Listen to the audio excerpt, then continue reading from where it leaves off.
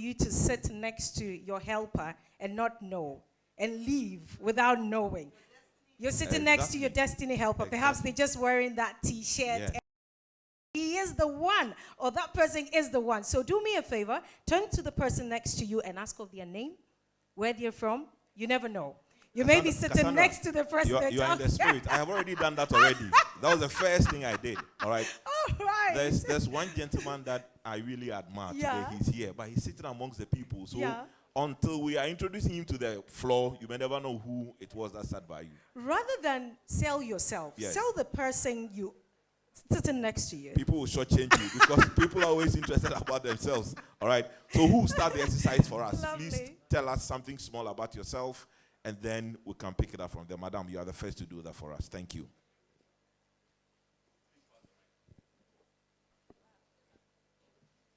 All right. Good morning, everyone. Good morning. My name is Victoria Bekodanso. I'm also known as Akusia Sika Gold. I'm the producer and morning show host of the HP Pulse on Home Base TV. My expectation today basically is to network, meet people who are like-minded. I'm very passionate about issues that concern the empowerment of women and the well-being of children. So basically, I'm here to see if I can get people who relate with me on the same level. Great to be here. Thank you very much. Excellent. So whenever you're engaging here, you know the context, all right? Good. So let's balance the equation. One lady, one gentleman. Can I have a gentleman? Oh, amazing. Yeah, I'm also Ignacio Sewa. I'm a student of Brookers, and I run Agitech Media Network. It's an online program. I'm also here. It has been going around that media does not make money. But here, there's something that's going to say how we also can make impact in the media industry. So I'm here to just learn more. Thank you. Yeah, they say media does not make money. Yeah, as journalists, if you go to journalists, that means you are the poorest. But there's somebody that's come to teach us something about the industry so that you can also get how to make our money. Thank you. All right. Very important. And one of the things that personally I'm amazed by is when they see that people are making money on social media. How do they do it? Today, dear, by hook or crook, I'll get that formula. All right, let me give you the opportunity.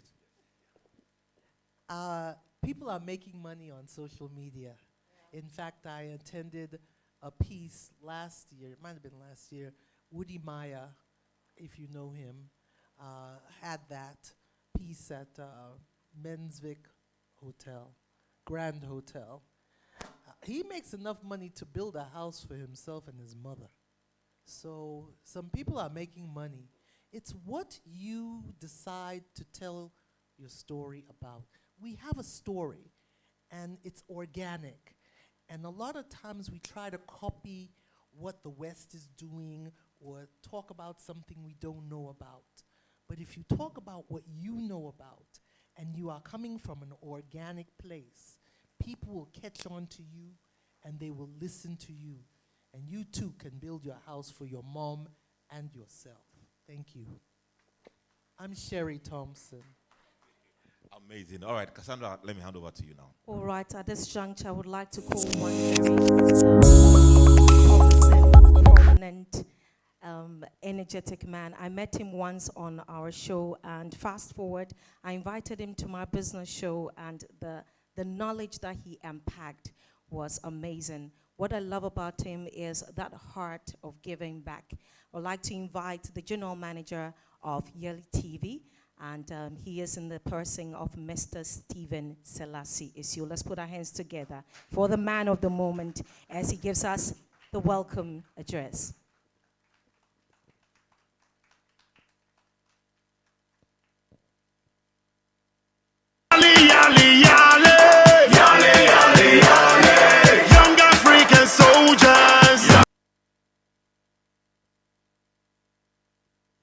Let's put our hands together more for him. Okay.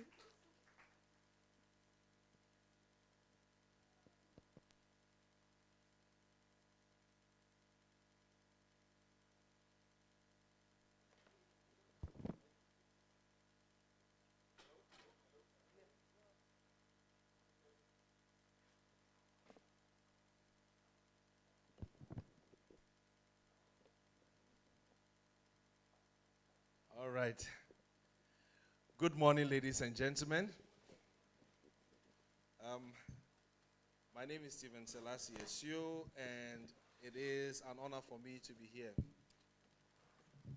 Ladies and gentlemen, representatives of the diplomatic corps present here, representatives of media houses present,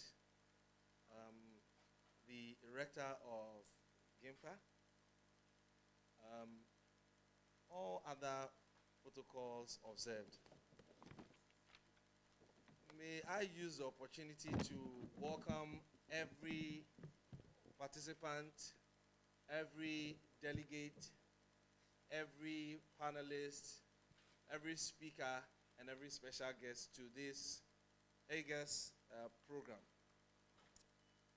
I want to use the opportunity to also acknowledge the presence of the representatives of the Ministry of Communication present here.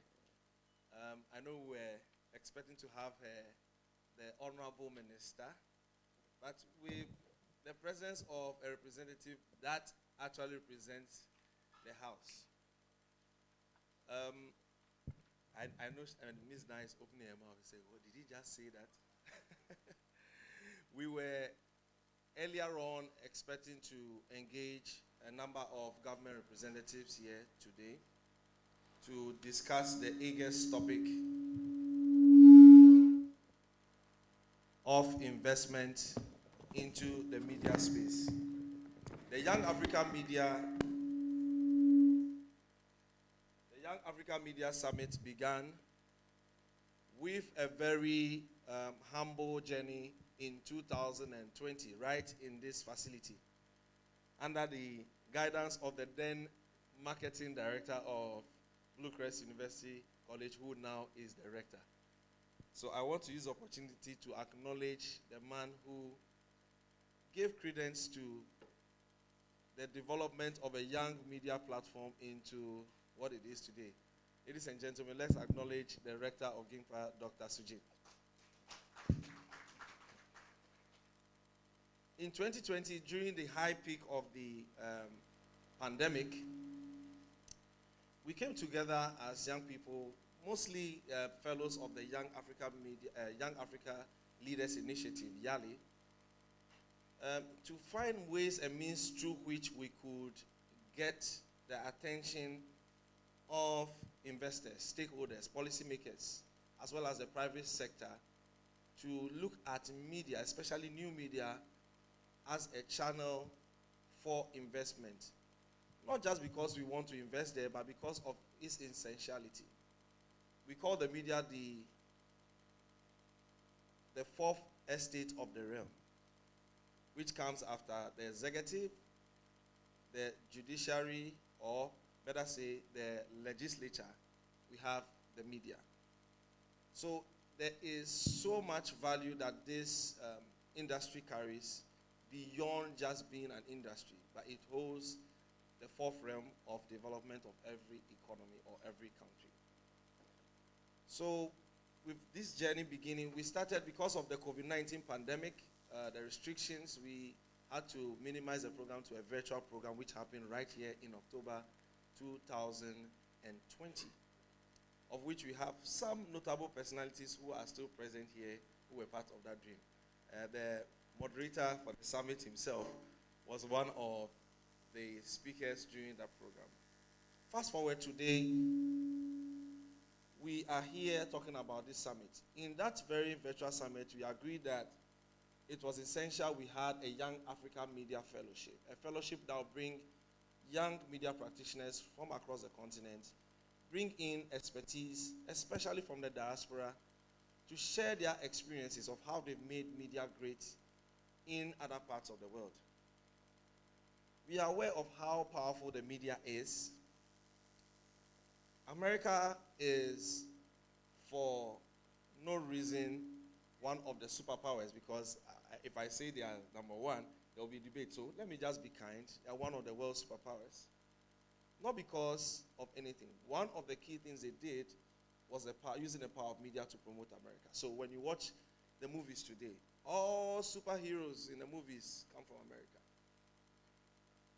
Captain America, Batman, Superman, Catwoman, all of them, they all come from America. And mind you, when you are watching movies and there is an attack on the whole world, we have Americans saving the day.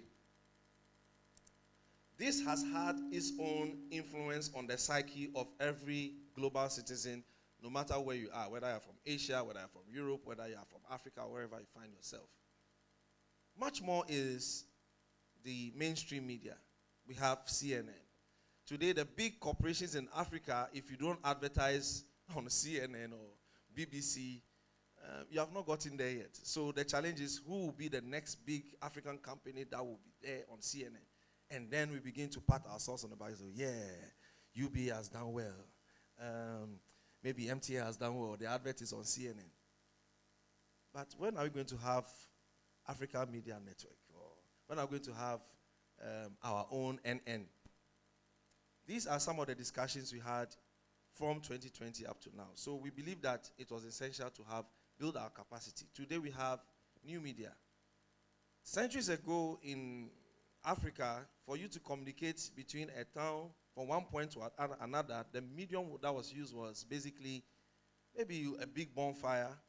When the fire is in a certain direction, we know maybe the king is dead. Or when the fire is in a certain way, we know a new prince has been born. Or better still, we send messengers on horseback from one town to another, or we beat the gong, or we beat the drums like the atumpani and all, just to carry information. Then we had the advent of the telegraph, we have the advent of posts, then we had radio, the gramophones and all. And then we had television. In Ghana, during the independence of Ghana, the first president of Ghana invested into media heavily. It is an honor for me to be talking to one of those entities. I see GTV here, and it's a pride for me. Back then, I was not born. I was not even thought about when TV came. Fast forward, television, radio today is gradually becoming just like how drums were. We have the new media. It is a race for data. It is a race for the eyeballs. And for Africa to keep up, we cannot just wish, but we need to make inputs. We need to contribute strategically. And capacity building is one of those key essentials to bring our human resource to the level that is needed for us to have new media competing on the continent. Another key thing is bringing stakeholders on board to have dialogue, to bring the best out of the opportunity that exists. Of course, there's a big gap. When we look at search engines, we have search engines owned by Americans. We have Google. When we go to Europe, they have their own. When we go to Asia, they have their own. When we come to Africa, zero.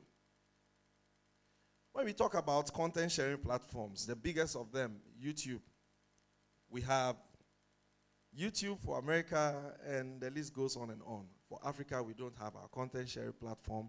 We don't have our chat platforms.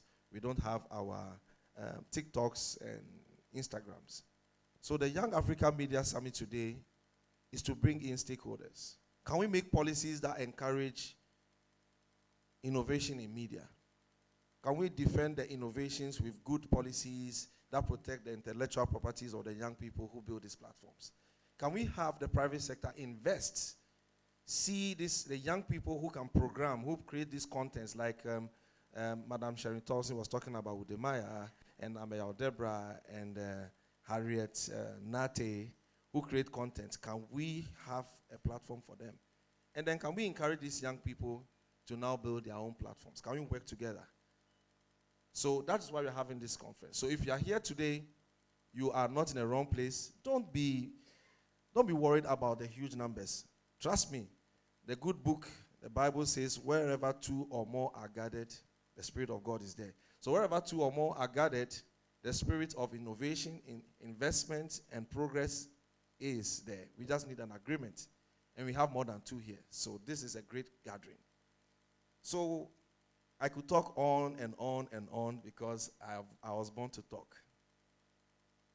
I just want to say it's going to be a time of rubbing of minds, discussions to be made.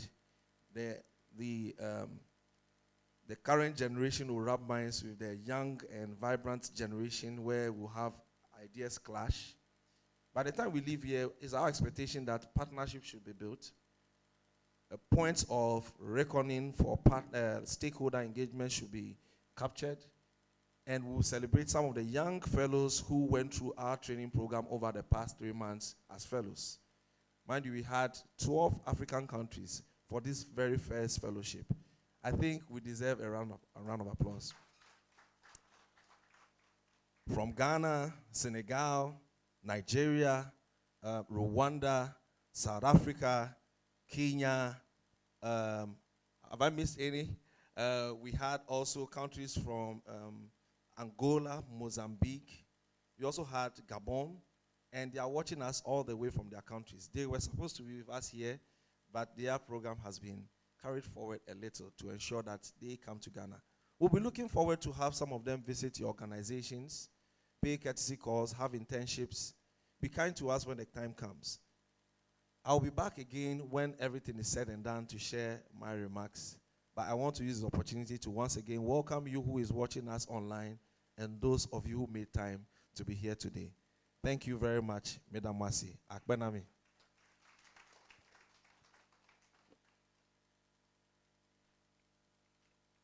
Thank you very much, Selassie. Thank you. He says he was born to talk. All right, at this juncture, we are being hosted by Blue Crest College, and it is a privilege to be here.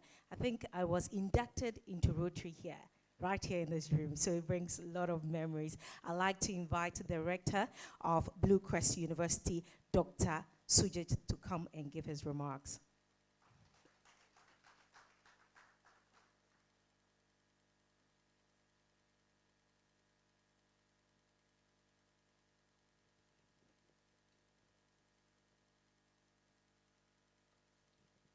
Good morning. Wow. Such a vibrant gathering here, and Blue Crest is really blessed to have you all here. And thanks, MC. I wish I'm like Selassie, Stephen Selassie, a born speaker. Unfortunately, I'm not. I'm not an orator. So allow me to use my scripted speech today. So the chairperson, Honorable Minister of Communication, members of the Diplomatic Corps, distinguished guests and the media. Ladies and gentlemen, all protocol observed. I deem it as a great honor, first of all, to be a part of this event hosted by Blue Crest University College, and secondly, to be one of the chosen ones to address this session. I'm always excited being part of discussions that seek to provide hope for youth and a workable blueprint that will help them navigate their path towards the realization of their dreams. Today, one industry that is helping the youth to realize the dream is definitely the media sector. Engaging the African youth on summits like this, therefore, on how to leverage the opportunities available in the industry for their personal development must always be encouraged. And it is on that note, I wish to thank the organizers for putting this event together. Often, the mention of the media is narrowed to print, radio, and television. However, the scope is broad and it includes advertising, cinema, and now the internet. That make me to realize that Ms. Sherry was telling that people make money through internet. It is true. Running an institution like this, when I want to advertise, I do contact social media influencers who can charge not less than 1,000 CD for a post or a tweet. So not only they can build a house, but they can also get a chartered flight very soon. So the media industry in Ghana since 1992 has experienced an exponential growth because of a number of factors. This includes the liberalization of the airwaves that saw a number of radio stations springing up, and also the repeal of the criminal libel law. The return to the democratic rule and its associated privilege of freedom of expression equally led to many more media outlets springing up. According to National Communications Authority, there are 684 radio stations licensed to operate in Ghana and perhaps many more to come. Often referred to as a fourth estate of realm, the media has played a central role in national building, and it has continued to serve as a platform for underprivileged and the marginalized in the society to contribute to the nation's discourse, and avenue for the government to rally the citizenry to support any proposed development agenda. Today, the media industry also employs a lot of graduates who come out of training institutions, thus helping to reduce the level of unemployment on the African continent. I'd like to quote here what the Blue Crest student was saying. Many individuals would like to be a media journalist, however, the pay at the end of the day, what they get, doesn't encourage them to choose media as a profession. And this is the saddest truth. Not everybody is becoming successful here. Media industry is more or less becoming like a movie industry where everybody wants to go there, but they don't get successful. Having said this, I would like to thank the organizers for inviting me here and also taking Blue Crest as part of this event. Wish you all good luck. Thank you.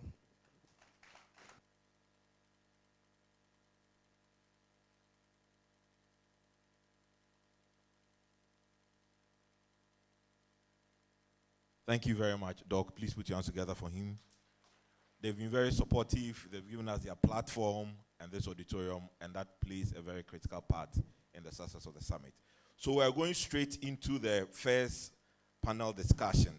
So I would quickly introduce our panelists. They will join us here, and then we'll go into the conversation. Na Kokoi Esa is a PR officer or manager at the Ministry of Communications and Digitalization. Hey, this word, digitalization. Yes, I have to get this one right. Now, are you available? Are you here? Yes, please kindly join us up front. Please put your hands together for her. We're also very honored to have, I want to call him Ambassador Kwame A.A. Opoku.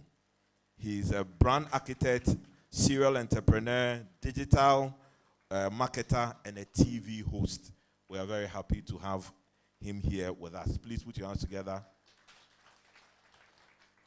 We are friends on Instagram, but today is face-to-face. So, all right. And also we have Mr. Philip Akwe. Mr. Philip Akwe, he's the head of department for mass communication, Blue Crest University. Thank you very much, Mr. Akwe. Please kindly join us for the conversation. And then Madam Joanna Mensah Otu. Yes, she's a public relations manager or officer for the National Commission on Culture. Please put your hands together for her.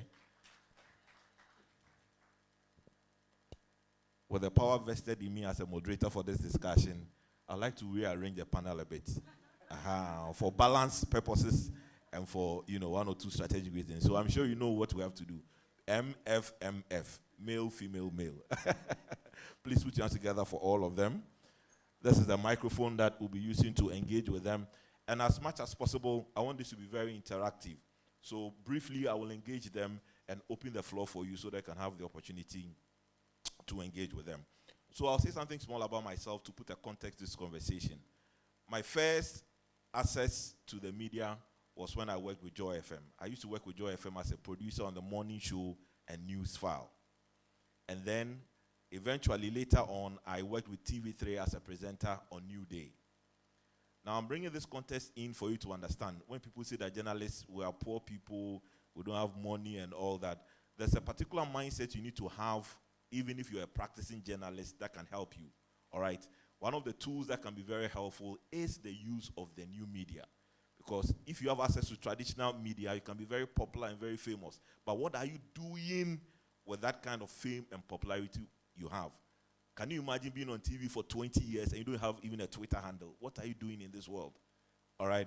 But today's focus will be on our panelists to help us understand how we can utilize new media to be able to position Ghana better. So what I'll do for my first line of engagement is I'll give you the opportunity to properly introduce yourself to us, and then I'll come with my questions. So let's start from, sir, your mic is there. Please tell us something small about yourself and your background, all right? And how you ended up where you are now, because you're the head of department, mass communication, really mass communication. So let's hear you say. All right, thank you very much. My name is Philip Akwe, and truly I'm the head of Department Mass Communication and Journalism, Blue Crest University. I'm a trained journalist, and also have a marketing background, and I've worked in the NGO and the corporate sector for some time. So,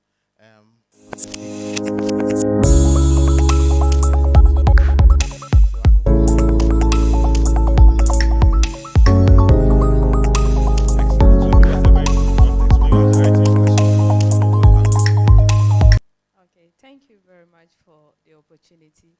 Actually, I wasn't supposed to be here. It was my boss, which is Madam Janet Ednanyame, Executive Director of National Commission on Culture.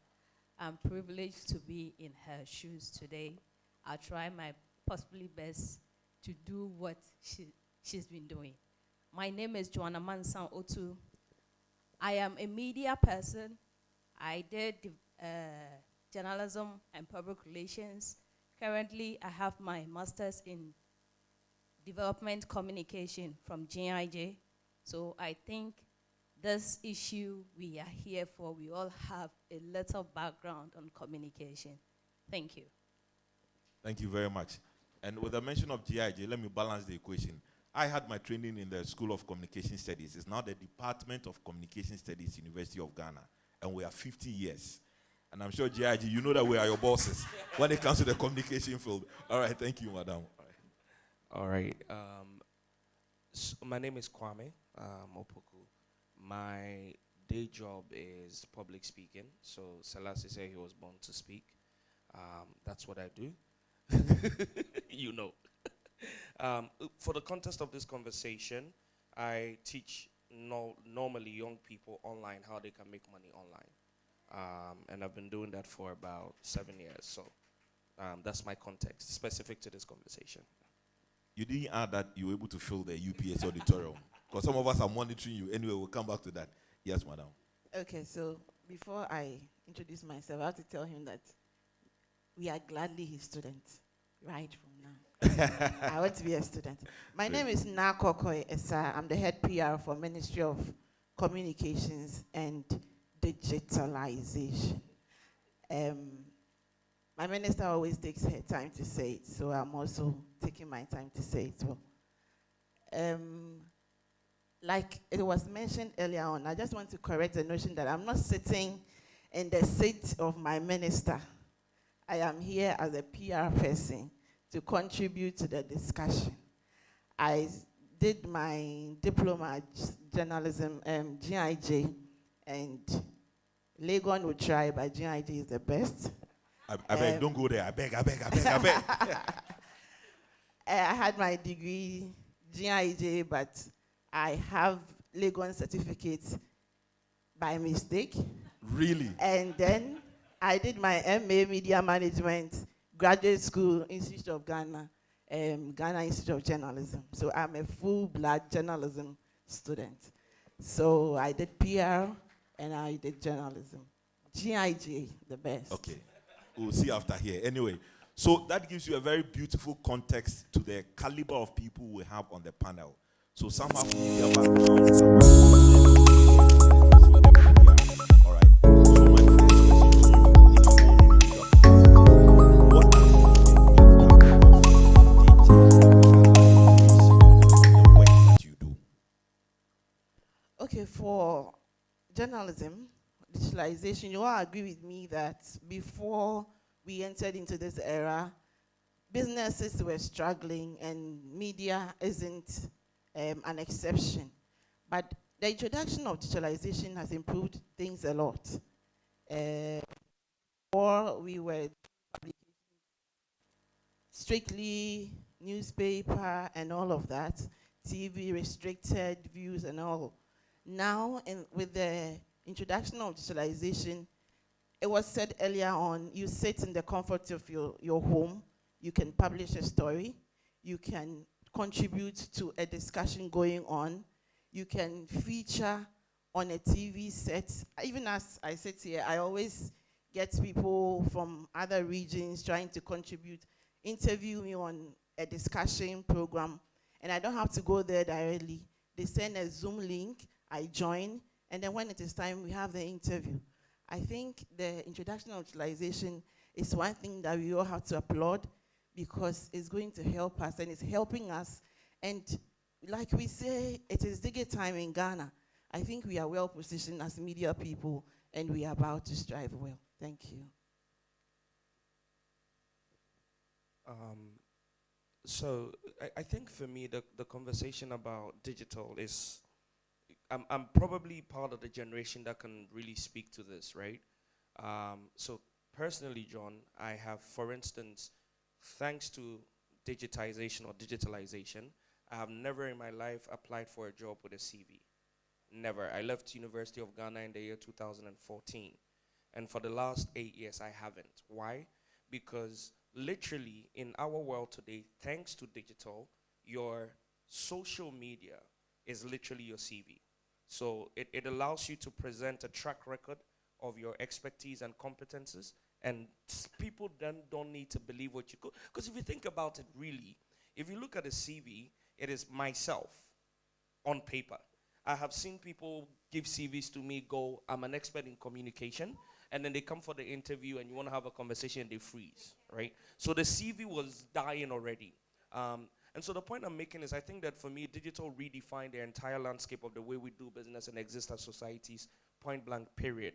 And the opportunities in there are so vast. One of the biggest problems I have with our continent, and I tend to be controversial in a lot of my speaking, please forgive me ahead of time if I offend you. I didn't intend to. I think one of the biggest problems I find with the continent is oftentimes when the technology takes off, when innovations break in any industry, we're almost the last to get in. And half the time, especially our young people, get in thinking consumer instead of produce, right? And so, for instance, think about it typically. When we were introduced to social media, I was very early on, High Five, MySpace, the very early, 2000 and, MySpace, 2008. A lot of these people saw Facebook and Twitter and Instagram, right? In the early days when we were introduced, it was introduced to us as an entertainment platform. Yet it was built as an economic empowerment tool. The people who built it designed it for value to be exchanged in a way that you can build value for yourself as well. But that's not how it was introduced to us, right? And so that's the reason why I'm not shocked that the general consensus in this room is, well, how are they making money? Right? But in different contexts, it's like, but what else are you doing online, right? Apart from making money.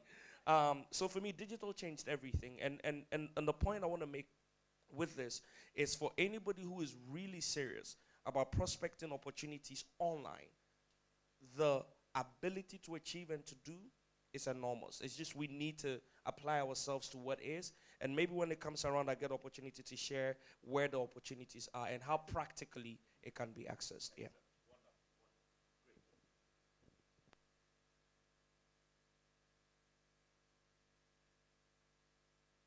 Hello? Yeah. Thank you. I think my sector, I will narrow myself to the culture sector in Ghana because I am from the National Commission on Culture, whereby all the culture centers in Ghana, that's the 16 regions, are under. Digitalization has really been an important thing in our life. The only issue is we are trying to catch up with it now. But so far, with COVID really made my organization set up, and we've learned a lot because gone were the days we all know the culture sector, we deal with more youth and more creative people. So being on media, especially social media, was something very difficult. But with the introduction of, with COVID, we've been able to engage few of the youth, especially so those with talent. I remember during the COVID, we were able to do a competition on COVID-19 music, whereby our focus was young upcoming musicians to compose their own songs, and we will promote it. And God being so good, we were able to use our social media platform to give them the awareness we needed to create about it. So far, digitalization has really helped my industry too. Thank you.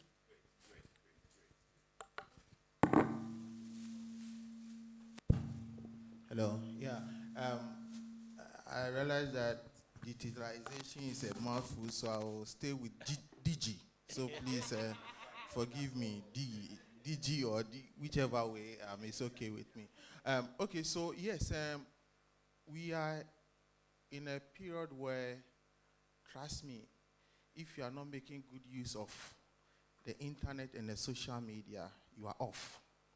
In fact, I remember when I I'm an alumnus of GIJ. When I finished GIJ, I emerged as the overall best student, GIJ. So, and I was writing a lot. Then eventually, I entered into the media free practice for some time.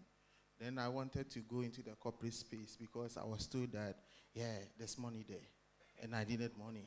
So I went for an interview, a very big interview. And I mean, I was confident because I could write, I could speak. And they asked me a number of questions and I was answering. Then they asked me, are you on Twitter? I said, yes. How many followers? I said, 2. And the gentleman on the panel said, 2? I said, yes, but what's wrong? He said, how are you going to market our company? I said, okay. Then, interestingly, the interview ended there. Okay, thank you. You hear from us. In fact, as I sit here, I'm still expecting.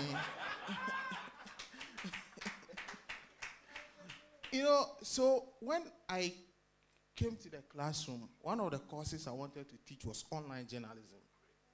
And I started teaching online journalism, and my students will tell you, when we are doing online journalism, it's not about talk. Charlie, go there, use content. Let's see. So that is what will market it. Let's call it, and I believe that some other institutions may be doing it. That let's introduce our students to practical, real-world experience. Like my friend said, see, sometimes we are laggards. We want to wait till the thing has advanced before we jump onto the fray. By then, people have left. And I want to encourage the youth, truth be told. See, there's money out there. I've not made it yet, but I've heard and seen people doing it. And since there are testimonies, I want to encourage you, do it because you become the next big person in future. Thank you. Very interesting perspective. And just to add to that, my job I got at TV3, honestly, was because of my social media presence. So it's even possible that on social media I can get opportunities to get a job. There's a platform called LinkedIn. How many of us are on LinkedIn? Oh, I'm very happy to see this. Because I was on an interview panel and we were talking to people and we asked, what social media platforms do you use? Majority of them were on Snapchat, but they were not on LinkedIn. I'm like, in Snapchat, who is going to find you on Snapchat and say, well, I'll make you my PRO or something like that? Unless it's in a particular industry, which is understandable. All right? So it means that all of us agree on the panel that social media is powerful. My last question, so that we can get a lot of people to engage with you. What do we have to do as young people to fully utilize the power of digital? Anyone at all can pick it up and we can go from there. All right, so maybe I dig deep in here. So the question is, how do we, as young people, people that are interested in the media front, and to bring a bit of a context to it, look, not all of us will get to work on TV3 or Joy FM or whatever it is, but you may be passionate about journalism. You want to go out there, you want to put information out there and all that. Not all of us may be PRO managers or the heads of departments and all that, but there's an innate skill we have. How can we utilize the power of digital to make something good for ourselves? Okay. So a few disclaimers, right? The first is that there needs to be a general appreciation and understanding of the fact that regardless and irrespective of how you want to approach digital, there's an element of hard work and consistent building that you cannot escape. And it's very important people understand this. They want to produce a video today and go viral tomorrow, right? I am sitting on about 110,000 followers on Instagram, and I'm verified. But that's because I was on Instagram 3 months after Instagram was live. I have posted and got 3 likes before, right? But today when you go on my page, it doesn't look like that. In fact, as I grew, I went back and I archived all of those, Abambuo pictures from the back. So I think the first thing is to have that mindset. It's going to require work and it's going to require consistency. But the way you practically do it is pick a niche. It's one of the most important things because there's so much noise out there. Everybody is trying to come in. Now, unlike, when you go apply for a job at, culture ministry or communications, it's the 10 of you who are fighting for the job position. No, when you post content, look, it's about 5,000 hours of content per second on YouTube now. 5,000 hours of content per second that's coming out on YouTube. So you're competing with the world, right? And so the first thing you need to do is pick a niche. Pick something you're really great at, something you really love, something you're really passionate about. The beautiful thing, however, is if you do put in the work, over enough time, you build trust, you build credibility, audience will come, community will come, you will be rewarded. But there's no shortcut. So number 1 is build a niche. Number 2 is understand on which platforms that particular niche thrives. So like you said, if I wanted to build a very strong business outlook, I'll put a lot of my effort in LinkedIn and not on Snapchat. But if I'm trying to reach a more young, pop, entertainment type of, I'll probably be doing TikTok, Instagram, Snapchat. Facebook is like where we are with our mothers and grandmothers now. So nobody's trying to put their information out there. We're all lying on Facebook. Then when we go on Snapchat, we show our real characters, right? But there needs to be a clear understanding of the platforms. How many of us know Patreon? Patreon in this room? Show of hands, please. All right, so that's about, 1 or 2%, right? And so there are also platforms we have not really paid attention to yet. One is Patreon, one is Quora, Clubhouse. A lot of people have left those types. And if you think about it, the opportunity for you to become big is always when you're able to jump on platforms early enough. TikTok was formerly Musically, and it didn't work as Musically and it was repurposed as TikTok. A lot of the people who were thriving on when nobody was paying attention, they are the big dogs now on TikTok, right? And so it's always very important to pay attention. So pick a niche, understand the platforms, and then number 3, define your value proposition. Because content, the social currency of content is value proposition.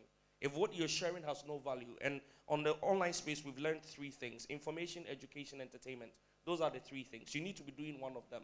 If you're not doing one of them, we're not. Unfortunately, entertainment goes quicker. And so if you're coming in the entertainment space, hallelujah for you, you're going to take the lead.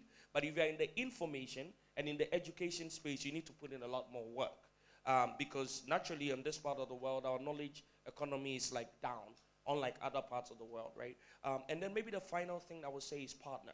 So partner with existing influencers, existing creators, join communities. The beauty about the internet is I don't need to kill your light for me to shine. That's the beauty of the internet. There's so much platform and time and for everybody to be able to make it. So in that space, you see a lot of collaborations. Look at the TikTokers. A lot of them collaborate and work together.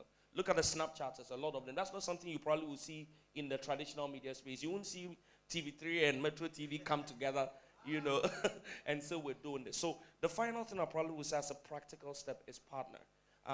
Take the step. During COVID, just for example of those who are wondering if there's money to be made, in the heat of COVID, when I realized that I could not do events anymore, and if you know my background, I do conferences and events a lot. I launched a book called Pyjamas Millionaires, which was a book on 21 ways you can make money online. I didn't print the book. In fact, for all of the knowledge I had gathered, I started writing the book on Sunday night, finished on Monday morning, and released the book Monday at 12. In a space of 6 weeks, it sold 28,000 CDs. I didn't print a single copy in the midst of COVID. It was just mobile money alerts. Every time I saw my phone go, I would smile, So it's really possible, but it's work that needs to go in. You pick a niche, you collaborate, you understand the platforms, and you put in the work. And eventually you see some level of push. These are practical things, and I'm sure you are jotting down notes, and when it comes to the Q&A, you can get opportunity to engage with them. Madam, let's hear you. Yeah, what I have to say regarding that is to really make it on social media platform, you really have to be natural. Natural in a sense that learn to create your own content. Because recently we do see other people copying other people's content. Because of that, it's just like you not being Amma, but you are faking to be Amma all the time. How do you sell? It's very so I think one of the MC made mention that you don't really have to go to journalism school before. I beg to differ. No, in as much as you really want to communicate with people in journalism or in communication, these four values are key because you have to be more creative. Being creative, you have to know whatever you are sending out there. How accurate is the information? Are you sending it just because is out there, everybody is talking about it, or it's factual? You've really done your investigation to really know that this information I'm sending out there is accurate to publish. So this should be a key. And don't just be any other person, but be yourself. And also look for, the third point, look for areas you are interested in. Don't just do anything. It's just like doing the research. If you pick a topic you are not interested in just to get your mark, definitely you will start good, but you get to the middle and you be stuck. So it's good you do something of interest. If you do something of interest, you always be curious to do follow up on it. I think I'll pause here for my colleagues to continue. Thank you. Put your hands together. Very, very important. And you see, the beauty of this discussion is that we don't all have to agree on one thing. So when you get the opportunity to speak, you have every right to disagree with anybody on the panel. With anybody on the panel, it's fine. You can do that, all right? I just wanted to give an example to the context she said. You know, so when I worked with Joy FM, at that time, the host of the morning show was Kojo Opon Kruma, now Honorable Kojo Opon Kruma. How many of you know him? Yes. And I can confidently say that as at that time, he didn't have any training in journalism. Take Komla Dumont, the late Komla Dumont. I'm sure you all know Komla Dumont. Yes. He didn't have any background in journalism. All right. But the point remains that once you want to enter into that field, you have to subject yourself to the tenets and the principles and the values in that particular system. All right. Because you see, people are talented. I heard that Abeku agreed those days when he used to work for Adom FM. Because Ichuma at that time was on an aeroplane together with him. And then I think he spoke or said something. And then it triggered the guy that this is a marvelous voice. This is somebody we can have on radio. And it started for him. All right. So there are natural talents that can put you into that space. But the point is, once you want to operate in that space, we will not treat you with kid's glove because you didn't go to journalism school. If you err, we will blast you, pepe. So you need to be ready to adapt to the principles and the values in order to be successful in that industry. Great. Let's hear you, sir. Thank you very much. Let me start off from where you ended.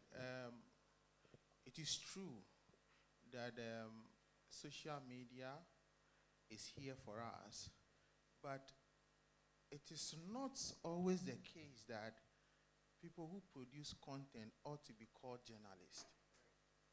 So we have content creators and we have journalists. Journalism is not English, it's a style.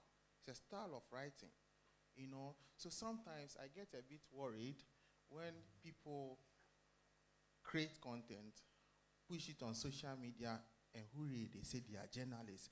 You go and check and realize that it deviates from the style of journalism. But that notwithstanding, let me say that, see, my colleague mentioned something, that being on social media or being on the DG platforms and to be noticed is a lot of work. And I like what he said. There is no shortcut to anything. It's a lot of work. I had a student who got a job from one of the corporate organizations in Ghana. And in fact, he tells me that, well, he was noticed online doing stuff, and he was called to be part of the protocol team. And guess what? That is how he raised his money to be paying his school fees. So he told me in a classroom, and I said, no, I want to do some. So he asked me, so where do I want to be? I said, oh, no, Facebook. And he told me that, Facebook is for markets. It's a market. I said, that is where I love. I said, then you are not prepared to get money. You see, so, my colleague said something. You got to know each media, social media platform, what the target market and what you have to push there. It's not everything. It can't be, it's good, but it can't be sharing your church testimonies on LinkedIn. It's good. I'm not saying it's bad.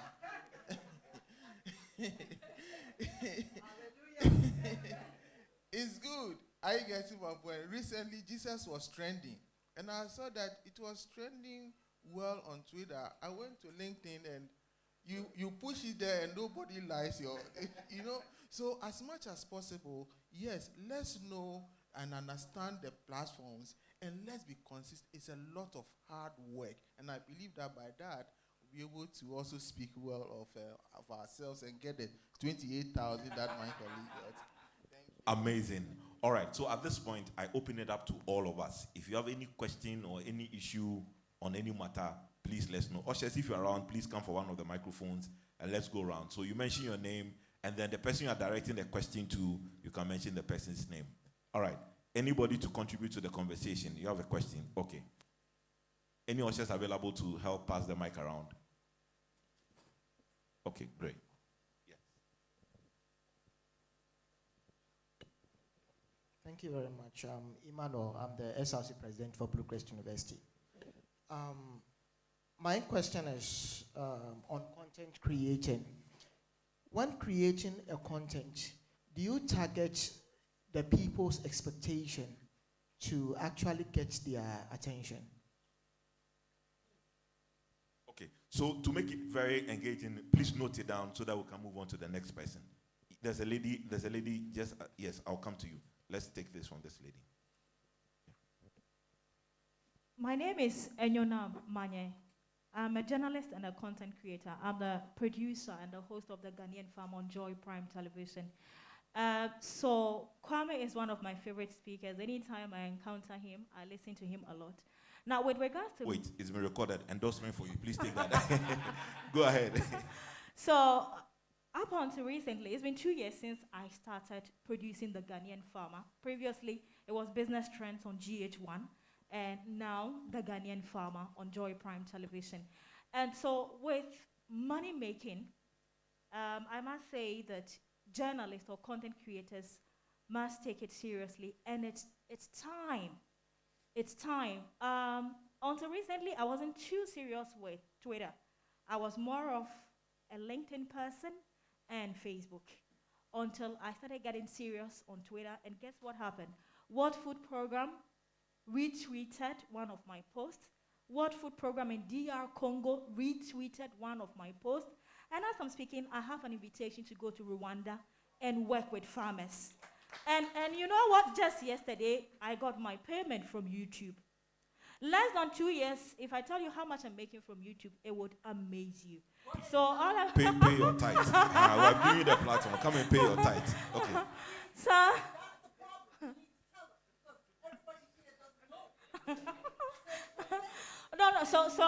So what I make from my content on YouTube every month, it determines on the viewership you get every month and how well people have shared your post and all that.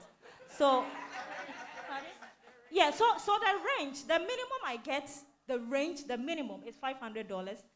That is every month. Minimum. That is if I haven't got much, minimum. And so all I want to say as a contribution is that oh my goodness. No.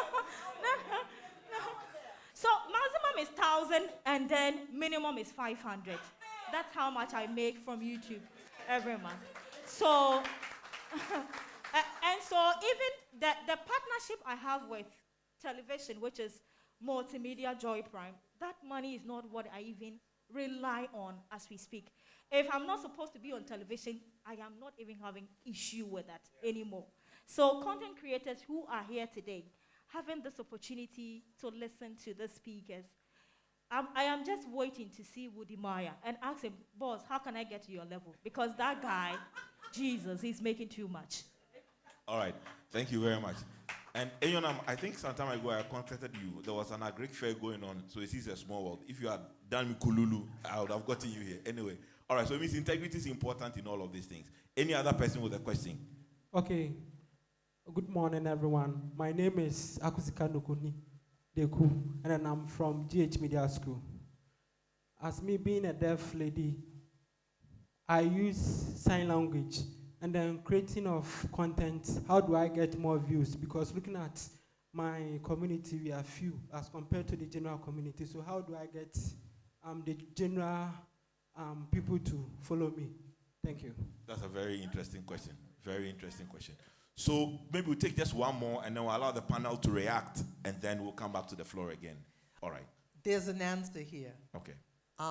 Because I have always been interested in signing, but I'm old, so language acquisition is not happening for me right now.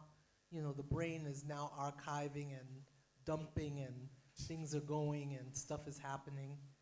But if you subtitle your information, you give access to everybody else who's a hearing and they're not signing.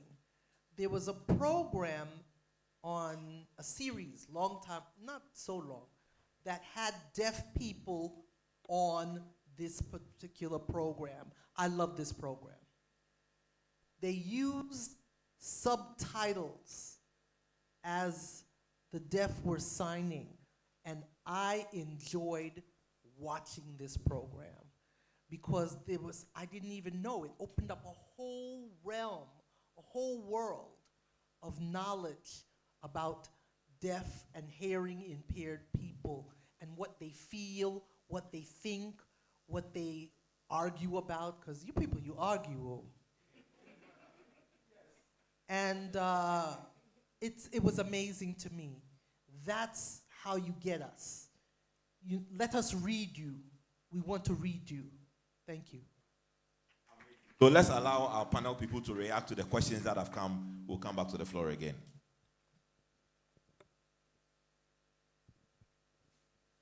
So I think the question about content creation, whether or not you create content based on the people's expectation.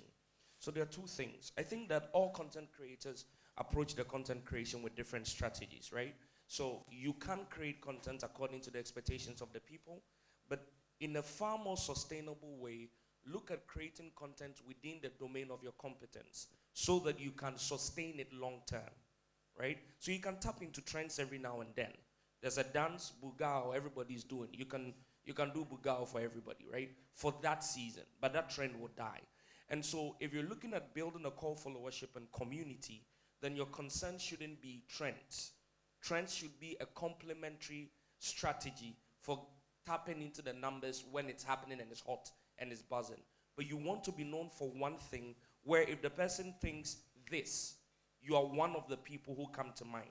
That's what would be a long-term, sustainable content plan. If you keep creating to the expectations and the demands of the people, your brand would be confusing. Today you're this, tomorrow you're that, because you're always trying to run after. So feel free to tap into trends when it's live and hot, but overall, if you're looking at building a sustain, especially if you want to monetize it, then look at building consistently with your competencies, your skill set, the thing you love, the thing you're passionate about, the thing we can wake you from sleep and you can speak to. That would have you here long term compared to trying to catch every trend. Yeah. And again, be wary of this one. Sometimes, in a quest to satisfy a segment of the public, sometimes we call it audience fragmentation. You think that these people when I do this kind of video, they will love it. So some people, out of delusion, they produce content which are not ethical. Now, in the interim, they will hail you, but not too long, they will crucify you.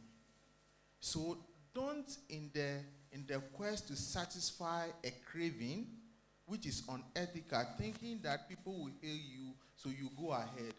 Please, while you are doing that, make sure, while you are creating your content, make sure that you are ethical. And by that, you realize that people will just jump onto your page, like you, and make referrals. So please, be guided by these principles. Thank you. But just controversial. Look, do we have to be moral and let me not use the word ethical, but Right, moral right. on social media? Because look, if you go to TikTok, those that have heavy followership, some of the things they do, the seductive dances and their body shape and figure and all that, I'm like, so really, guys, let's be honest with ourselves. So I was actually going to add up to what he said, and I love that you've brought it right into that realm.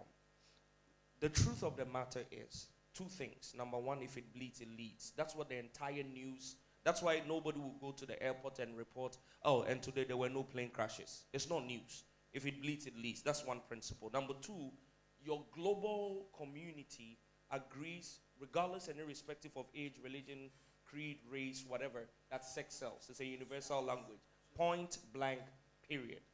The problem with it is it's not sustainable. And I was just about to give an example to that. That you are viral does not mean you have an equitable brand that can keep you going. And if you want good examples, let's talk about it. There was a kid called Rashida Motherfucker. Do you remember her? Yes. She was viral. Where is she now? And did you see how it ended? There was Ghana Tupac. Do you remember? There was 2000. So going viral, going viral is not the problem. You saw they came in as fast and they left even quicker. So Kwame, somebody like Kelly, the Yes. girl trending, is she going to stay or she'll get So, missing? so Kelly could eat for the next 3 months. But how many variations of ass shaking can you Same do? thing all over anyway. That's the whole point. How many variations of ass shaking, how many angles can you give? So that's what the problem is. Do we need to be moral or ethical? This is not a religious panel. This is not a spiritual one.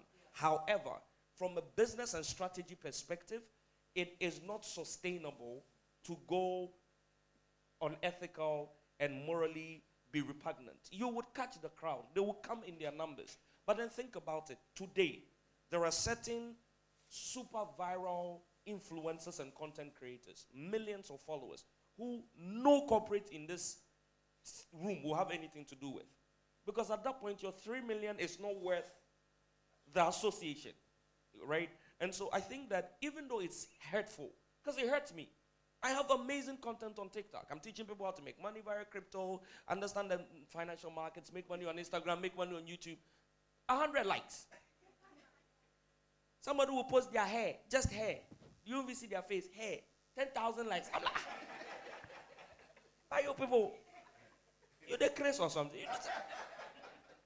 You can't see that there's sense here. Right?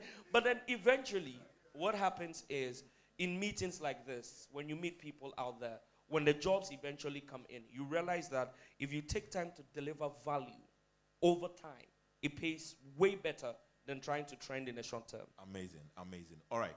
So, any other comments from the panel? If not, because of our time, this is what we'll have to do. We'll have to round up the first panel discussion. There will be a coffee break session. Our speakers will be available. You can actually walk to them one-on-one and have your questions addressed by them. All right. So in closing for us, yes, this is what I want you to tell us.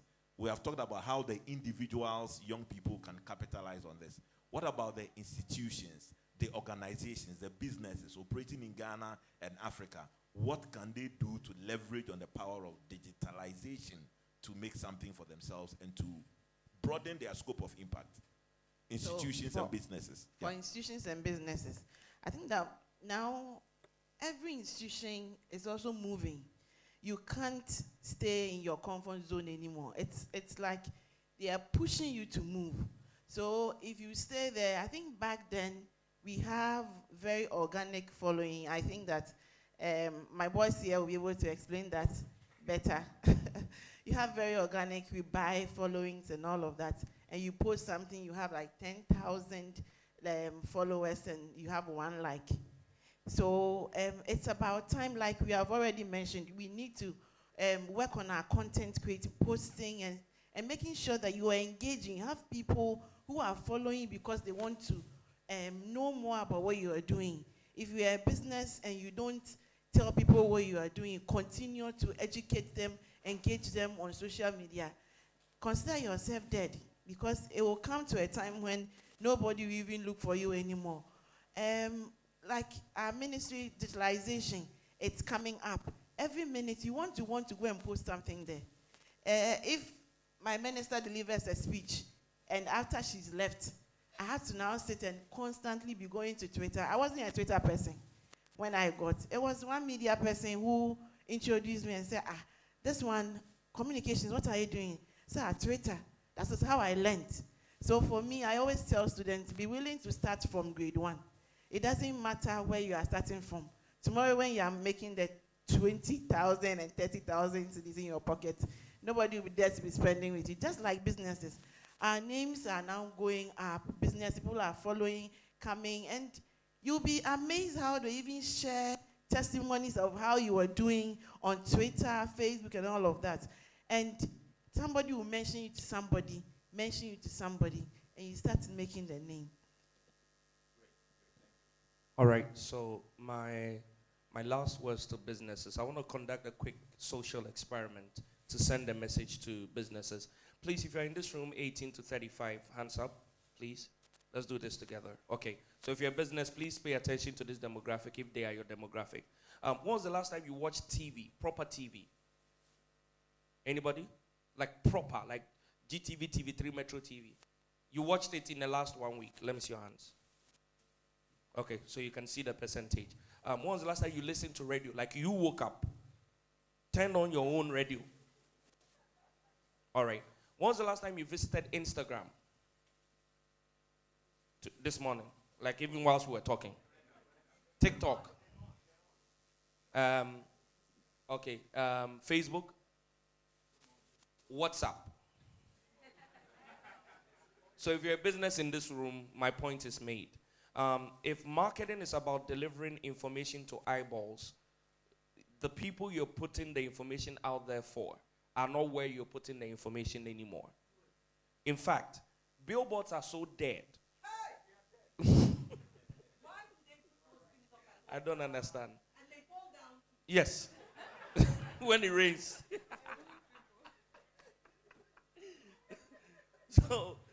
So I think the point is quite clear for businesses. The world has shifted. You need to shift as well. If you're serious about delivering value, and for me that's my key word everywhere I go. If you're serious about delivering value, selling products, putting your services out there and reaching an audience, then please move to where they're paying attention. Those will be my words to business. Great. Thank you so much. Madam, let's hear you.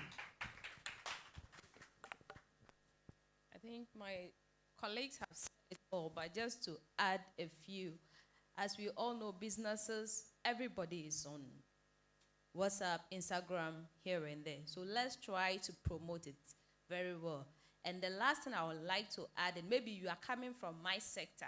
For instance, my sector, because of the culture, our way of life as Ghanaians, sometimes and the way digitalization is running, sometimes we are afraid in the sense that we don't want to lose our Ghanaian culture, because we have other which is really making it big on social media. And we all know that, though we may pretend, but it's true that fake stories sells a lot. If you're a genuine person, before you get there, it takes time.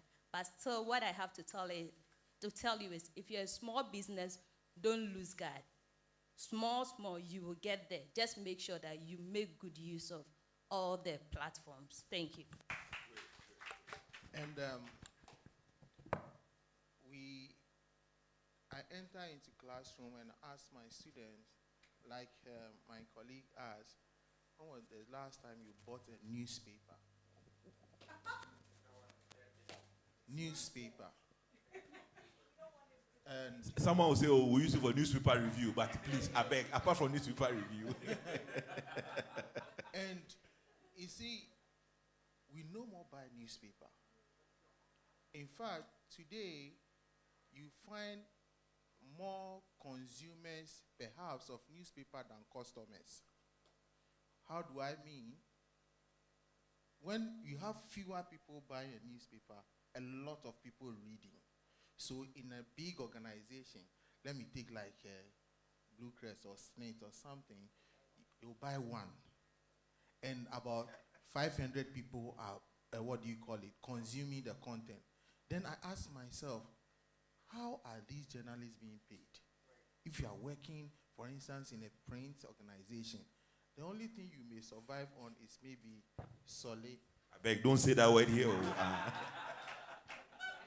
Which right now it is 20 Ghana. Charlie, it's not easy.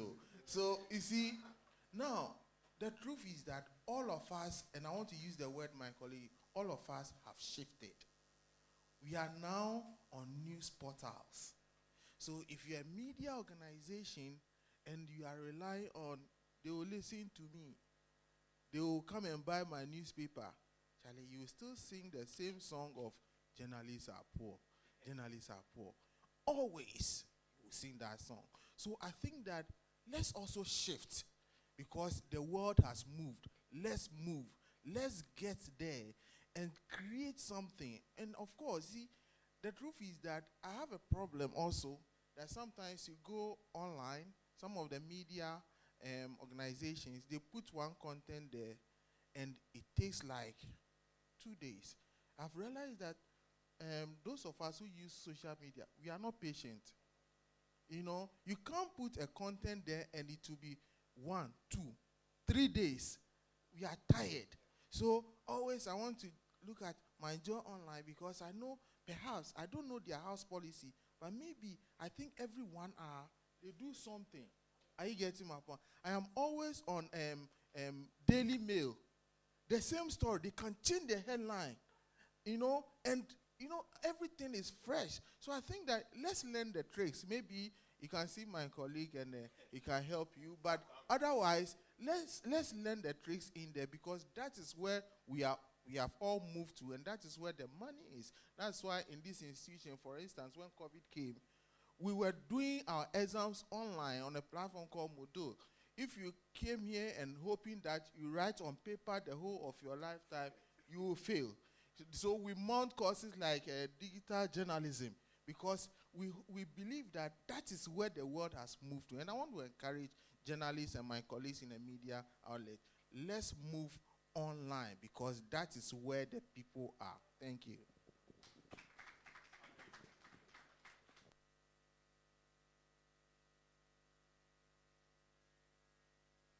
They've done so well, giving us a lot of perspective.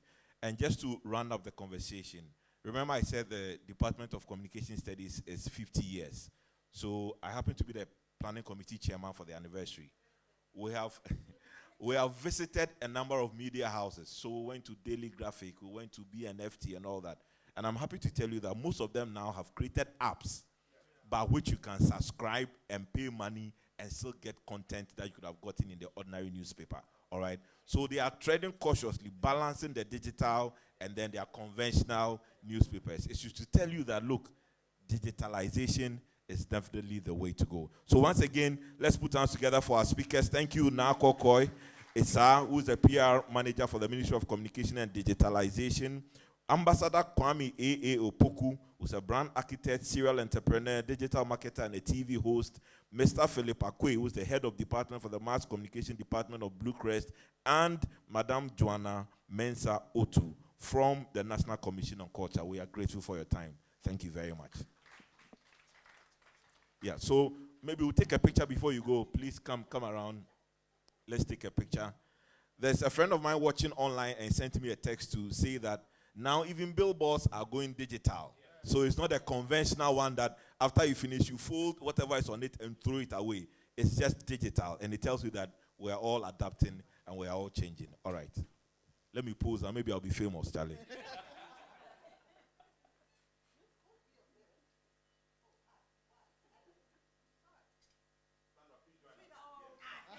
So that the transition will be smooth. After this, I'll hand over to you, and then you introduce Josephine. Right.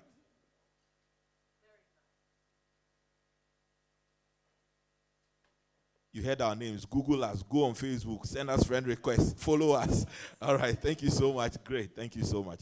All right. So, Cassandra, please come and then take over. Josephine will come and do a presentation to us, and then we'll go for a coffee break. It's just outside when you move out of the hall. And please, during the coffee break, let's build our network. Let's build our interaction. Thank you for your audience. Thank you very much. Josephine, are you ready? All right. Can you please draw nearer to me? Let's put our hands together for that great information. I told you, great opportunity doesn't shout, it doesn't scream. It takes gatherings like this for you to just, grasp that thing that you need for you to run with. So I believe that, you have taken something out of the conversation that we had. Now, before I hand over to my beautiful lady, we do all have smartphones, right?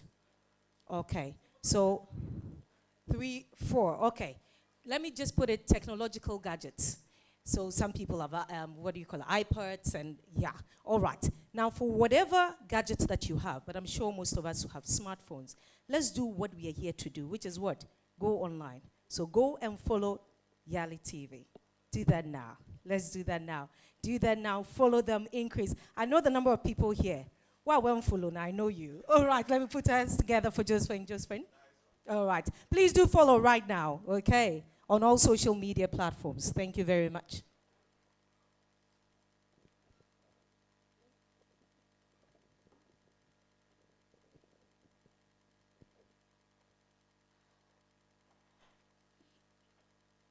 Thank you so much, Cassandra. Good morning, distinguished ladies and gentlemen. My name is Josephine, and I think I have the best part of the program, and that is to tell you about the Young Africa Media Fellowship. Please clap for me. But before I go into that, I work also as Corporate Affairs Manager for Yali TV, which is the host of this particular event. And Yali TV started as an online media platform to tell the stories of Yali Fellows, as our General Manager said in his opening remarks. And so we decided to create a platform where we could tell the world about what young Africans were doing all across the continent. And we started so well, and today I'm so excited because I have a lot of brothers and sisters that have been on that journey with us.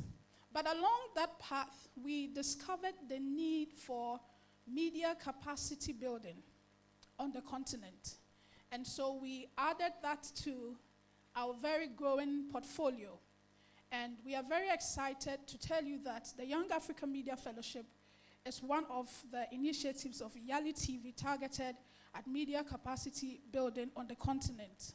But before I tell you more about that, I think late last year, we partnered with the U.S. Embassy in Ghana to host a media capacity building for journalists that reported on disability issues.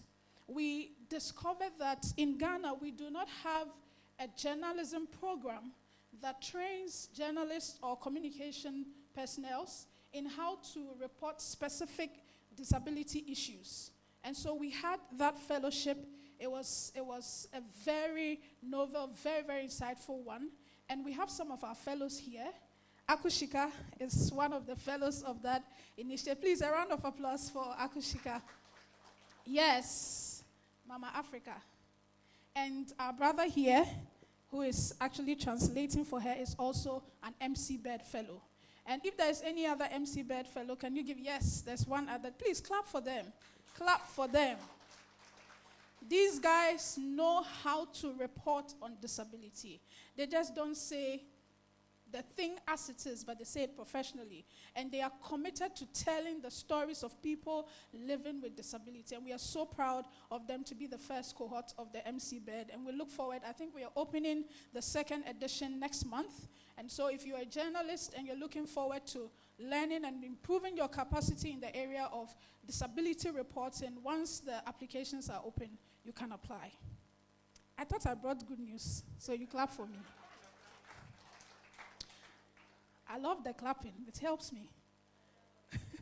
Right. So now to the Young Africa Media Fellowship.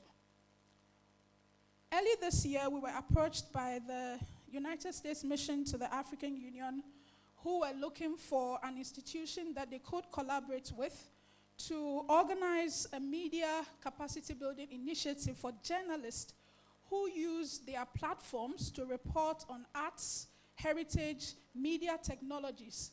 And they wanted us to do it in a way that will help these journalists kind of reshape the narrative of Africa that has so been produced by current media production. So based on the current content that we are creating, we have given the world a perspective about how Africa is. And the US missions to the African Union said, we think that we can reshape that narrative if we can train journalists to better report, to better develop content that projects the continent forward. And so we took that challenge. We selected 60 media professionals from Ghana, Nigeria, Senegal, Rwanda, Cameroon, Gabon, Angola, Mozambique, South Africa, Ethiopia, Eswatini, and Kenya. And we took them through a rigorous 4 weeks of virtual training. We had facilitators from the US, from Ghana, different parts of the world, taking different sections with them. And today I'm going to show you a few videos from our fellows from the Young Africa Media Fellowship. After the 60 journalists went through that training, 40 of them have been selected, and they will be joining us in Ghana in some few weeks. Please clap for us. And today we also have our fellows in Ghana here. I'll call them up in a moment, but I would ask the control to just play the fellows video, fellow video 1, and then you can just listen to them briefly, and I'll come back.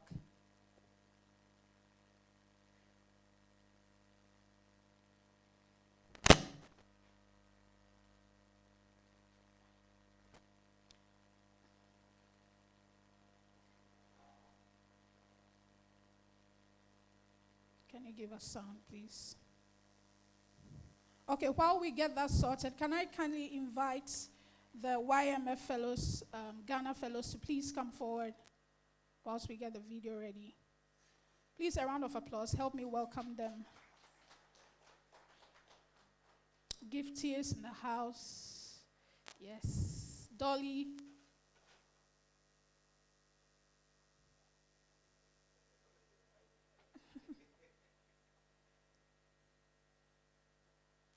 Please come closer. And to confess, the training was worthwhile. Are you ready for us? You're ready? Okay. So what do we do now? You can sit down. Okay, sure. Sure. Can you take the last seat so at least they can see the back? No, you are okay. Dolly, if you can take the last seat. Yeah.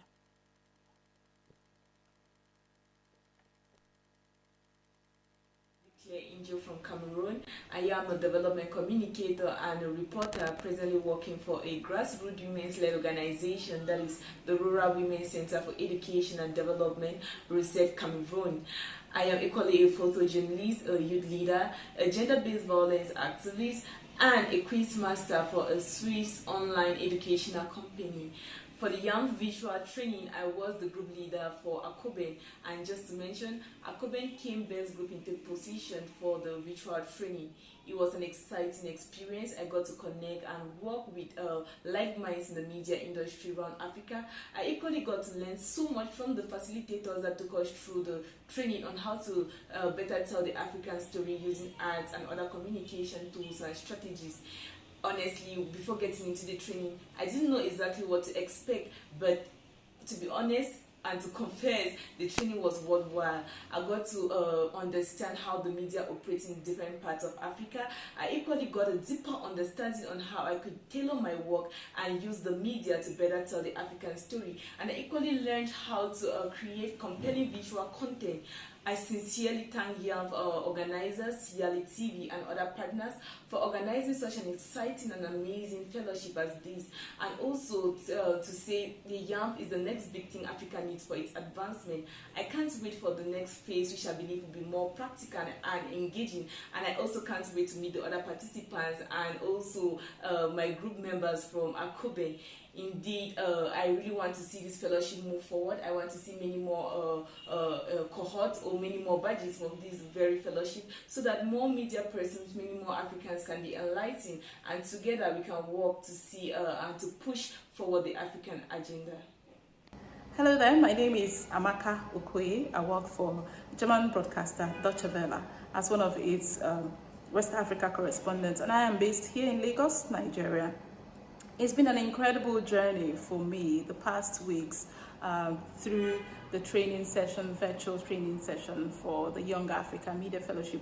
I must say that this opportunity has been immensely helpful. Being able to meet with other professionals, being able to meet with other experts, subject matter experts, incredible seasoned trainers that we had over the weeks of our training has been mind-blowing, eye-opening for me. And my anticipation in the next phase of this fellowship is that we'll be able to consolidate all that we've learned, all that we've heard, and be able to take charge and change the narrative. And to be honest, the media industry has a lot to offer. There's a lot of investment to be made as well. There's a lot that we need to do as Africans who are telling African stories. And I think this is what this fellowship is doing for us. And it's going to have huge impact. It's incredible when I see the kind of people, that this fellowship has brought together. We've got Africans from different parts of Africa. It's been mind-blowing. And I really want to say thank you to the organizers of this fellowship. I'm looking forward to the next phase. It's exciting to meet other people, to chart the way forward, for media industry in Africa, to tell our stories, to be able to project Africa as it is in its beauty and of course the challenges, and to be able to express that and profess solutions. I really want to say that those who've organized this, you have done incredibly well. And this is one of the best fellowships that I have attended so far. And thank you, of course, to Yali TV. Thank you to all of you, the organizers, and of course, as well, the U.S. missions and my fellows. It's interesting, and I look forward to meeting all of you all and connecting beyond here, beyond virtually, to also change the narrative practically in what we do in our own separate corners. Thank you very much for your time. The Young African Media Fellowship gave me an opportunity to network and to work with over 60 journalists from over 12 African countries.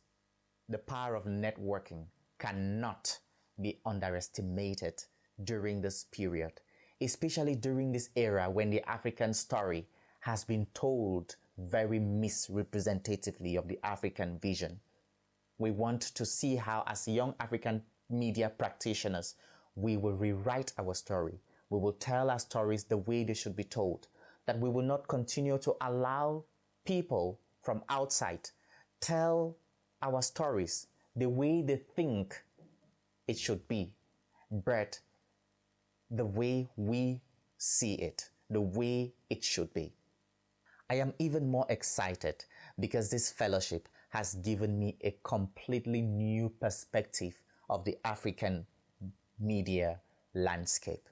We can tell our stories differently, like Africans would want their stories to be told. It is true that for so long we have only listened to the hunter's own version of the story. We have never listened to that of the animals. And until animals are able to start telling their own stories, we will continue to cheat the animals by listening only to that of the hunter. What I expect from the next phase of this fellowship is that we will be more intentional. As one of my co-fellows Truth Osumariton from Nigeria says in her book, Becoming Intentional. If we must change the African perspective of storytelling, we have to be very intentional, very conscious, and very focused on what we want to achieve. It is important that from the Young African Media Fellowship and from the Young African Media Summit that we all are a part of. A fellow terrorist from Cameroon. Please, a round of applause for our YMF fellows. And in 30 seconds, our fellows in Ghana will also tell you what their experience have been and their expectations. We are going to have 40 of them come to Ghana, and then I'll tell you why I'm telling you all this. Now, I'm saying it for a reason. I'm showing you these videos for a reason. And so after the 30 seconds, I'll tell you why, and then we'll go for coffee break. Sorry.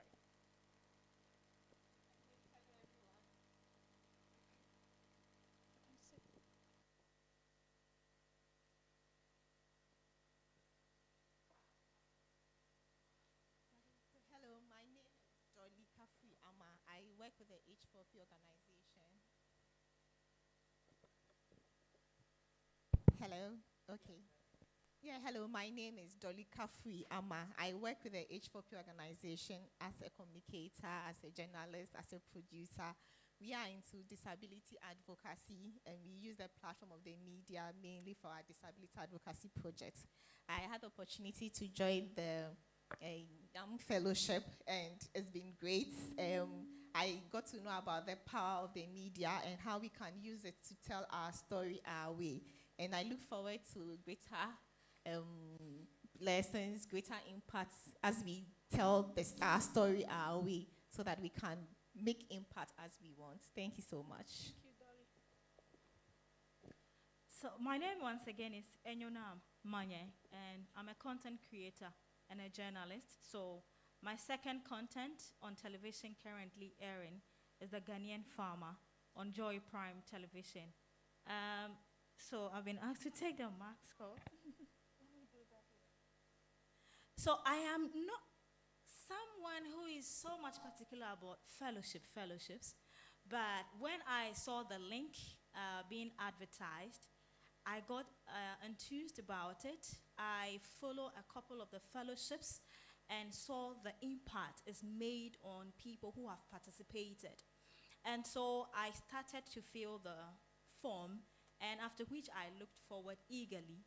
I was shortlisted. I went through the 4-week training, and I had a lot of impact from the training, especially with Sena with regards to documentary production. I am hoping to produce my first documentary when it comes to food safety in agriculture and, of course, what we eat back home. So I'm looking forward to the next 1 week.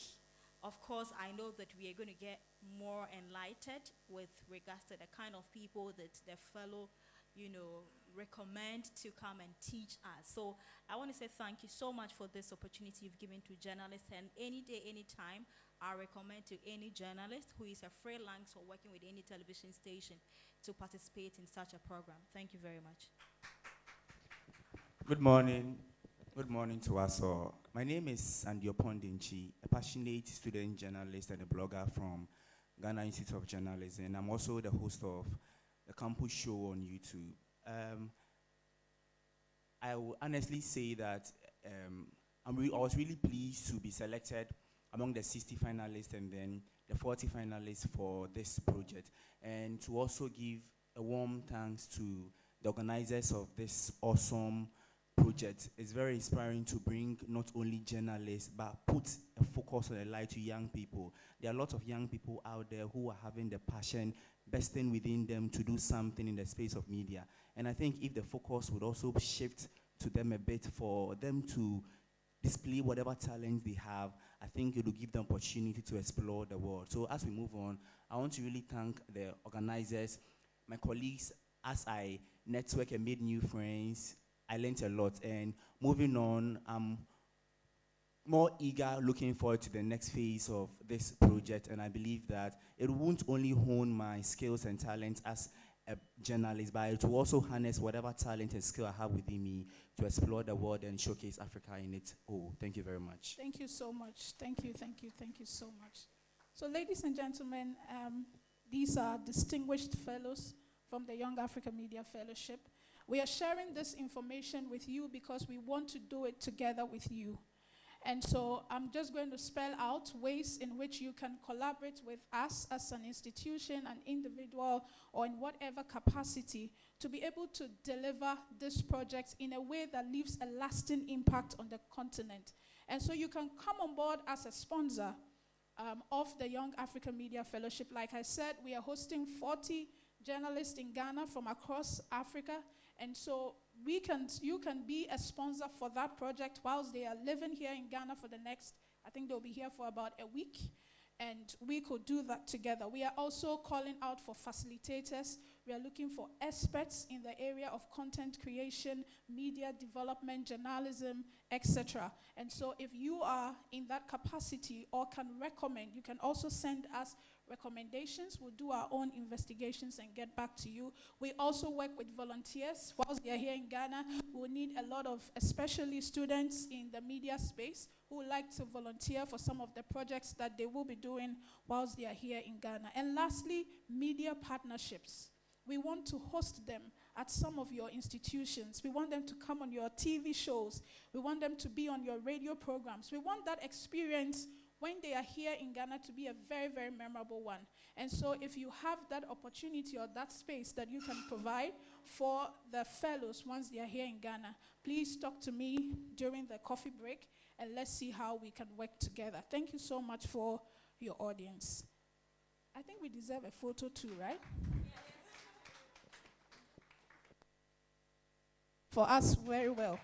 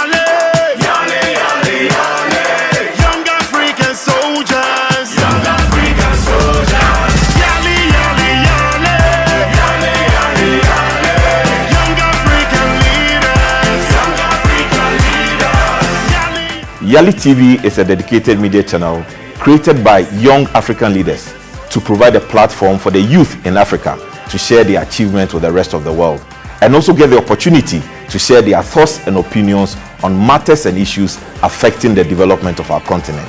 My name is John Appiah.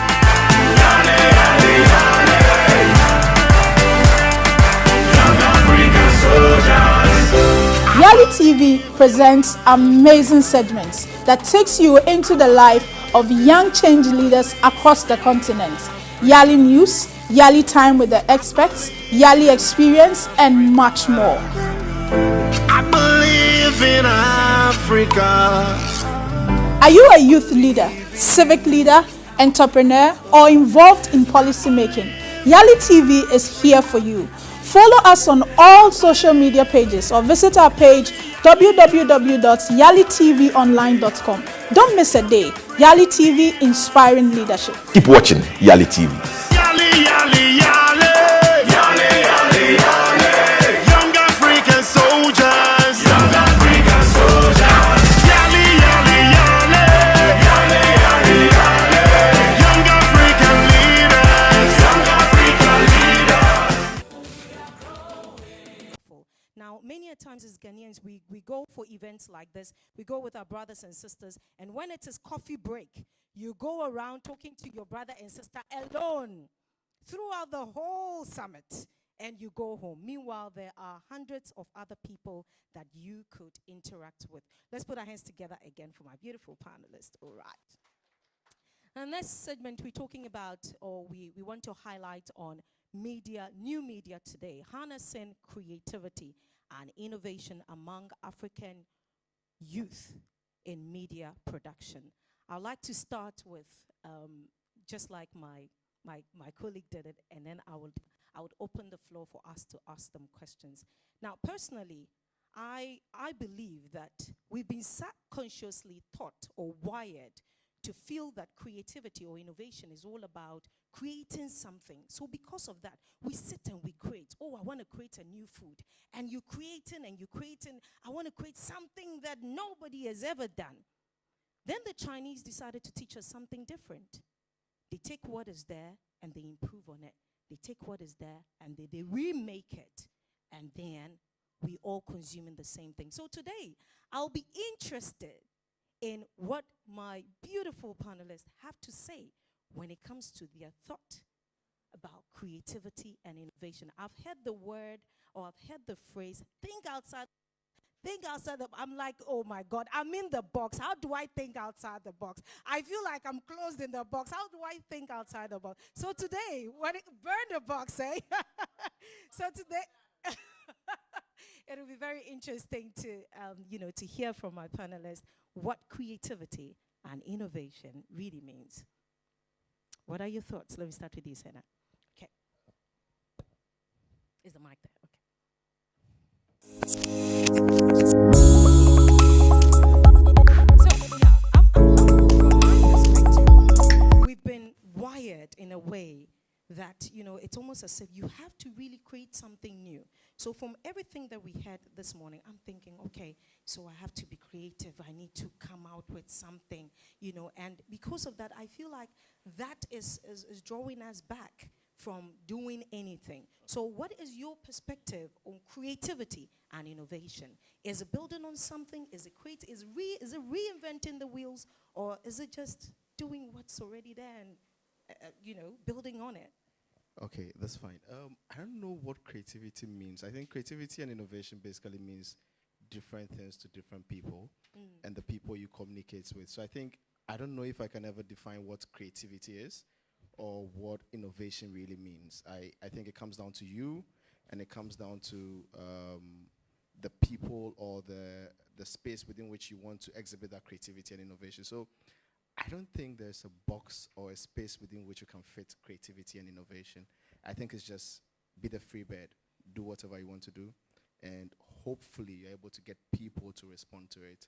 Sometimes it takes longer, but you need to have a reaction to what you're creating, and that is when you know you're innovating or you're adding some value.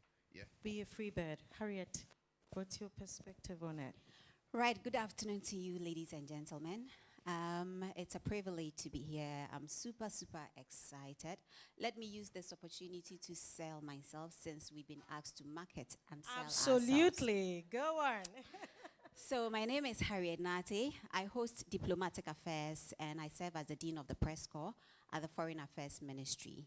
And Diplomatic Affairs is on Pan-African television every Saturday.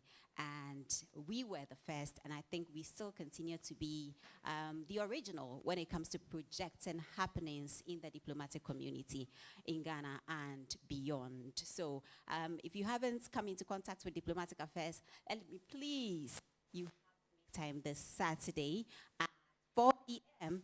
We usually live, so you can catch up with us on Diplomatic Affairs. Well, thank you. I think I listened, when the first panelists took their turn on this platform. They said a lot. Yeah. I was moved. I am the type who usually jots things down so I don't forget. And so I usually carry this with me, even off. So you would find me constantly writing something, and I'm sure most people would wonder, what at all is she writing? I'm writing things that fascinate me during discussions, things that hardly would you come across when you listen to people. These are nuggets, as we call them. I would prefer to term them as wisdom from people. And so I usually like to pen them down. I took a lot. I listened to the gentleman. Kwame. Right, so I listened to Kwame. I don't know this, I have to change this. I think this microphone doesn't like me. Okay, right. Thank you very much, Cassie. So I listened to Kwame, and Kwame mentioned a whole lot together with his colleagues when they took their turn on this platform. Kwame said, most often we think of consumer instead of produce. And that is so true, and that is not just limited to you and I as a person. As a country, as a region, as a continent, I'm sure everyone here would agree with me that this is very typical of us. Usually we are all about consuming. Hardly do we produce, so little do we produce when we do. And so we need to begin to look at that when it comes to development. As we talk about personal development, we look at nation building developments on the African continent, especially let's zoom into even Ghana. I love this topic so much. It says, the theme says what? Young Africa Media Summit 2022, and the theme talks about how we can use the media to create as a tool for investment opportunity in Africa. And I think that there is so much that we need to do. I don't know it all. I am still growing. I am still learning. But I take the opportunity when it comes to at least listen to the experts when they talk. My colleague here mentioned that really it's very difficult for me to define what's it again? Creativity. So the subtopic here is new media harnessing creativity. It's very difficult for me to even think of what creativity is. But because it's so broad and all of us are capable, we have it in us. Something ought to bring it out. And you have to be on the lookout for it. Otherwise, you won't find it. I use what we do. I know you will give us the opportunity to talk about what we do individually. But briefly, when we started Diplomatic Affairs, a story that I love to share with most young people like myself, most of us are afraid. It's okay, sometimes we are afraid, we lack confidence, having to present ourselves to the world. You know, when the curtains are totally open, we go haywire, we don't know what to do. In this case, you have to face your fears.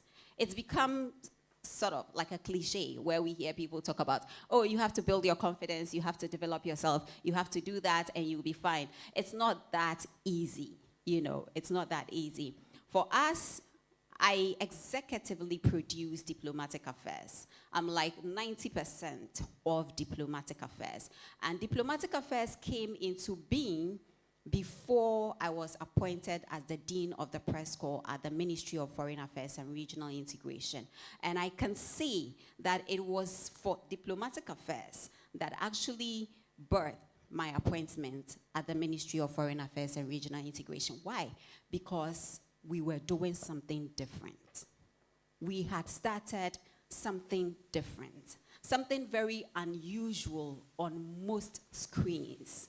And it was something that they were looking for. They wanted someone who could easily connect with the international community or the diplomatic community. And that's what we did. That didn't come easy. I mean, I'd be sitting here and I say, oh, you know what, it just happened. I don't know how it happened. No, that's a lie. I know every step of the way how it all took place. And so that didn't come easy. People didn't believe in us. People never thought that we could come this far. People will never think you have what it takes to be what you have been designed to be, fulfill your destiny and your purpose. Until you prove to yourself, first is yourself, it's not about the people. So for me, it was all about what I can do because I was burning with so much desire. And I kept saying, I can do this. Every day, the challenges thrown at us were sort of like to just give us the strength to continue the journey. And so for me, creativity, we all have what it takes to be creative, and we are all capable of manifesting that creativity that you have that you probably might not even know that you have that thing. So creativity is broad. You have to look up to yourself within you and see what you are good at. And Cassandra just said, now we are beginning to learn there is no need to do everything all over. There's no need to reinvent the wheel, as they say, which is also true. But make sure you are original. Don't forget. Do not just go with the bandwagon, with the flow. Just make sure, it's okay, sometimes the flow can give you the numbers, but make sure you are not deviated. Make sure you don't lose it as you go with the flow, because you ought to be recognized and acknowledged for your authenticity. I'm sure we'll continue the conversation. Okay, so I think you said a lot. My name is Issue. My name is Stephen Tetechawe, but popularly everyone calls me Issue. Please, it's not issue as in issues. No, but it's ISHEW. Yes, ISHEW. Okay, so Issue. I'm the CEO for GH Articles, Ghana News Place. So, when you talk about creativity and innovation, someone would likely say you are saying the same thing, but it's not. Innovation is kind of bringing something that wasn't in the system, that is not being paid attention to, into the place. Creativity is more like franchising. There's something that people are already doing. People are dancing. But then you bring up a new dance, which flows according to what is going on, but then it's unique to yourself. Then you are creative. That's my definition. Right? But when it comes to innovation, there was no water bottle. And then I brought up a water bottle. So I'm an innovator of this water bottle. So then it makes me an innovator. Right? So most of us, when you come to my industry, most of us are, I've also worked with UTV and the rest as a digital marketer. Most of us, when you come to our industry, we are all franchising. We are all creatives. They call us creators for the fact that we didn't create Instagram. We didn't innovate, build Instagram, but then we are on Instagram bringing a definition to certain things that we also believe in. Our views, putting our views out there, then they call us bloggers. And then they call us bloggers in a particular niche because we found something, a particular path, and then we are telling people about it consistently over a period of time. Okay, so that's what I believe, right? Yeah. I want to do this. All right. My name is Jeremiah Kobena Ijabeng. As they are all doing an introduction, I think I have to also do the same thing. I'm the CEO for Digitrust Ghana, which is a digital agency that provides B2B digital solutions, softwares, and other digital services. I'm also the founding editor for My News Ghana, which is a news portal. So, straight to the point, creativity, innovation. Most of us, when we start out, we don't really decide what we want to create or what we are building upon. Myself, I never dreamt that I was going to do anything internet. Because in primary, those days, I didn't know that there was something like internet or anything like that, because I had different dreams from what I was doing now or what I'm doing now. I see that anytime we talk about creativity, sometimes they happen when we are in a distress moment. There are people that can create things in their comfort zones, all right. But in my case, most of the things I've created so far came when I was in a very distressed moment, when I was very uncomfortable. So some happened by accident. If we look at the Facebooks, the Twitters, and the rest, Facebook wasn't created to be the Facebook it is today. The original idea for Facebook wasn't what we are using it for today. The creator had the idea that I want to do something for campus, a social platform for campus. And today, Facebook is one of the biggest tech industries or tech businesses you can talk about. Their stock is always rising. So if you ask me directly, creativity, innovation is more of the things that come up out of the other things we might be doing. That is in my opinion. Thank you.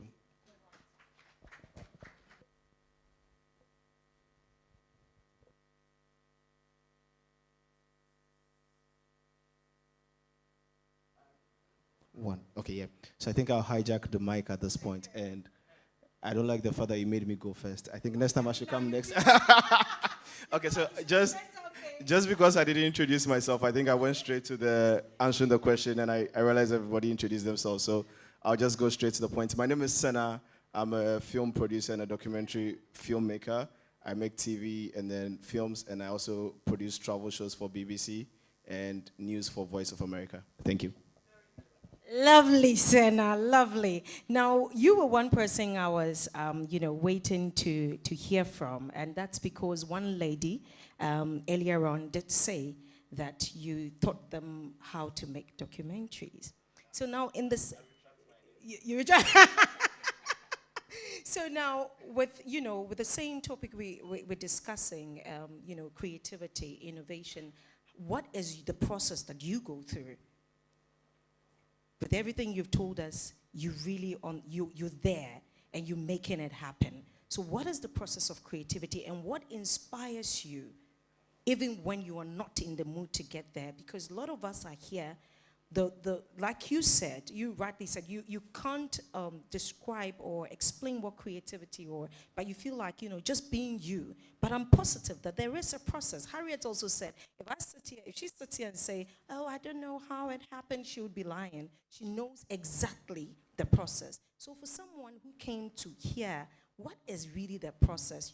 Before we went for break, I met one of my colleagues and he said, and I asked, are you leaving? He says, no, I want to wait and hear how I can really get the YouTube to, so meaning he's looking for the process. Yeah, so can you take us through the process?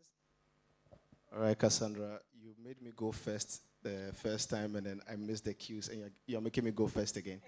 Okay, all right, so I think I have a different opinion. I met Kwame. When Kwame was leaving, the guy who was here, and I told him that I'm on the second panel and I'm pretty much going to disagree with almost everything he said in a funny way, but not necessarily so. So the reason why I say I believe in a different strategy, right? So I'll probably share that. But at the envelope of what I think I believe, there's one advice that whenever I go to my friends' weddings and then they're like, Charlie, pick the microphone and give an advice. There's one advice I always give, which is there's a proverb that says that the early bird catches the worm. There's also another proverb that says that the second mouse gets the cheese. Because the first mouse was hit by the trap. And then the second mouse got the cheese. So sometimes it's good to be early, sometimes it's good to be late. So the reason why I use this analogy all the time is that there is no one formula that works for everybody. Everything is different. I am privileged to produce stuff for BBC, Voice of America, and a few other big corporate institutions here and there. But I have just 500 followers on Instagram. My videos on YouTube, the one that has the highest views, which is one of my best videos, is 5K. So that is why I said I disagree with, not necessarily disagree, I have a different path, right? So it's even the same thing with, what's the name of this guy? Even Facebook. I think there was MySpace before. Facebook learned from that and then went. So sometimes I think the numbers are not necessarily the issue, but focusing on what makes you different, because the market is saturated. My strategy personally is that I decided to focus on the top 20%. I'm tempted to believe I'm a very, very good filmmaker. I make very good wedding videos. I make very good other stuff. But I never take wedding videos. I never take a number of projects because it's saturated and I can't compete. So I choose the path that I think I'm more comfortable with. I look at the African stories, I look at cultural stories, and have a unique way of telling them in a way that uplifts the African person. And that is my niche, and that is what I have chosen. When I do this, I don't force myself. I don't think I've even uploaded anything on Instagram in the last 1 year, more than 1 year. I haven't uploaded anything. I haven't uploaded anything on YouTube since 2020. And that is my strategy. That works for me. I am on LinkedIn. I don't post on LinkedIn that much, but I'm entering people's DMs. I'm finding the people making the decisions. I'm like, hey, guess what? I made this quality video. How about I produce stuff for you? They're like, this is very good. This is how we produce our stuff. All right, you can start producing stuff for us from here. That is my strategy. But I choose what the difference is. What is everybody saying? What am I saying differently? And another thing too is I am sort of like a perfectionist. So I look at what already exists.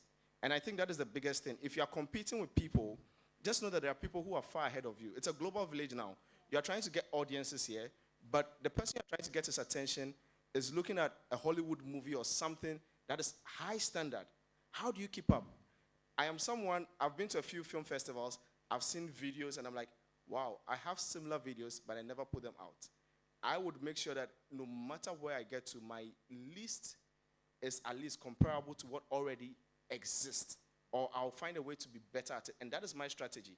So I look at the remarkability from quality, adding something different, where when you see, you're like, this is different. There are some people where, someone mentioned Wodemaya, and I love Wodemaya. One thing I like about Wodemaya is consistency. The guy uploads every day. I don't know what, like, he's consistent. I've seen Wodemaya from when he started. I don't know him personally, but from social media, I've seen the stuff he used to create, and then the stuff he's creating now. And he's just been consistent. He's used his identity and everything as his brand, and he's run with it. I cannot be that person. If it's bad, I'm solving it. So I can't be consistent. Some people can just decide that, oh, I don't mind, but I know tomorrow I'll get better. And they keep running with that. So I think it comes down to what do you think your strength is? Stick with that and run with that. But most importantly, my strategy is choosing the niche that is not so popular and making sure it is very good and focusing on the top 20% instead of focusing on the larger 80%. Thank you. Oh, it's my turn?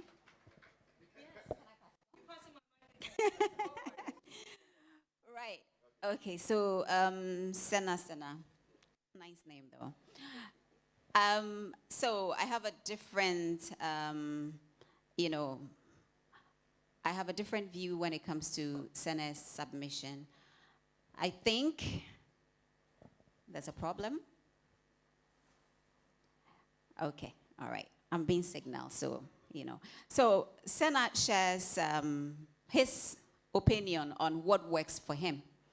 And we all have what works for us. There is no one approach, or there is no manual when it comes to success, as they say. So there is no book. Yes, people have written, put into writing their motivations, inspirations, what keeps them going.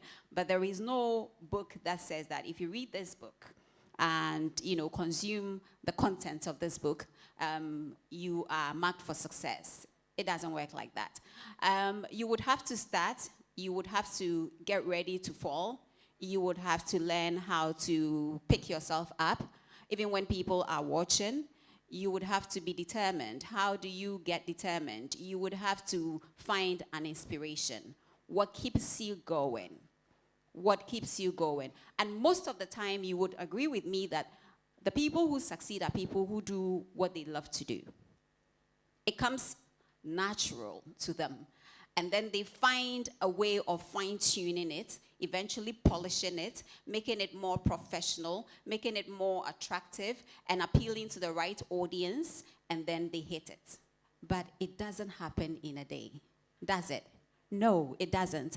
I also, again, I listened to, when I was sitting down, I was listening to them and I was just jotting, points down. Somebody also said, well, again, the gentleman Kwame said, tap into the trends, but create content that is sustainable. And then I will take you back again to my own opinion about going with the bandwagon, the flow, because young people of today, that is what we do. Listen, I heard them talking about the money. I love money too. I love to buy my wig caps. I love to, of course, buy my red lip color. I like to look good. Everybody wants to look good. And so there is nothing wrong with the money. But how you get the money is what is usually questioned. How are you getting it? Well, you might say nobody cares. And that is what I want to do. If I want to show my boobs on social media, then again, Senna talked about having 500. 500, you have a lot too. And also, Papa, I do. I'm on Instagram, I'm on LinkedIn, I'm on Twitter, I'm on everywhere, you name it. And I want to appeal to the youth because I feel like we are so detached from reality.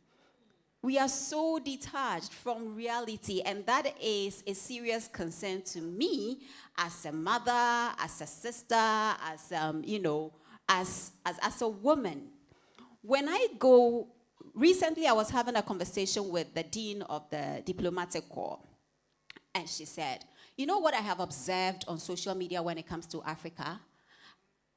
I knew exactly where this conversation was going. But I had to be patient and allow her to talk. She said, you know, when you go to, let me use Ghana for instance, because this is where I reside. When you go to Ghana and you watch social media, you see most beautiful ladies showing their boobs and their ass. A girl gotta do what a girl gotta do, but hey. So exactly. So the thing is, because that is what people want.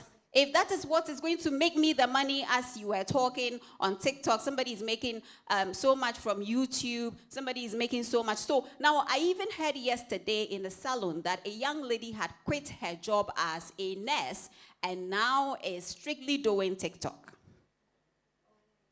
Have you heard that story? I did yesterday. And I was shocked to the bone. But my point is, we are here putting something good, and I want the youth to begin to be interested in diplomacy. What is diplomacy? If I ask anybody, well, the Commonwealth heads of governments are meeting in Rwanda.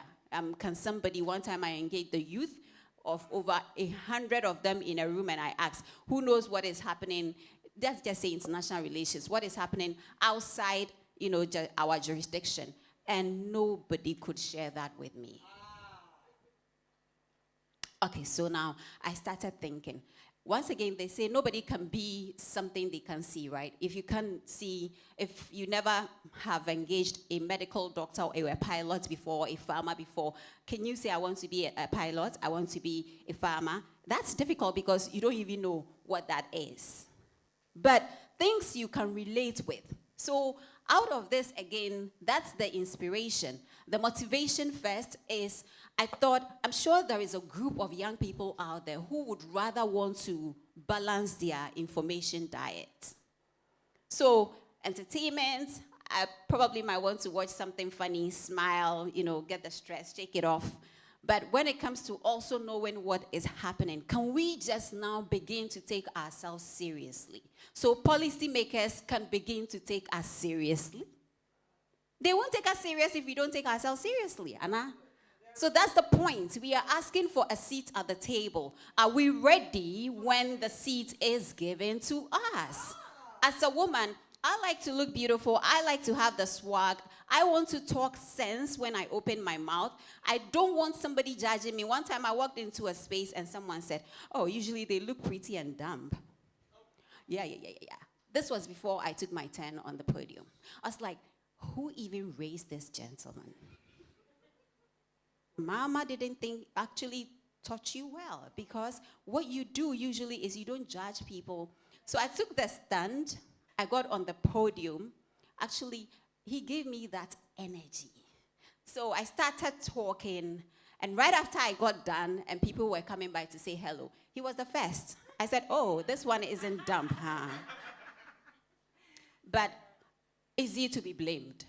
Is he to be blamed here? Please, let's be very honest with yourself. As a woman, sometimes some of the things I see, someone said to me, Harriet, I want to manage you. You are always in the diplomatic circle. Everybody knows you and all of that. How about I manage you? I said, yeah, I think that's great. But how do you manage me? Say, we probably have to take a picture of you showing a bit of boobs, a bit of, I said, listen, yes, but it's very common, Cassandra. So I said, I'm sorry. The audience I appeal to, they are not. That will be career suicidal for me.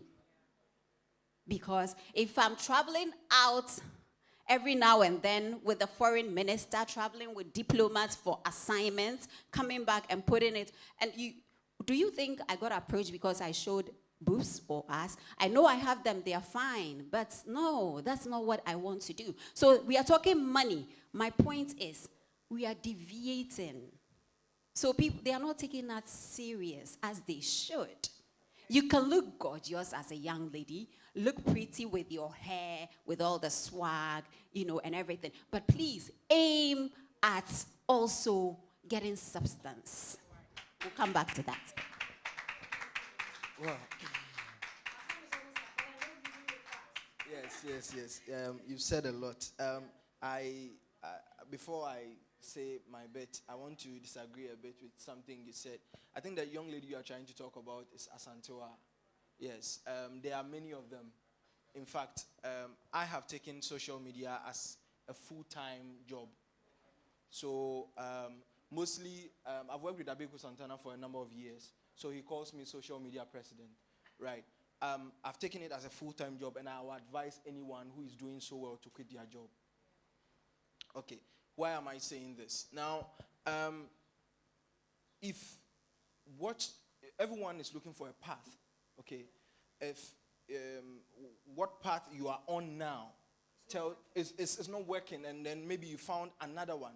In fact, I'm sure if systems work very well and people find the right things to do, there will be less improper people in the police service, in the nursing, in our hospitals, in places of service. Do you understand? Because these people will be doing actually what they want to do, what they are supposed to do. My brother here is a filmmaker, and I don't think he wants to sit at a teller in the bank. He ever dreams of going to sit at a teller in the bank. And right. and then he's here. He has 500 followers on Instagram, but he makes his money. He's okay. Oh no. Are you not okay? You are. You are doing what you want to do. Do you understand? If not much, it's because you are comparing. If not much, you are doing exactly what you are supposed to be doing now. Well, I feel like whatever everyone is getting now is what they are supposed to get until you upgrade what brings what you get. Whatever capacity you are holding now is what is exactly attracting whatever you get. So if you upgrade the capacity and you are not getting what you want, then there's a problem, right? But until you upgrade the capacity, you are getting exactly what you deserve, right? So process. Talking about GH articles, Ghana News Place, I started it almost 2 years now in August. I started somewhere on Instagram. I was still working with UTV then as a digital marketer. And then I started. I had no intentions of actually beating a system or building a particular, I had no strategy actually. But then I had studied the trend for a while on Instagram especially, and I realized that most of the content creators, the bloggers, the newsmakers are skewed in a particular direction because that's what is trending, events, covering that. They don't focus on the news. You go on Instagram and there's less of political news. There's more of entertainment and the rest. There's less of sports, especially when it comes to our terrain. So I decided, okay, why not I bring up something? I'm doing the same thing anyway, but why not I polish it and bring it up in another way? So when you get to GH articles on Instagram, you realize that our feed is different from the usual Ghana blog feed. Do you understand? So when I started, I realized that, okay, people were actually also picking up from there. Now, you were talking about, I was talking about the number of people you have, right? Now, you see, we don't have a lot of numbers. We have 200,000 followers in less than 2 years. But we are still building on Instagram alone. But on the other platforms, you have about 300,000. Now, we are still building. But when you come to Instagram, I was asking myself, how do we monetize? Because for Instagram, it's only when you have paid subscriptions and the rest. You are not able to monetize. So I was wondering, until one day, a company, an international company approached me, and then they told me that they want to monetize my Instagram. So my Instagram, as it is, it's without ads, but I'm making money from the Instagram. You understand? So the companies, as we sit here, my people are publishing news and all that. We are making money from the Instagram as well as the YouTube. So the content we are posting on our pages is on another website somewhere in the world. and people are getting to know what is happening in Ghana. And we are making money. So it doesn't mean that, okay, someone who is not monetized as me is also losing. No, that person may also be getting direct. Now, people even ask me, how do you make money? When I wasn't making money, how do you make money? Now, I'm also a copywriter. So I write a lot for people, for brands and all that. PR articles, I write a lot. And so I make money from that side as well. So you don't necessarily have to directly make money from the platform you're on. And if it is money, the attention will be skewed in a particular direction. It's like most of the time when we have digital conversations, it's based on money. And I think we should more focus on how to maximize whatever we want to project. Because whatever you are talking about, someone is definitely interested. Someone is definitely interested. You need to do it over time to reach the right people. When you reach them, even if you have 1,000 followers, you make so much money. Thank you. Right. Thank you very much. 2 minutes. All right, so first thing, it's not easy to make money online. He's a blogger. He'll make you think if you quit your job, you get $1 million. That is not true. Yes. You know why I love you guys? That is the truth. You will not be rich when you quit your job.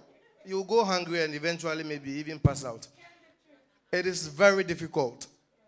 Coming online, making money online is as difficult as starting a whole physical company.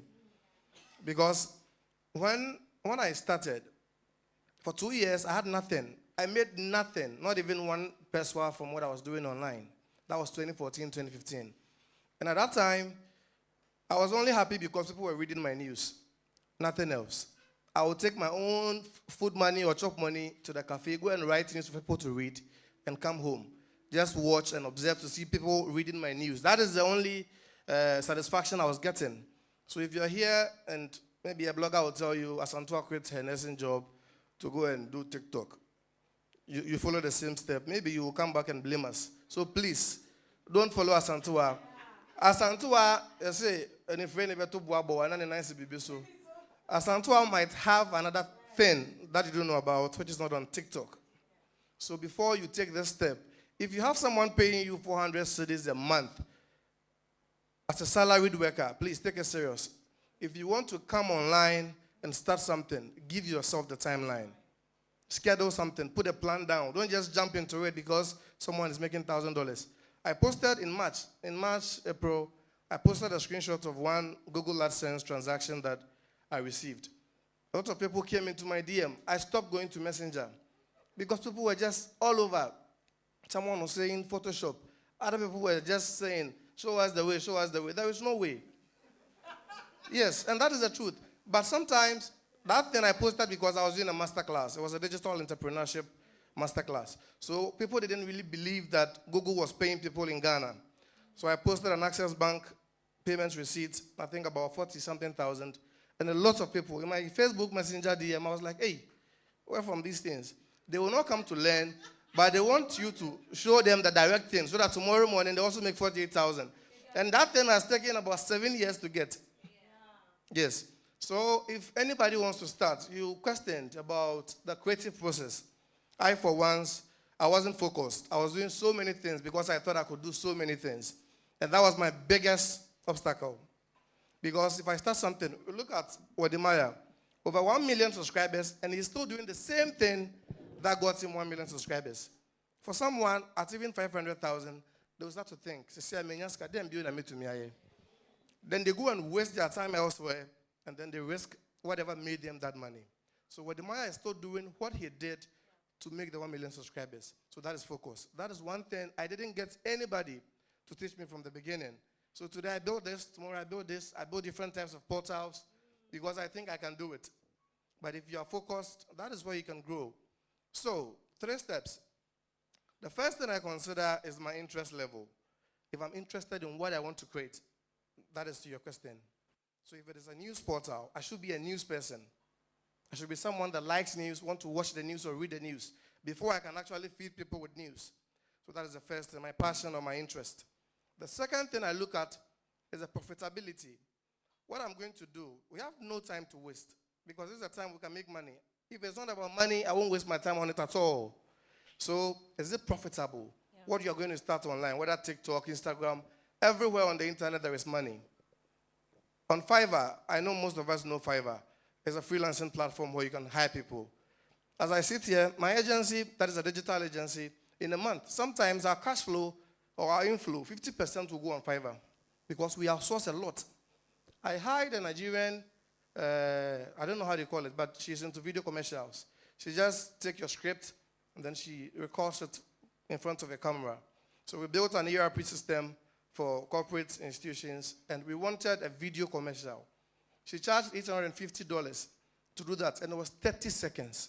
That's what she did, because her reviews and the kind of companies, the KFCs, the Coca-Cola she has worked with, she's beautiful. She could have done TikTok, but she took a different path. Yeah. And on Fiverr, she has served more than 2,000 different companies. $850 to do that commercial. Her face is out there on Fiverr.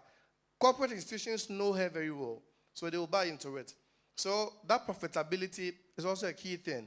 If you are freelancing, if you are blogging, if you are doing YouTube, you always have to calculate the profitability.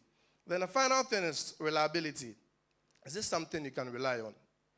If you're looking for a shortcut, people go online, they search for how to make money online in Ghana. They will not search for how to build an online business, but how to make money online. And then they will see YouTube, make $100 per day. The person who did the video, if he's making $100, will he be still doing videos? That is a question you should ask yourself. Yeah. They are just going to waste your time. You watch 500 videos a day and you will still not make $1 because you are playing with your mind. Your watch time, the time you are wasting, is what they are making money from. So your strategy should be, what you are going to start, is it reliable? They say, click here, watch this video, play this game, install this app, they will pay you. How long in your lifetime can you be doing these small things? Tomorrow you will go, those portals are closed, and your career is dead. You quit your nursing job, you'll be hungry. So reliability, that is the third thing and most important thing if you're looking to start out with anything. Thank you. You so very much. Our time is up. So I'll take just one question. One question, and I will let one of you answer, and then we'll wrap it up. One question. Do we have any questions? They've said a lot. And you know one thing that I realized, yeah, can I have, there's a gentleman at the back.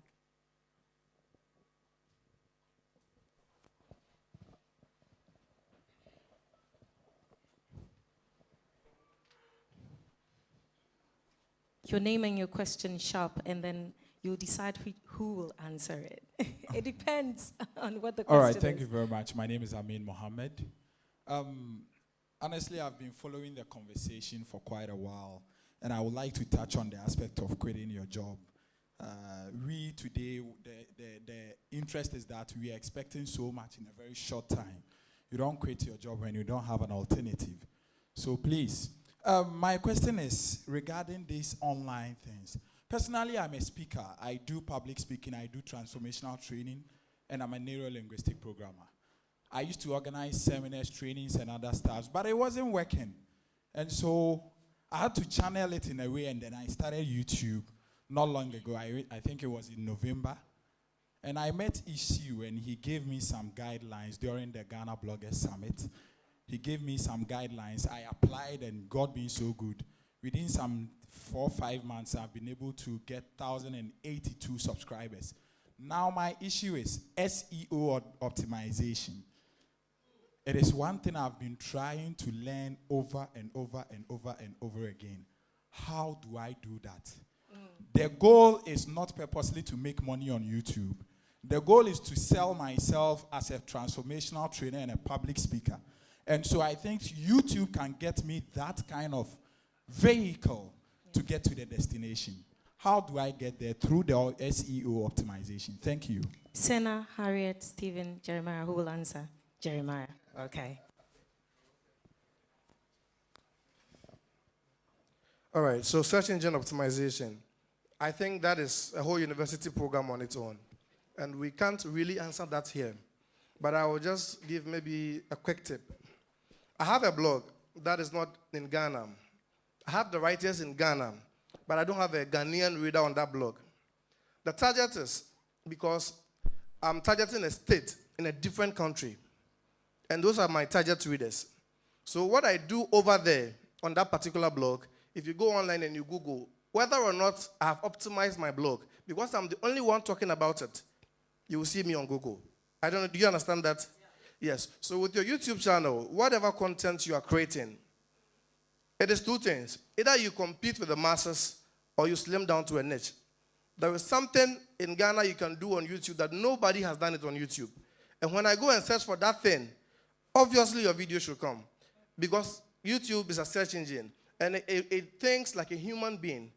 Okay? So it's either you follow the masses, then you can hire an expert to either train you or optimize your channel and your videos for you. Or you slim down to a niche where you think competition is very low, and then you have the chance to also rank with your videos. Thank you.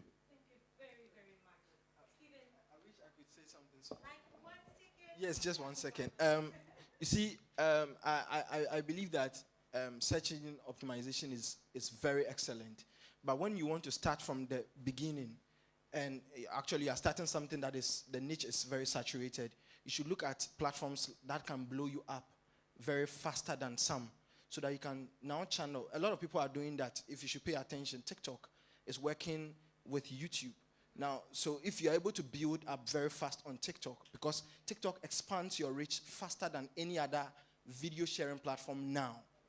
So if you can build very quickly on TikTok, you can transfer that audience quickly to YouTube and it will work. But what my boss is saying, in fact, please believe him, I've learned a lot from him personally.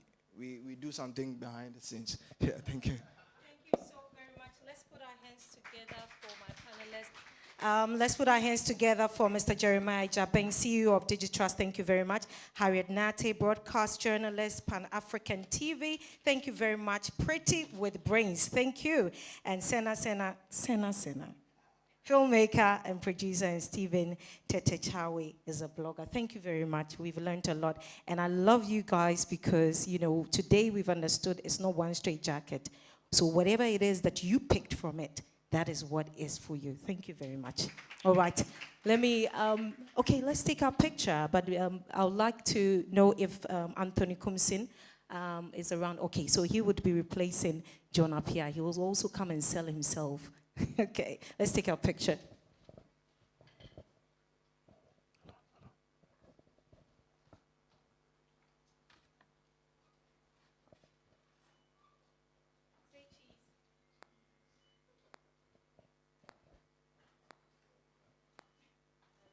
Hello? Can we give a round of applause for this picture? For the picture. I'm sure you didn't like the picture. That's why the applause are low. I hope you're enjoying it so far. Are we enjoying it so far? All right, so this session is not only here in person, but it's online. And some of the online messages, John Destino Chawe says, Harriet Nate can talk for Africa. Musud W. Davis says he's watching from Liberia. Abdul Malik says, great, thanks. I'm sure it was in response to one of the sessions that was held. And Philip Blessman says, young ones should listen and take a cue from them. I think you people have done so well. You've been very cooperative. Another round of applause for yourself for staying this while. And you're so proud of you. If you just joined us, this is the Young African Media Summit coming to you live from the Blue Crest University in Ghana. My name is Nana Kwesi Kumsen. I'm here to moderate. No, I'm not moderating. I'm MCing. But we call enjoyable if you're at the back. When Harriet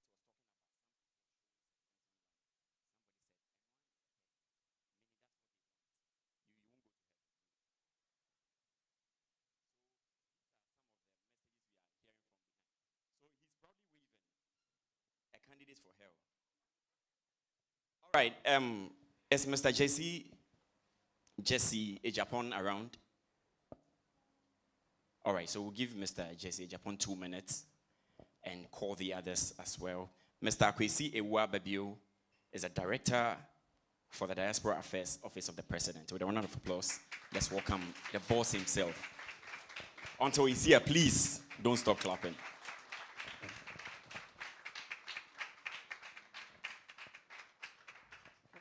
Oh, please clap for him. We are here to network as well, so maybe your clap will attract him to see you.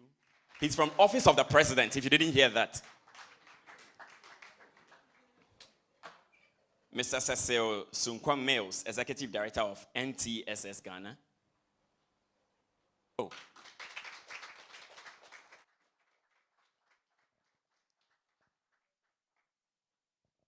Can we pay you for clapping?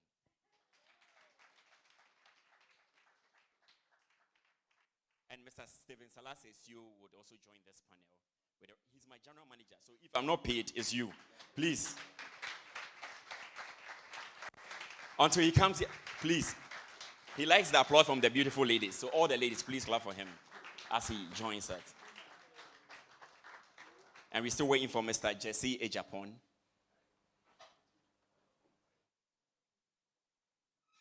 So on the panel now, Mr. Kwesi Ewa Ababiu, who is the Director of Diaspora Affairs, Office of the President. There's Mr. Cecil Sunkwam Mills, Executive Director of NTSS Ghana, and Mr. Stephen Salasi SU. And they are here to talk about the media industry as an investment opportunity in Africa. I know we've enjoyed the previous session where they are talking about the TikToks, the YouTube, and making money from it. I'm sure this would also be another opportunity to also grasp a lot. But then we have some videos to show you from our fellows, 40 fellows across Africa. And if you are ready to project the videos from their fellows, we are also ready to watch.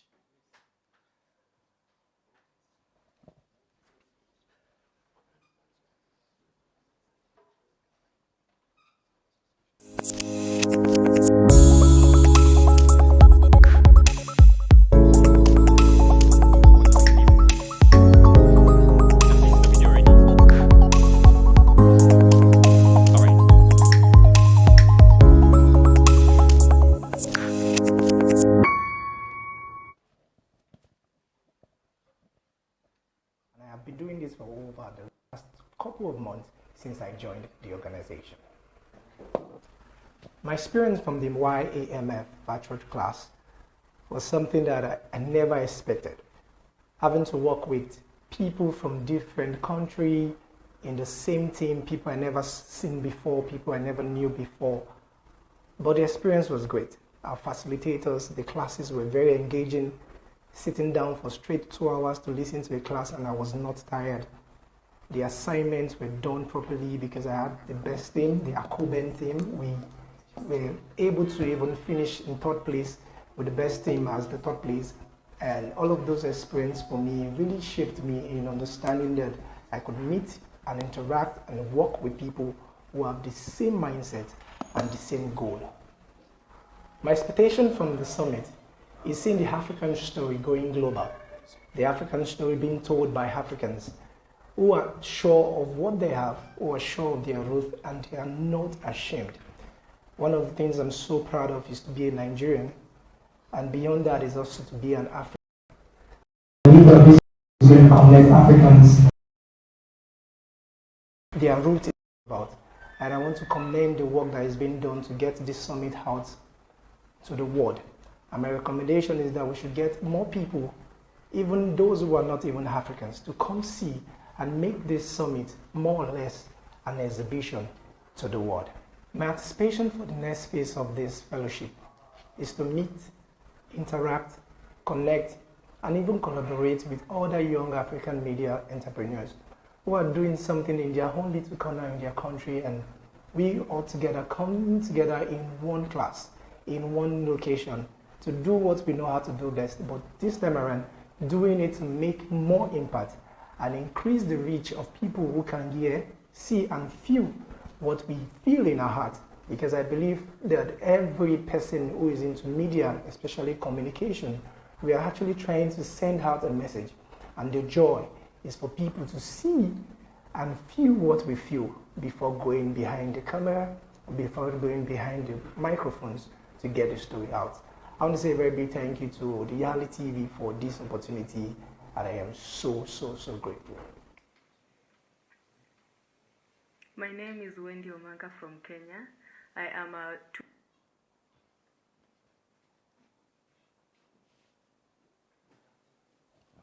So we're still listening to some of the impact stories shared by the fellows. These are people from across Africa who have applied, and they've gone through the Young African Media Fellowship, and these are the stories we are hearing. So if you just tuned in, just to remind you here, we are live on Yali TV on Facebook. So we would gladly want you to share to your audience. Let them see how beautiful you're looking here. Let them know and impact, learn from the impact stories and more that we are sharing here. So please, maybe some 5 seconds, some 10 seconds. Those of you who've been following the prayers online, say share or share. So please share or share. Kindly share it on social media, on Facebook, it's Yali TV, YALI space TV. So kindly share or share. All right, so we'll listen to some of these stories as the time goes on. And so we are privileged to have our moderator for this session, Mr. Jesse Ejapon. With a round of applause. He's from Ghana Free Zones Authority. He's a big man. He's from Ghana Free Zones Authority, and he's the moderator for this session. And the topic is the media industry as an investment opportunity. Sir, your audience.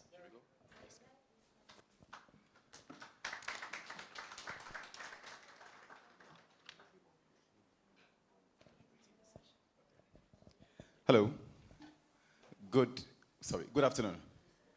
Good afternoon. Oh, you want me to sit down? Oh, okay. I thought there was a fourth person coming through. It's good to have a seat. Good afternoon. So I enjoyed the very first session. I think it was a wonderful one, and I'm hoping it was the first session where individuals here were being asked their preferred social media plug-in. I remember Ambassador Kwame asking the question as to what social media platforms you had followed as at yesterday and today and the likes. And for me, it was very clear that the digital transition was really great. So this conversation we are about to have is of extreme significance to me, particularly in terms of the investments that's supposed to happen so far as media is concerned. For you and I, we are also making investment. The data we buy, the apps we download, the time we spend is also an investment. But on the biggest scale of capital and how capital is moving, what are our expectations on the continent? Number 2, and before I introduce my panel, I'm of the view that Africa needs to take a very definite position on new media.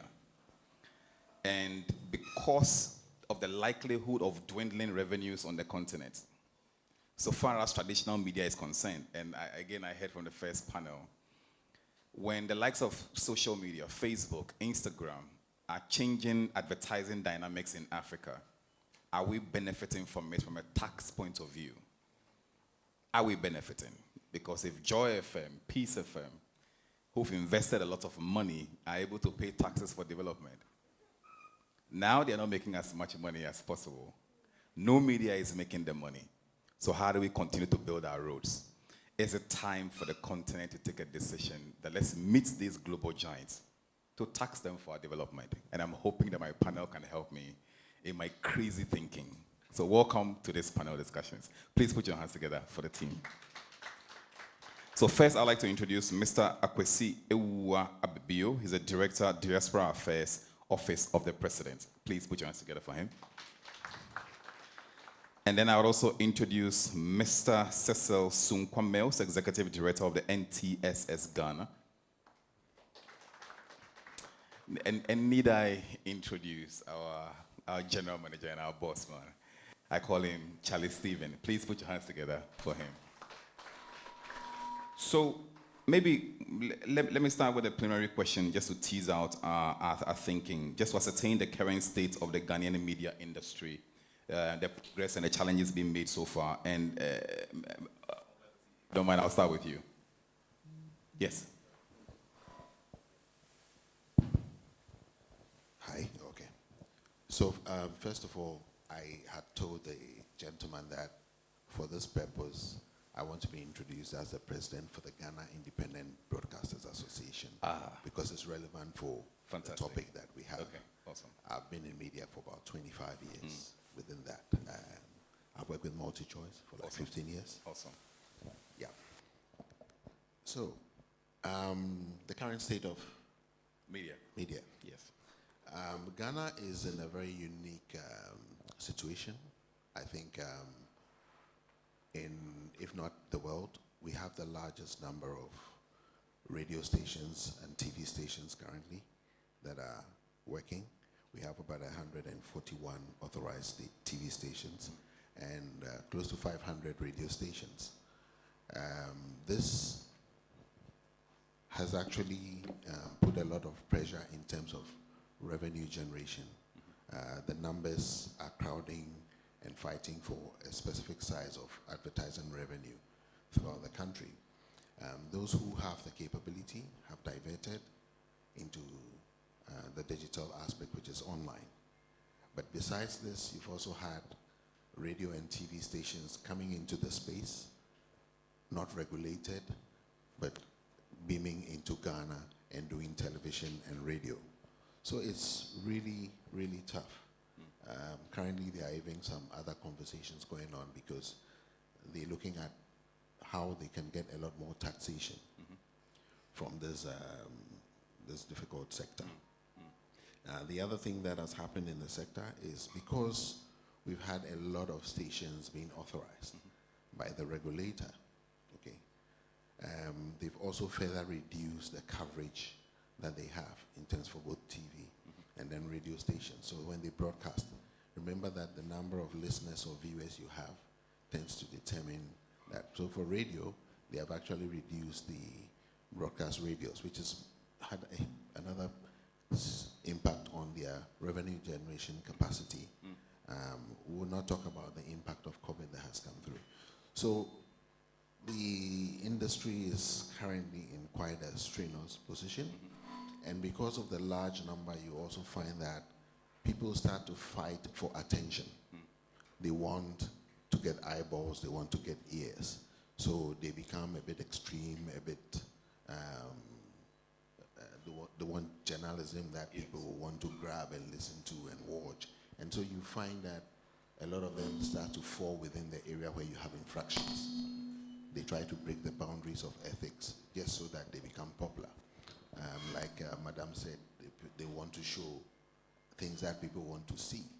This has also drifted back into the same as social media. But social media has brought a complete new competitive dimension to the existing industry. And most stations are now struggling to pick up on it, and others are gone. So we're in the middle, we're on the bridge. We're on the bridge, basically, for the industry. Mr. Sunkwame, may I just pick your views on this? But particularly, in answering the question, could you attempt to speak to us from your viewpoint, what is media? Because I would opine that media is a reflection of the times. And so sometimes it's difficult to say new media when media keeps on changing. So it's media today, then it's new media next week, and then next month is new media, and it's new media, and new media. So what is media? So media is basically is a platform where you can translate communication to and fro, to one person or one destination and back. Okay. And we've transitioned from what we call media is what maybe you also call traditional media. Okay. But out of that skill has been born the new media, which mainly depends on online, online ability. So online has got different variants of media on it. So you've got some people are doing straight TV stations, some people are doing TikTok, some people are doing that. But for most corporates, what is happening now is, and most media organizations, they're actually combining both the traditional and the new media. They're combining it, and some are still learning how to combine all of those. So you would find, yes, they have a TV station, they have a radio station, but the major component is also the online aspect, which you find them on Facebook, you find some of them on Instagram, you find some of them in even on LinkedIn, you find them also sharing. So most of the people are combining both because the audience are spread across. And you want to tell your advertiser to attract revenue that you can reach X number of people of varying ages. For some people, then they may choose to specialize going into specific age groups or specific types of people. Okay, fair. Let me come to Uncle Akwesi. So let's follow the money now. So I'm understanding the challenge that has been presented by the earlier speaker in terms of the split within the media space. So in answering the question of where Ghana State is now, is it worth investing in media? And where would you look at if you have to invest? Hello, hi, good afternoon, every one of you.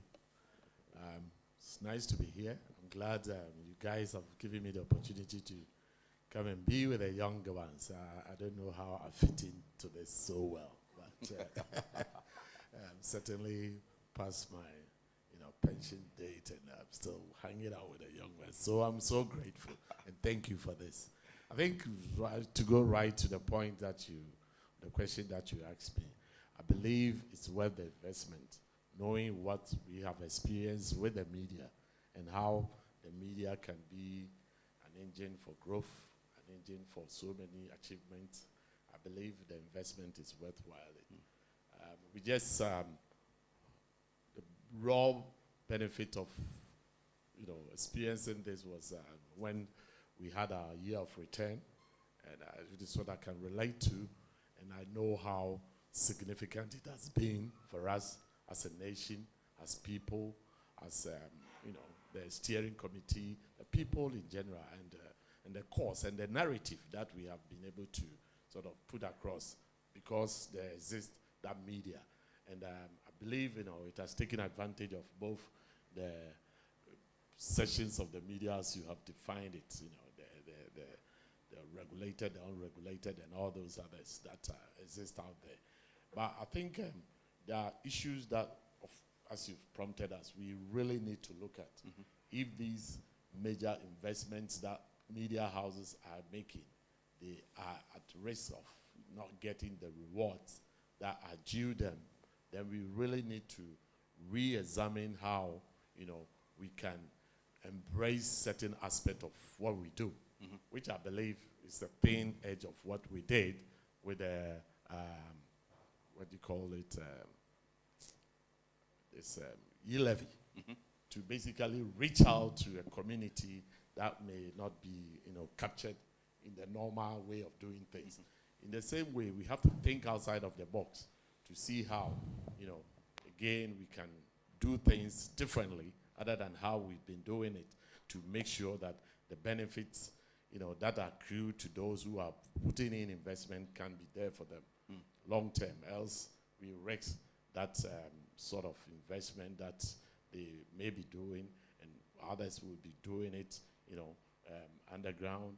It's like how we have come to embrace these forex bureaus, and how previous to that things were happening in a rather different way. So in the same way, we have to think as a nation, we have to look critically to see how we are going to tackle this head on. But in the meantime, I think, I believe the social media and the normal media as we know it exists for us to take advantage of, and we have, as we did with the year of return, when perhaps the sort of inputs that it gave us cannot be easily measured, because the cost to us would have been so phenomenal, and yet we were able to reach every corner of the world, and people responded favorably to what we were doing, and they came in their numbers. The numbers went up and our image as a country shot up, featured in all the key areas, and it's all because these media houses were there. But we have to look at how best we utilize them as a country. Steve, let me come to you, but let me come to you with an issue. So years ago, you probably would attempt to establish the role of the media being very clear as a channel for disseminating information to the people, and for gathering information also to governance, as an example. But today, the people to whom the information must be disseminated are creating their own content and their own information. So you have the creator of the information. Initially, that was very few people. You had the media channels in between, reaching the masses of the people, and they're going with it. Now, the masses are creating their own content with their own channels. Case in point, the year of return. the content created by the consumers of the media were much more bigger than the content created by the government itself. So how do you see the relationship between the government and the private sector playing out in the creation of media in Ghana today? I know it sounds very wordy, but it's confusing. I love the twist because, first of all, since I have a Nana before me, I was just thinking. So you remove the hat. So, first of all, it's such an honor to be having this discussion with astute personalities. Mr. Sunkwan is somebody I've really been monitoring from afar back when he was at Multi-Choice. So it's such an honor to be here. The same with Nana. The year of return, even recently Black History Festival where Dr. Adongo had to represent him, and then yourself. Coming back to the question, for me, there are key areas I look at. I was just jotting some points down. I look at what I call the niche, the numbers, the people, and the nuggets. So the niche, the year of return, for example, is a story of the diaspora of Africa. This is a huge niche that has not been entered into for many decades. So you realize that as a result of that, we have content creators who are now telling the story of people who have returned from the diaspora who are settling back here. People want to know, when you came back to Ghana or you came back to Africa, how was it for you to get settled in? How did you get your immigration issues settled? How did you get your visa? And those are content.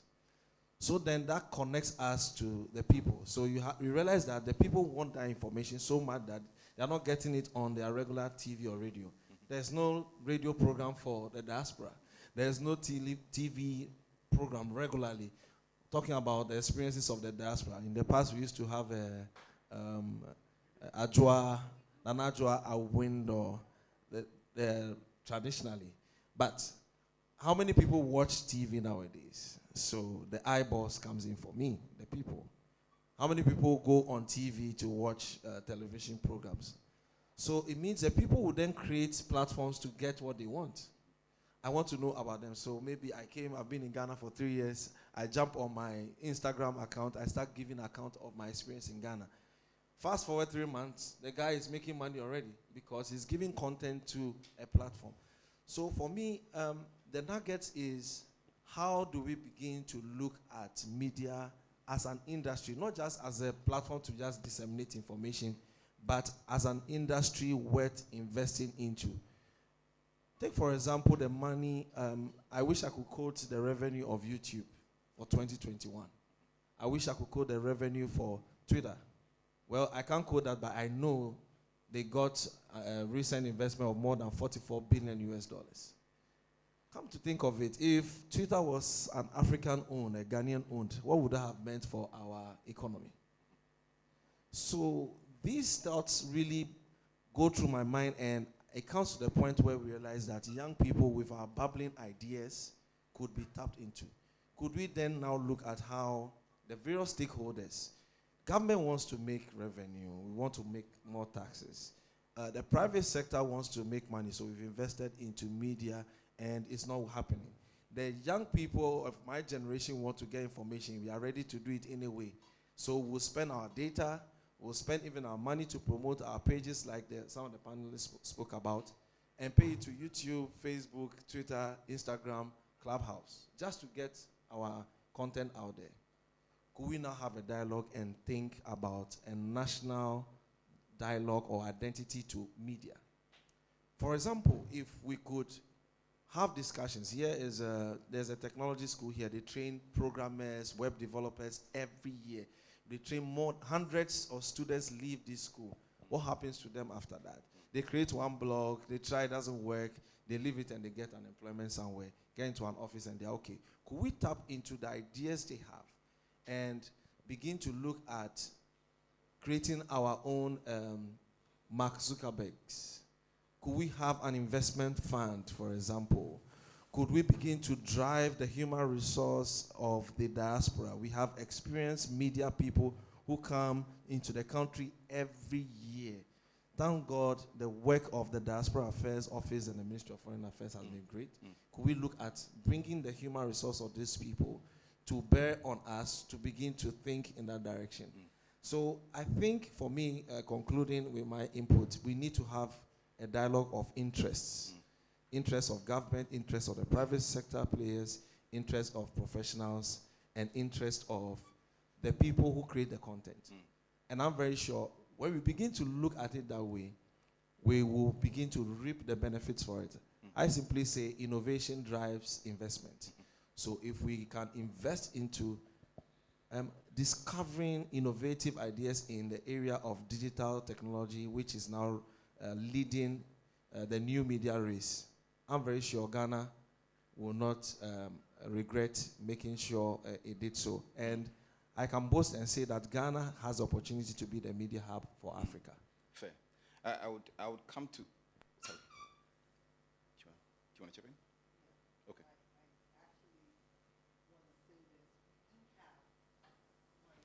Microphone.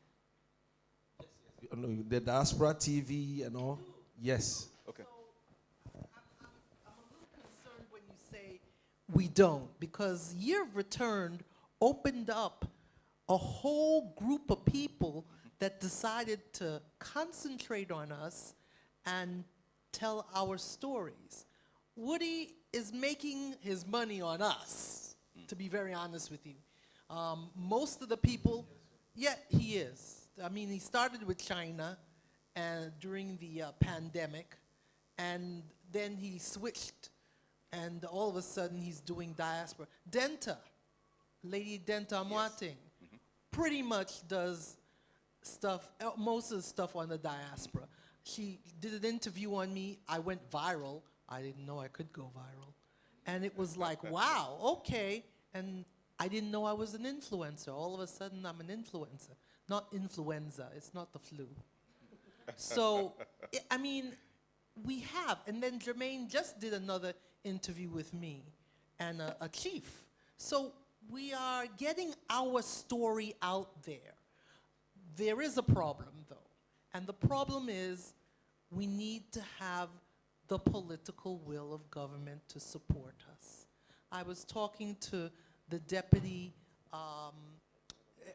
head of mission for Kenya, and their youth are supported, absolutely supported. We need tech hubs, media hubs. I had a gentleman here, Fulbright scholar. He just left. He did a workshop for journalists, GBC. And John said, Sherry, frankly, journalism in Ghana is not journalism. What's he talking about? When we have a program, an event or something, we give these people press packs. And they completely copy the press pack. So if you look at the story from this particular media house, this particular media, it's the same story. What did they do? They didn't work. They just put the press pack information into their news story, and that's it. It's not work. You don't get paid for that, people. Hallelujah. It's not Xerox machine. Sure. Let me pick one of the concerns you have, right? Thank you. And then try and flip the concern to the panel here. I think the real major issue is whether there is a partnership, a very clear, defined partnership between the public sector and the private sector to help drive this investment activity. Now, so let me start from you. What's your view? Is it or is it not? And if it is, walk us through. Interesting. I think I'll start by saying we have been on a bridge for a while, because we've seen regulation running behind innovation. So whilst the environment has changed, you find there's a lot of regulation which is a bit outdated. Media in the broadcast industry, be it new or not, in most countries, is actually seen as a facilitator but not a source of revenue. And that is what we've been trying to drive. You ask why we have so many stations. At the end of the day, all the licenses that were given out is probably a lot of money for the NCA. Yes. But then what do we end? Now we've crowded the place. The resources that, I'm not saying somebody should not be in TV or radio to have a large number, but a smaller number, access to revenue, can improve the quality of work they do. Because remember that without any resource, that journalist who attends a function, okay, is actually thinking even of its transportation there and back. There are some stations, Just or 1 some minute. journalists. Just 1 minute. Yeah. No, continue. Just a minute more. Oh, okay, for me. There are some stations that have journalists who have not been paid for 6-8 months. How does that guy actually go out and get the news? So the whole concept, it should be they shouldn't be even looking at collecting taxation for roads from media. They should be facilitating the work of media, okay, by creating tech hubs. There's a lot they can do, and so that they can actually generate a lot more internal revenue, pay less tax, and be more efficient. And then in that conversation, I'll say one last thing. I'll say for Ghana, for example, we've been trying to embody some package which will regulate both ethics, digital migration. We've still not migrated digitally. I mean, it's that, but we do not even have a broadcasting bill. This has been in draft For a long till time. now. Yes. And it's been a back push. So we need to do that, but we must see media as a support, and they should facilitate so we can generate money. There's so much content we can generate for, say, even the diaspora. Fair. We don't have a good movie about Yasantua, quality movie. Okay, so I'm saying I there's get your point. potential. There's potential. But we must move it. We've been doing work with Juliet and the team, but there's still a lot to be done. To be done. Yeah. Mr. Akwesiwa, let me, is there or is there not? And if there is, what does it look like and how do we enhance it? It's only fair to say there is some sort of agreement, some sort of support. It is a question of whether it is adequate. And that is always going to be the issue. Bearing in mind that we are competing for, the scarce resources of government. That would always be the case. But much as that would always be the case, when you are in a sector of industry, you got to fight your corner.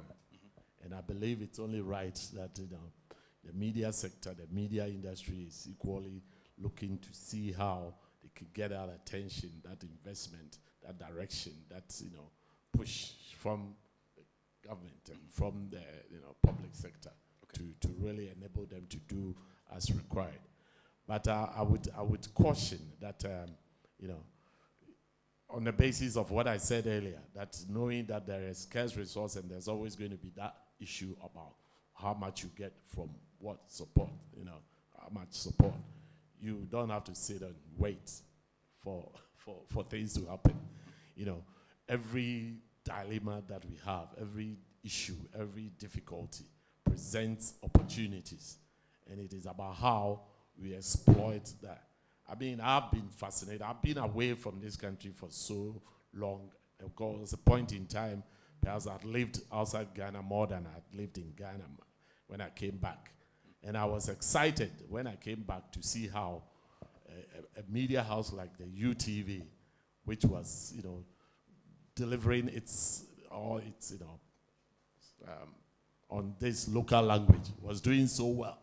And basically was looking at what, was lacking or what the system, the inadequacies in the system to exploit that situation to do what they have done. And I believe that should be the driving force in all sorts of situations. The shortfalls always provide for opportunities for the private sector to really, move in and do as much as they can. Because if you're going to sit and wait for the government or for public sector to deliver, I believe the public sector should, like policies should be clearly out there. That doesn't cost too much, to put some good policies out there, yes, and to give direction.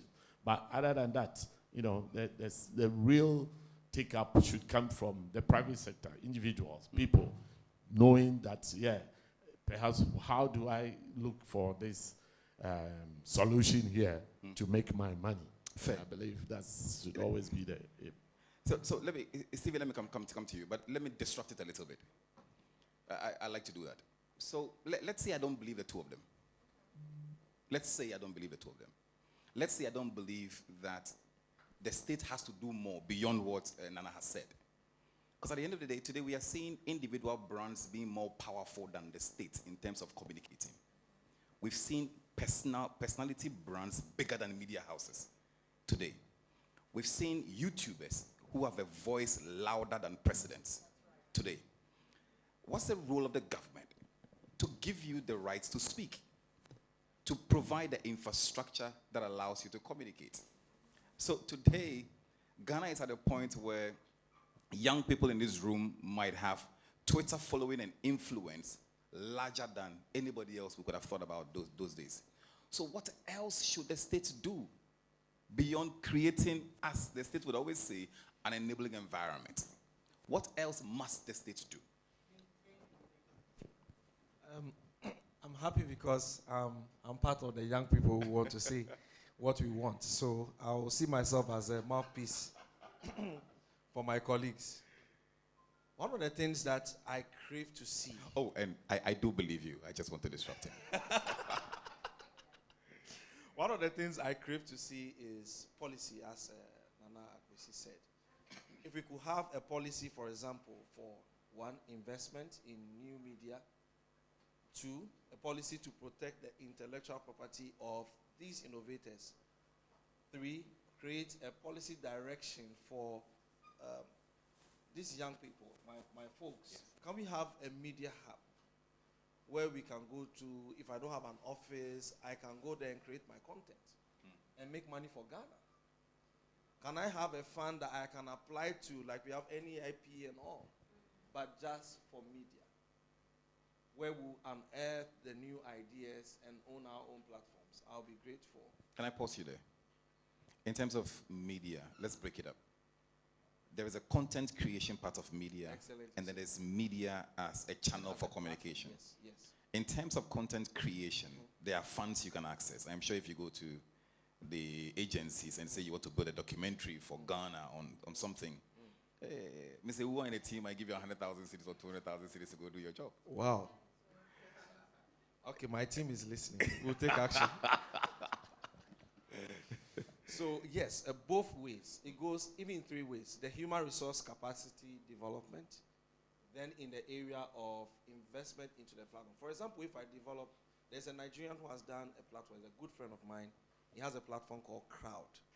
How many people know about Crowd? So if you have another Ghanaian doing one, it will take a lot of resources to promote it to compete with the YouTubes and the rest. But if there is that support from government to highlight and celebrate our own innovations, it will go a long way to make the impact you want to see. Okay. Then I'll speak in the area of, I mentioned investment already, attraction of partnerships.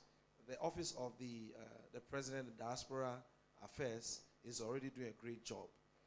A platform like the Young African Media Fellowship is just what it takes to make one of those moves, and it is already happening, and I'm happy.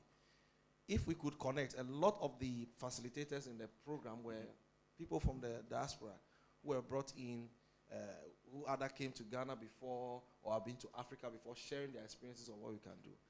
I think that the next phase will be, how can we bring all these people together? The private sector knows the pain they are feeling by putting their materials on social media. There's a big pain there because we are losing a lot of, some of the employees of the broadcasting platforms are resigning and going to content creation because they will make more money than being paid. So can we begin to think of the future? 5 years from today, I'm very sure we'll have fully migrated into these new media spaces. I'll not be surprised to see a full media house that is not going for a license from NCA. They just go on YouTube, go on Facebook, and they are okay. Because they have done their research and they know they are making money. Can we have our own? Should we not start thinking in the direction of creating our own? And that is my challenge to the private sector and to government. And to my colleagues out there, let's form alliances. Let's form alliances that can engage government intellectually, not jumping on the street and making noise, but can we have meetings with Ministry of Communication? We sit down, we have a discussion. This is what we want.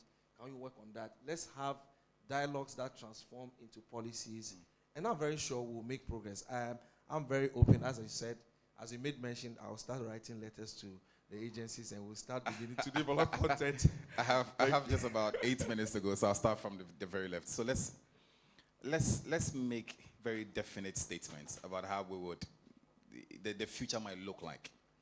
What do you foresee it playing out like in the next 5 to 10 years? My question is still unanswered in terms of how we can tap into the billions that the global media is making of Africa. Because Ghana as a standalone is very small.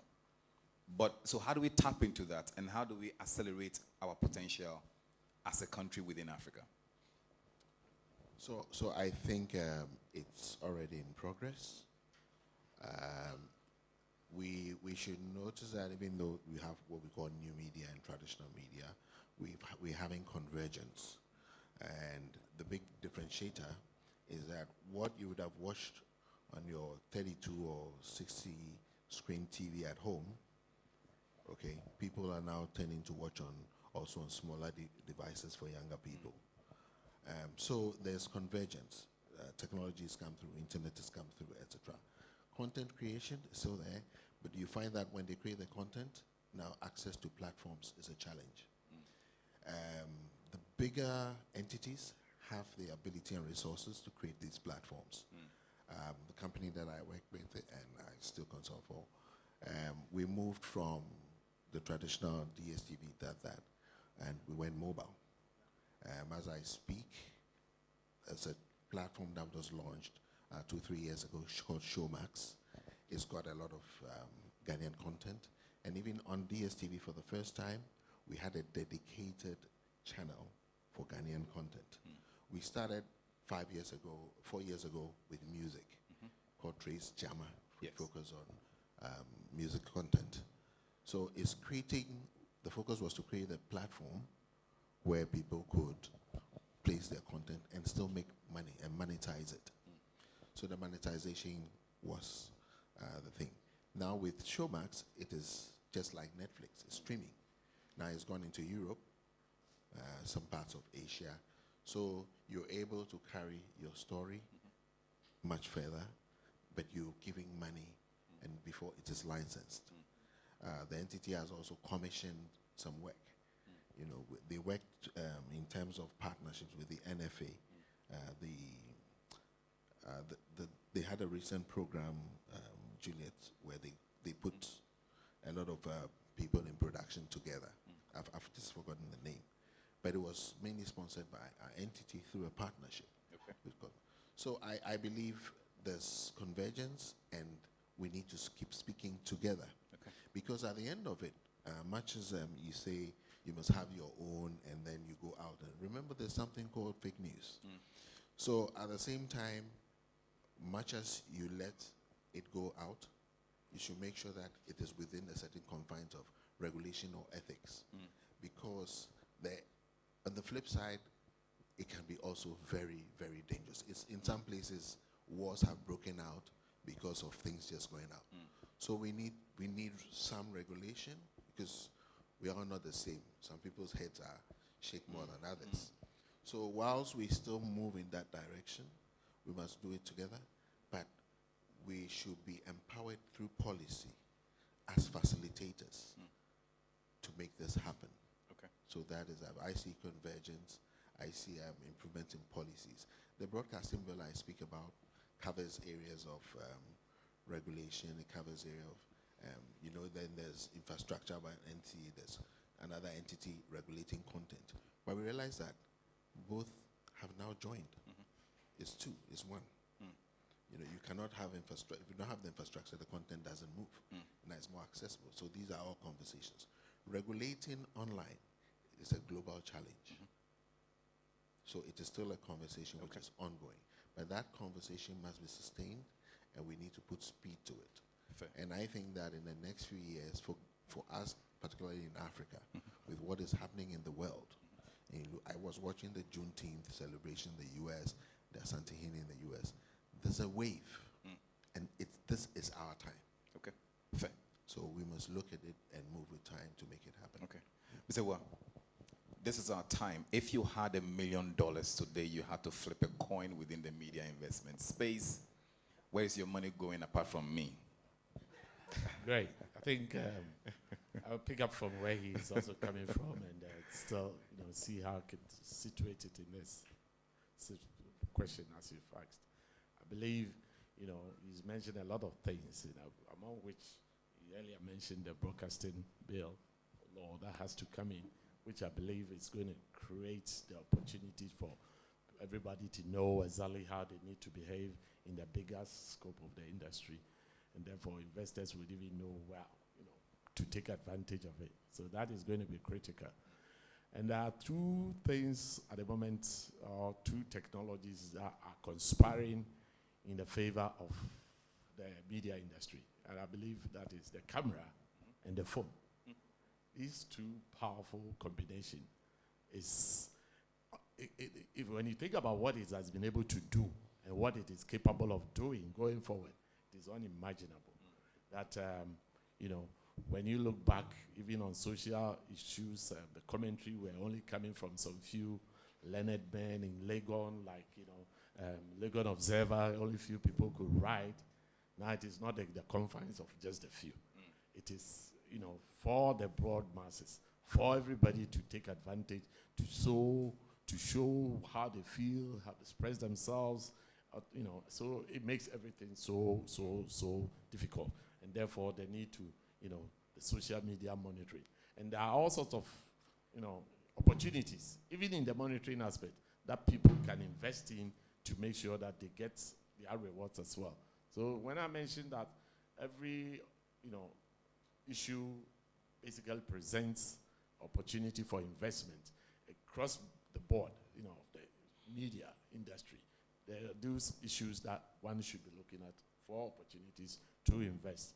And of course, it would be very helpful if within all that, they operate within that broader broadcasting bill or, policies that are churned out from time to time by government. Government has got a lot of responsibilities to really help out in this.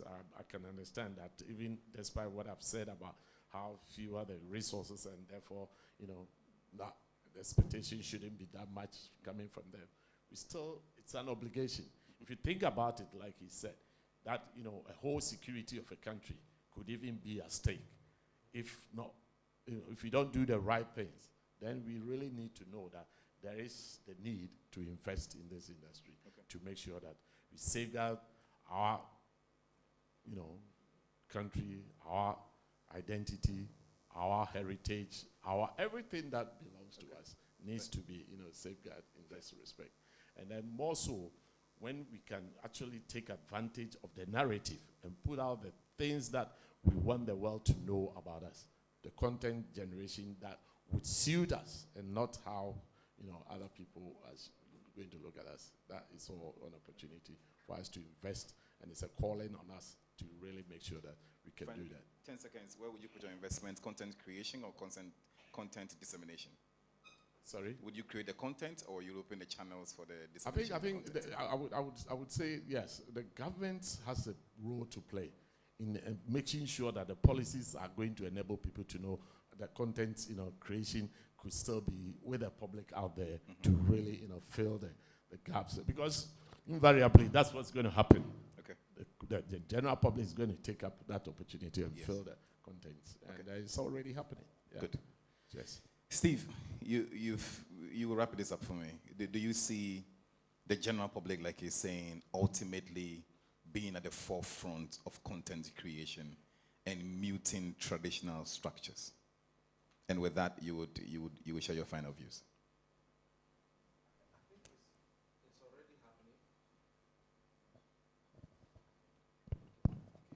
I think it's already happening.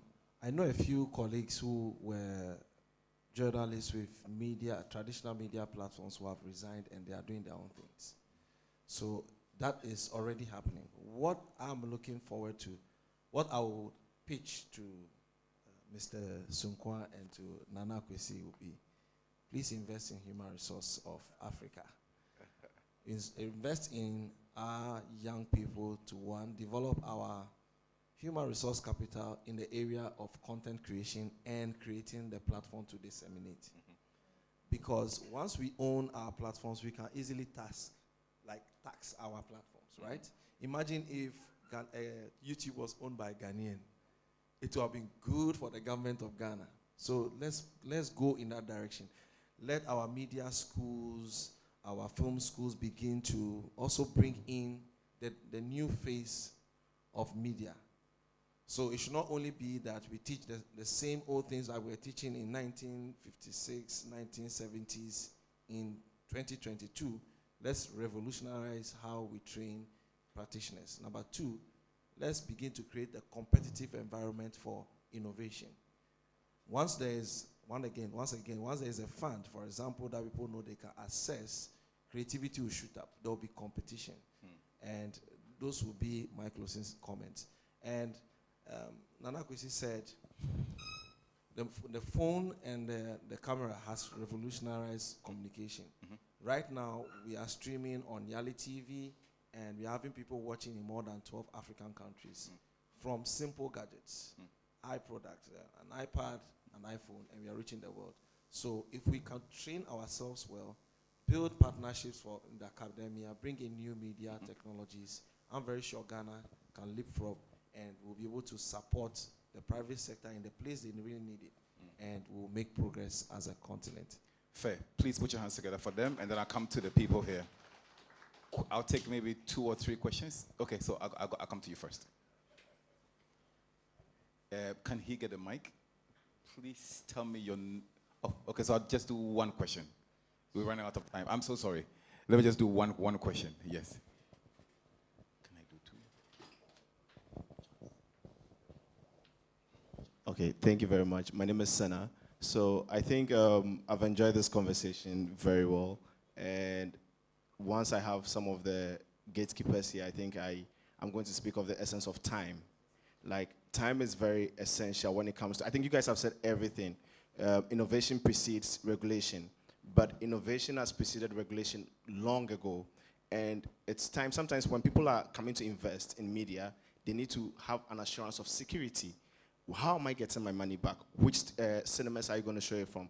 I know some Ghanaian filmmakers who are willing to go and premiere their shows in Nigeria than they do in Ghana because it's a safer hub. You know, once you go there, like on a bad day for Nigeria, you're probably able to premiere in like 48 cinemas. We can't count 48 cinemas in Ghana for a day. So the regulation, the policy and everything you say, it makes sense. But how fast are we doing it? Because before we are able to decide, okay, let's do this, let's catch up quickly, then Nigeria is taking the market. Another country is taking the market. So we've had these. We know on paper, all the policies and everything make a lot of sense. But the willpower and the commitment is always lagging behind. So I'm just pleading, as much as we keep saying all of these things, let us push it forward so investors can have more confidence in investing in our media industry. And then 2, the other side too comes to regulation, as you said. It also comes to people knowing that they are investing in the right sources. It's like we allow, based on the question you asked about right now, the masses controlling the media. Yes. We allow the masses to control the media, that people lose credibility or who they should go to. And it creates doubt. It's like, let's say I'm coming year of return, like we spoke about year of return. I'm coming to Ghana for year of return right now. Let me just deviate from media. I'm trying to figure out who are the right authorities or who are the right agencies I can even do a tour with. You go on YouTube and somebody's uncle is like Charlie Brahmin for uncle.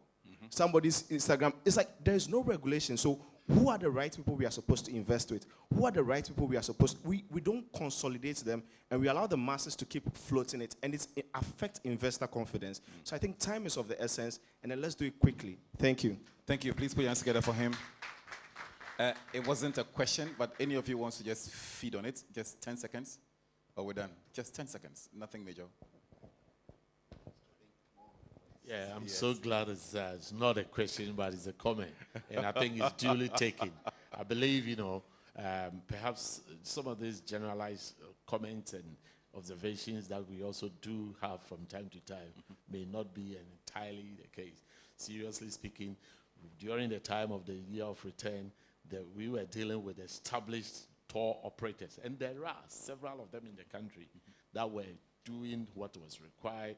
Some of them will fall through the net and deal with uncle, cousins, schoolmates, and that sort of thing to really give that sort of impression. But I can get to your point. I do get the point that you've made with that we need to make sure that there are all these sorts of regulations in some of the, which is helpful. I fully take it on board. Okay. Just wanted to make that comment regarding comment. Thank you so very much. And I'd like to say a very big thank you to Mr. Cecil Sunkwa Mills, Mr. Akwesi Ewa Ababio, and Steve-O. Please put your hands together for the panel. If I learned nothing at all, I learned the following. 1, we are all content creators. 2, we are all investors within this media landscape. The bundle you buy is an investment into the landscape. 3, we are at a point of convergence, and therefore many things are happening. 4, the broadcast bill is very important. It's of essence, and we need to get it done. 5, the youth must change. The youth must engage adequately with policymakers to make things work. 6, we need to invest in human resources. 7, we need to invest in channels. 8, we need to train practitioners. 9, we need to make sure that there's an availability of a fund. 10, we need to work with speed. And the last one is we need some controls and regulations within the landscape. These are my thoughts and my views from my panel. And with that, I thank you very much. God bless.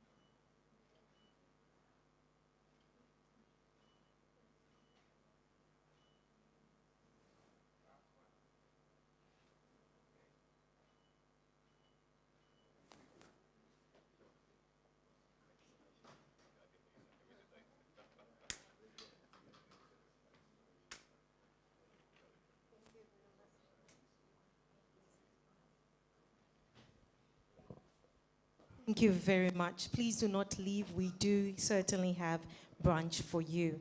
At this juncture, we're going to watch a video from a video and a message from our international speakers, short video, and we will be wrapping up. We are definitely wrapping up very soon. So if you're ready, let's take the video, and then we will be doing our vote of thanks and move on to some nibbles, okay? Is the video ready? Please don't leave. Kindly don't leave.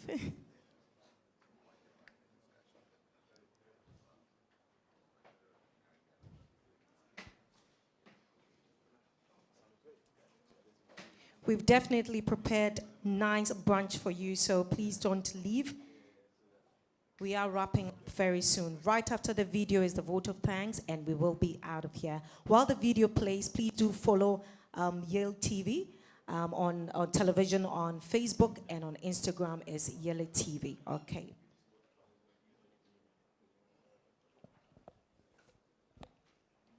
My name is Michael Thompson, Chairman and President of OBT Social. I'm sorry that I could not make it to the continent today because I've been doing a lot of traveling, but I would like to take this time to introduce you to OBT Social. And here's a video that I prepared to do just that. Africans and African descendant people all over the world are happy and dancing in the streets. For the first time, we have our own social media platforms dedicated to uplifting and educating our people. It's not just about fun and games.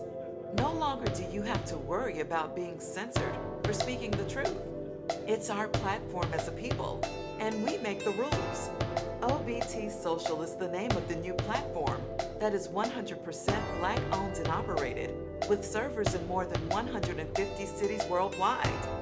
Just like Black Wall Street, OBT Social is a place where Black people can open businesses. It's a place where you can make money for the content you post and the comments you make. It's a place where the dollar can circulate among the Black community multiple times. It's a place where content that is not uplifting, educational, informative, or fun is not tolerated. We're raising the standard. OBT Social is the future of Black social media.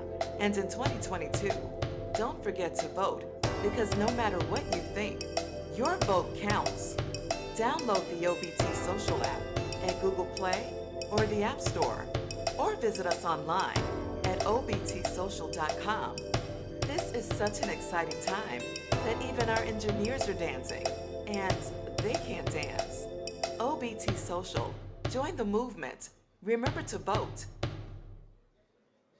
I hope that you enjoyed that video. That video explained what OBT Social is and what we do. The purpose of the platform is to bring together those of us in the diaspora with those on the continent of Africa. Now we can communicate, we can talk to one another, we can share ideas, history, just everything without worrying about being censored by those who do not understand what we've gone through or the way that we think. OBT Social is a global platform with presence in more than 140 countries today. And we have technology that will rival any of the major platforms that are out here. And something else that's interesting about OBT Social is that here in the United States, our main servers reside at a data center, and that's where you put all of your equipment so that it can connect to the internet.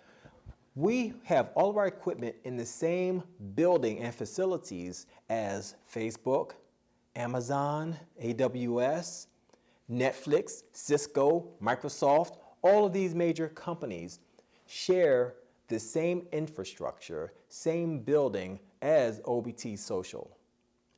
We're saying that to say we did not cut any corners in building this platform, and this platform is for all of us as a people. Now, you're probably asking yourself, how can I participate in OBT Social? And you know what? I'm glad you asked. First of all, OBT Social was designed to economically empower all of our people globally. Each and every person that joins the platform has the option to bring on other people. Okay? So when you bring on other people, so let me just give you an example. If you were to bring on 5 of your friends or family members, you will get 1 share of OBT Social stock. OBT Social plans to go public in 2023. So just imagine if you had shares of Facebook from when they first started. What position do you think you would be in today? We're planning to economically empower all of our people by giving shares for work. Instead of you having to come out of pocket with cash, you can actually help us to build this platform and take ownership and pride in this platform. So if you want to participate, go to Google Play and download the OBT Social app. The app is also available on the Apple App Store as well. Before we wrap up, I would like to thank Yali TV and the U.S. Mission to the African Union for hosting such a wonderful event. Now, the key goal here, or there's multiple goals of this event, but one of the key goals is to strengthen the relationship between those on the continent and those here in the diaspora, mainly the United States of America. Now, I am extending my hand to everyone out there. Whereas you can personally email me, you can contact me, you can talk to me, because I want to provide you with all of the information that you need in order to be successful in media and utilize the OBT social platform. So if you have a pen, here's the email address. My email address is michael@obtsocial.com. That's michael@obtsocial.com. Send me an email, chat with me a little bit, download the app. You can reach me there. I am one of the admins, so you can send me a message, and we would like to see you help us grow the platform and earn shares of the business for yourself. So, Thank you so much. So OBT Social is one of our partners at Yali TV. And if you're interested in everything that Thompson has shared, you can leave us your contacts or get further details at the reception area. We have just one more video to show you from one of our partners as well.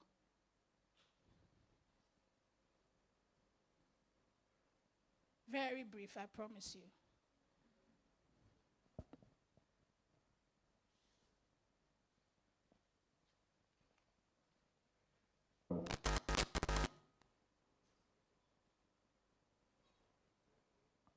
But thank you all for being so kind and staying this long. To be able to solve the problem of monetization for African content, especially content that is locally created in the African market, and with an intention to be able to distribute into an international audience for the purpose of monetization for African creators.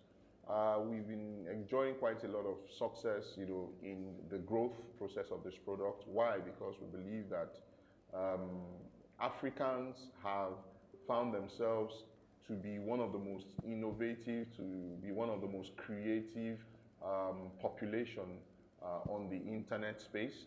And our young people have been doing tremendously, from music to film to fashion to food to arts, and then even technology in itself. And we believe that we created this product, we came together to create this product, I and my co-founders, because we believe so strongly that for the efforts that Africans are making in educating the world, about Africa, in putting out the bright, colors and culture and lifestyle of Africans, we believe it is time for African creators to be able to earn and generate good revenue that can take care of themselves, take care of their families, and be able to impact their societies with revenues that they are able to make from these their fantastic creations. And we found that it was in need, because we found that most of the platforms that are available now on the Western platforms have been quite, very unfair to the African content creators, because these contents, fantastic contents that we all love, from music, to anything that has to do with culture, our cultural representation on the digital space, have been enjoying quite a lot of very fantastic engagement. But when you look at what returns are able to come back to the creators over the cost and the efforts in which they put into it, has been little or nothing. When you go to other platforms, you find out that the payments that are even made for content engagements are even less than a penny. So we now looked at it and said that, why don't we create a platform that has the standard of technology standard that can be found anywhere in the world, in America, in Canada, anywhere, but controlled by Africans that understand the culture, that understand the lifestyle, that understand the people, and also is able to support how they're able to generate revenue for themselves. And we felt that with such a technology, one of the things we needed to do was to create a unique situation where content can be exported, basically. We have 1.3 billion people sitting in the continent, which it was evidenced around the COVID lockdown that 500 million Africans were able to come online to enjoy either entertainment or to continue any form of interactions that had to do with their businesses and all. And we have a diaspora market that is as huge as 200 million all over the world, from Brazil to Dominican Republic to Jamaica to UK and then to the US. This is such a sizable market that if a content creator is able to amass a unique number of let's say, super fans or super consumers for their content. And for example, it's made exclusive to a platform and reached and sent out exclusively to a group of people. And let's imagine that you don't need 1 million people to be able to generate, fantastic revenue. Let's assume that you're able to populate the platform with 20,000 people that are your exclusive fans for that exclusive content that you are sharing, which is not anywhere on the internet. With $1 to a large extent, let's say they're assuming that they pay $1 for engagement for that content. That's $20,000 being generated by that content creator, which will never be a figure that you might be able to generate from other content, other platforms, basically. So that was the reason why we believed that Africa needed to innovate. Africa needed to find a way around being able to develop. Right, thank you so much. And yes, you can find more information on Crowd and how you can also use that platform. I mean, a lot has been said today. This is for us. This belongs to Africa. And so let's take advantage of it, OBT, Social, Crowd, and make sure that we are investing in our own. I'll hand over to Cassandra again to close the section. Thank you all very, very much for coming. My name is Cassandra. Let me invite Anthony to give the vote of thanks, and au revoir. We can have some brunch and be on our way. So let me invite Kumsing. Come. Vote of thanks, But thank you very much, everybody, for coming. You didn't give Cassandra a round of applause. You are jealous. The one thing I didn't do is sell myself. I see Senai selling. Did I not sell myself anyway? I sold myself with my loud laughter. And do watch me on Max Morning every weekday. And I'm also the producer and host of Money Hub on Happy FM Wednesdays 6:15 and on YFM on Saturdays at 3 p.m. And Money Hub TV version airs on ETV Mondays at 7:30. I'm passionate about business and financial literacy. And I'm super, oh my God, the one person I came to was Wode Maya. Anyway, oh my goodness, I can't believe he came at vote of thanks. But anyway, thank you very much. It's been lovely, lovely, lovely interacting with you very much. All right, I think it will only be fair. You've heard Wodemaya, and he just came in. So we would want to allow him to speak to us. Fair, or we should sack him? Should we sack him? Whatever you do, it's what I would. So all the panel discussions mentioned him. Charlie, people are taking for girls, but you're taking for YouTube. So Wodemaya is here, and honestly, we would want to hear from him. With a round of applause, Wodemaya. First of all, I want to apologize. I think my team made a mistake. I had no idea. So as soon as I saw the message, I had to jump in an Uber and then just get in here. So I just want to apologize. I've already enjoyed the conversation from the panelists on my way coming in here. I'm just going to add a few to it. There's this gentleman who said you can actually work on social media as a full-time business, which I would say that congrats on that. I'm an engineer by profession, and I had to drop my engineering career, aeronautical engineer, first class, Shenyang Aerospace University in China, and I had to drop it and follow my passion, which is creating content. And creating content, I decided to turn the content creation into business. And I believe that each and every one of you in here can do that. So first, you have a smartphone. I mean, we are using just 20% of the function of the smartphone. We have social media. It's a lucrative platforms that we have. How many of you knows that Facebook pays? How many of you knows that you can earn money on Twitter? How many of you knows that with a YouTube account, you can make millions of dollars? I was in Dubai for a YouTube conference. It was a world conference organized by Nas Delhi, and I was one of the people invited from Africa. And when we got there, I mean, those of us from Africa, we thought we were making it. But I went and I met an American guy who just danced. He doesn't do anything. the daughter dances and he takes photos. And he shows us how much he makes in 21 days. That's like over $400,000 in 28 days. And then I called Sheldon in Ghana, and I'm like, Sheldon, what are we doing wrong, man? But I'm saying all these things to let you know that if you have a passion for something, you can monetize it. Even if you're a doctor, you can still create something on the internet and then you monetize it. Whatever profession that you have, don't let anybody lie to you that social media is for a school dropout. Don't let them lie to you. I hate to talk about myself, but I believe that I've built a whole business, an empire, which is worth more than being an engineer all my life. And I never knew that social media can make me who I am today. So I just want to stand in here and tell you that if you can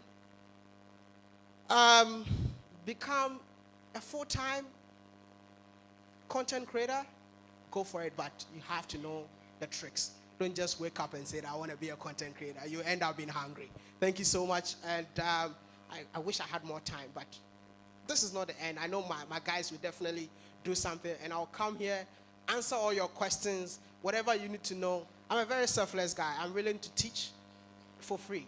Yeah, don't worry about it. Thank you.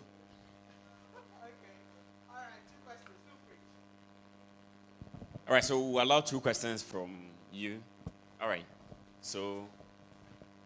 Okay. So I always sing and do a lot of things on Facebook. I'm a deaf person. I use my disability to entertain people. I don't get nothing from my social media handles. So how come? How come? That is why I'm saying that you need to meet the right people to teach you how to do it. I don't have enough time. I would have gone through how to do it. See, it's a lot. No, I mean, you need to have. How many of you are creating content? How many of you in here are creating content? Really? We'll talk about that. How many of you are creating content? On which platform? YouTube. Are you monetized? Not yet. Anyway, if I would love to have probably a class where I'll be able to teach all of that, because do that. No, I'll make myself available for that. Any more questions? We'll definitely organize that. Stephen will, and then we can actually do that. Okay. All right, thank you, Udimaya. You have enough time. Kindest courtesy of the organizers would want to put them on a panel. Do we have that time? Maximum 20 minutes, and we move from here. Is it a fair game? All right, so Woody, take the seat. You thought you were running? So we actually had a last panel, but due to a few technical issues, we wanted to skip that, but we have them here. And so like Nana Kwesi said, just a few minutes. Do I have Sita still around from Yalda? Mr. Sita, yes, okay, right. And then we'll have Mr. Alfred Okanse, Nana Kwesi, and Mr. Perkins Asante. Please, a round of applause for them. All right, so kindly take your seat. So that's Sita. Mr. Sita Sofo, his son, president of After Young Entrepreneurs Federation. And we have Perkins, Richard Perkins, and Udimaya. Oh, round of applause for them again. So this session will bother on digital media potential opportunities in Africa, harnessing global partnership for media innovation and development. Since it's 20 minutes, we want to do the digital media potential and opportunities. Woody, it will be fair to start with you. Thank you once again. And it's good to know that I'm sitting down with my own people. I just had a meeting this morning about After this morning, and then I'm meeting you guys, so It's a pleasure. Social media in Africa, I would say that it's more like virgin. We are not using it to its fullest potential because a lot of us don't understand how it works. I got the chance because I lived in China and I learned a lot. Had classmates from India. They educated me about how to use social media wisely. And I was fortunate. Then when I came back to Africa, I think anybody who get a chance to meet me, I try to educate them on it. And I believe that in Africa, you will see my footprint in so many countries that I've been to. If you go to Nigeria, I was in Nigeria, I taught people how to actually use social media wisely, and they're making it big. In Ghana, some of the biggest names that you can mention, I just don't show my face that I'm the one behind it, but they were creating content, but they didn't know its potential. So I had to come in, and we made it happen. So I would just tell each and every one of you, social media is not for school dropout. It's not for school dropout. It's a multi-billion industry that I believe that as the youth of Africa, we can take advantage of. Don't be left out. I call it the green gold.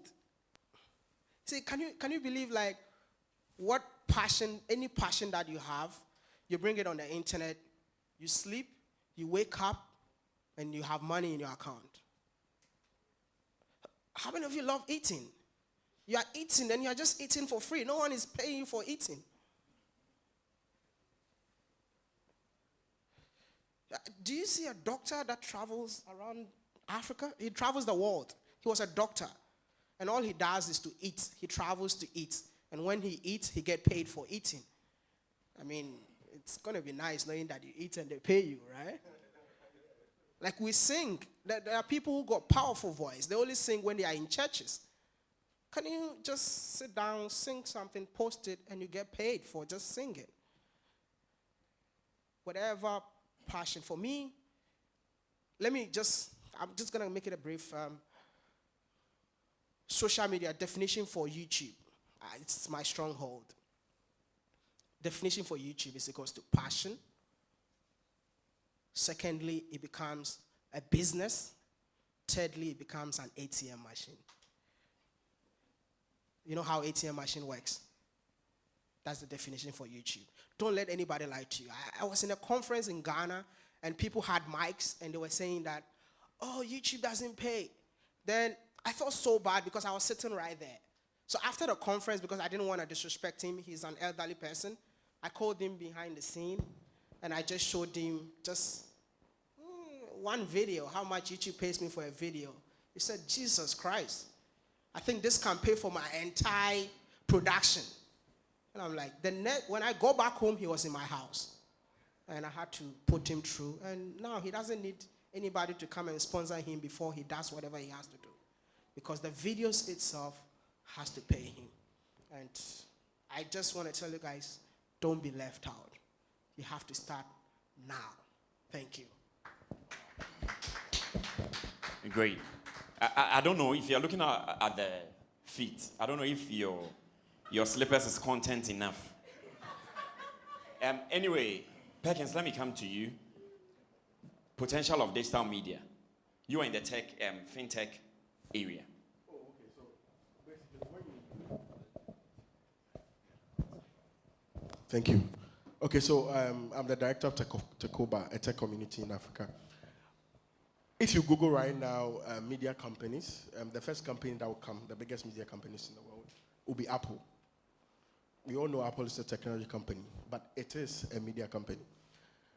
And if you want to talk about how big the opportunity, let me explain something. Social media has 4 social zones.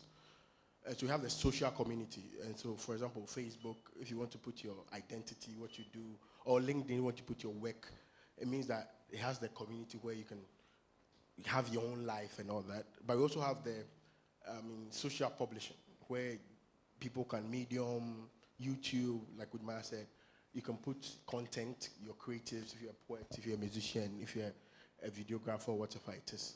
Then we also have the social entertainment where now people play games online and all that. But we also have the social commerce. So social media is just 4 zones. I mean, you can use it for all of them, and interlap. So, but what you have to understand as an individual is that there's a lot of opportunity in it. For tech, for example, when we had the COVID and we had issues, to enterprise resource planning software and stuff. What really helped out was people were building e-commerce sites, and that's what actually saved that. So I want to encourage everybody here, like if you want to do anything, think about social media and its importance and what it can do for the bottom line. I think it's great. Alfred is in the traditional media space. Do you feel irrelevant now? Well, what a question. Anyway, so good afternoon to you all. And to be honest, we saw it as a threat earlier, but now we see it as an opportunity because traditional media is leveraging on the possibilities and the advantages of social media or digital media for that matter to expand our wings where we couldn't get to through traditional media. We are using digital media to get to that place. So for instance, we make sure one of our KPIs at TV3, I can speak for, and I think many other media houses in this country, is to stream specific programs online. We make sure that while you are watching it live on television, it's being streamed online. And this is it. We get a global audience because if we are only on TV3, here's what happens. Is the people in about 10 out of the 12 regions that we have in Ghana who can watch the news or Date Rush or, Ghana's Most Beautiful or those other ones that we have. But if we're streaming it on Facebook, for instance, or YouTube, we have a global audience. And that is what has shot our numbers up so high. In fact, we have some companies now who are advertising only on our Facebook page. They don't put their adverts on TV3 as in traditional media for you to see. So if Daytrax is streaming live on Facebook and then we have like 19K live views on there, the person who's putting his advert there can measure how many people are watching his advert at a particular point in time. That's the benefit that we're getting now. So I think that the evolution of time has helped traditional media, those who really want to understand what digital media has brought and will bring, because it is not even the future, it is now. I don't know about GTV, but I can speak for TV3 and the others. But you can see what's happening, right? That everybody is evolving. We either innovate or die. And the media houses that are dying and are closing down are those who are dogmatic in their thinking and they don't want to just respond to the changing trends as we are seeing. So yes, I think it's no more a threat. We don't feel irrelevant. I think we feel more purposeful now about what the future brings for digital media, and it can only get better.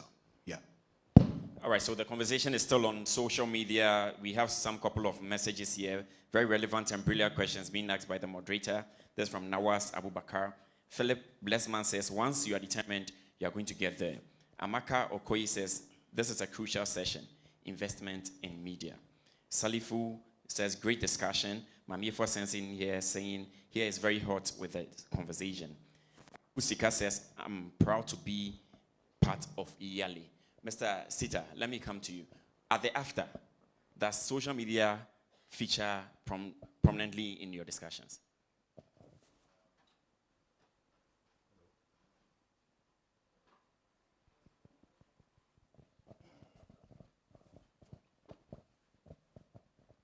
Thank you very much. I represent the After Young Entrepreneurs Federation, and then we are actually mobilizing the youth of Africa towards the African Free Continental Trade Area. So yes, certainly at AFIF, so I can talk for AFIF, the After Young Entrepreneurs Federation. Yes, social media is very important to us. I think last month or so, I was with Kalije and with my other South African ambassadors residence. And then afterwards, I had a meeting with Kalije, but you were out of the show. We are actually trying to see how we can use social media to promote the product and services of African youth. Because right now, most people are on social media. And then if we mobilize the youth, some of them are already producing one or two things, and they need access to markets, which we need to sell out. And I'm sure that at least you've dodged, you came to after, yes, it's very good, and I'll be comfortable speaking with it. But then I just want to let you understand that I'm the first person who set up a successful TV station in northern Ghana. If you've heard of North TV called NTV. We can give him a round of applause for that. Yes. So I have already, I have a lot of interest in the media. I think that's why the other people said that I need to come on this. Because media, I'm so passionate about media to the extent that I had to resign from EcoBank to do TV. And then bring about development using TV. And then I've churned out a lot of successful people in the media industry when it comes to northern Ghana. Now there are more than 5 TV stations in northern Ghana, but we are the premier TV station. We started everything. So certainly, media is a very powerful tool, and we believe that he who controls the media actually controls us and control our future. And then social media is the next thing. So you asked my colleague from TV3 about whether, yes, we are actually threatened because we pay more than $8,000 to be hosted on multi-TV digital platform every month. So convert this amount. If one is to invest $8,000 on social media, getting followers, it will be cheaper to have your TV on social media than to have it on the traditional media where you'll be paying. And now most viewers are moving from that traditional into the social media because maybe there are certain programs that you are unable to watch. But then when it's on social media, anytime you go back to it, you can be able to watch it. So certainly, social media, but you cannot do without digital media. I know as we are progressing, we have to look at how the youth can be supported to actually take part or invest in this thing that we are talking about called digital media. Thank you very much. All right, thank you. Alfred has an addition. I actually had an advice for you. See, please stop paying the $8,000. Give it to this man. He would help you to get more viewers than you are getting on multi-TV. I hope there's no multimedia staff here. They are watching online. I've got to be honest with you. They are watching online. See, I am happy to see my colleagues here, but personally, for Wodemaya, I think that the organizers, kudos to you. This session, tell you what, people pay as much as $500 to listen to him. That's one of the sessions I was privy to. The fee to pay to have him have a talk for people. This was, I think, in Nigeria or Ethiopia, one of them. $500, right? And he's here. He's Ghanaian. He's doing this virtually for free. Because if you really want to charge us, let's pay him with an applause. Please put your hands together for him, honestly. One of the guys he trained, he was sharing his experience. I think his first check from YouTube was $20,000. I was sitting in the crowd, and I did the conversion.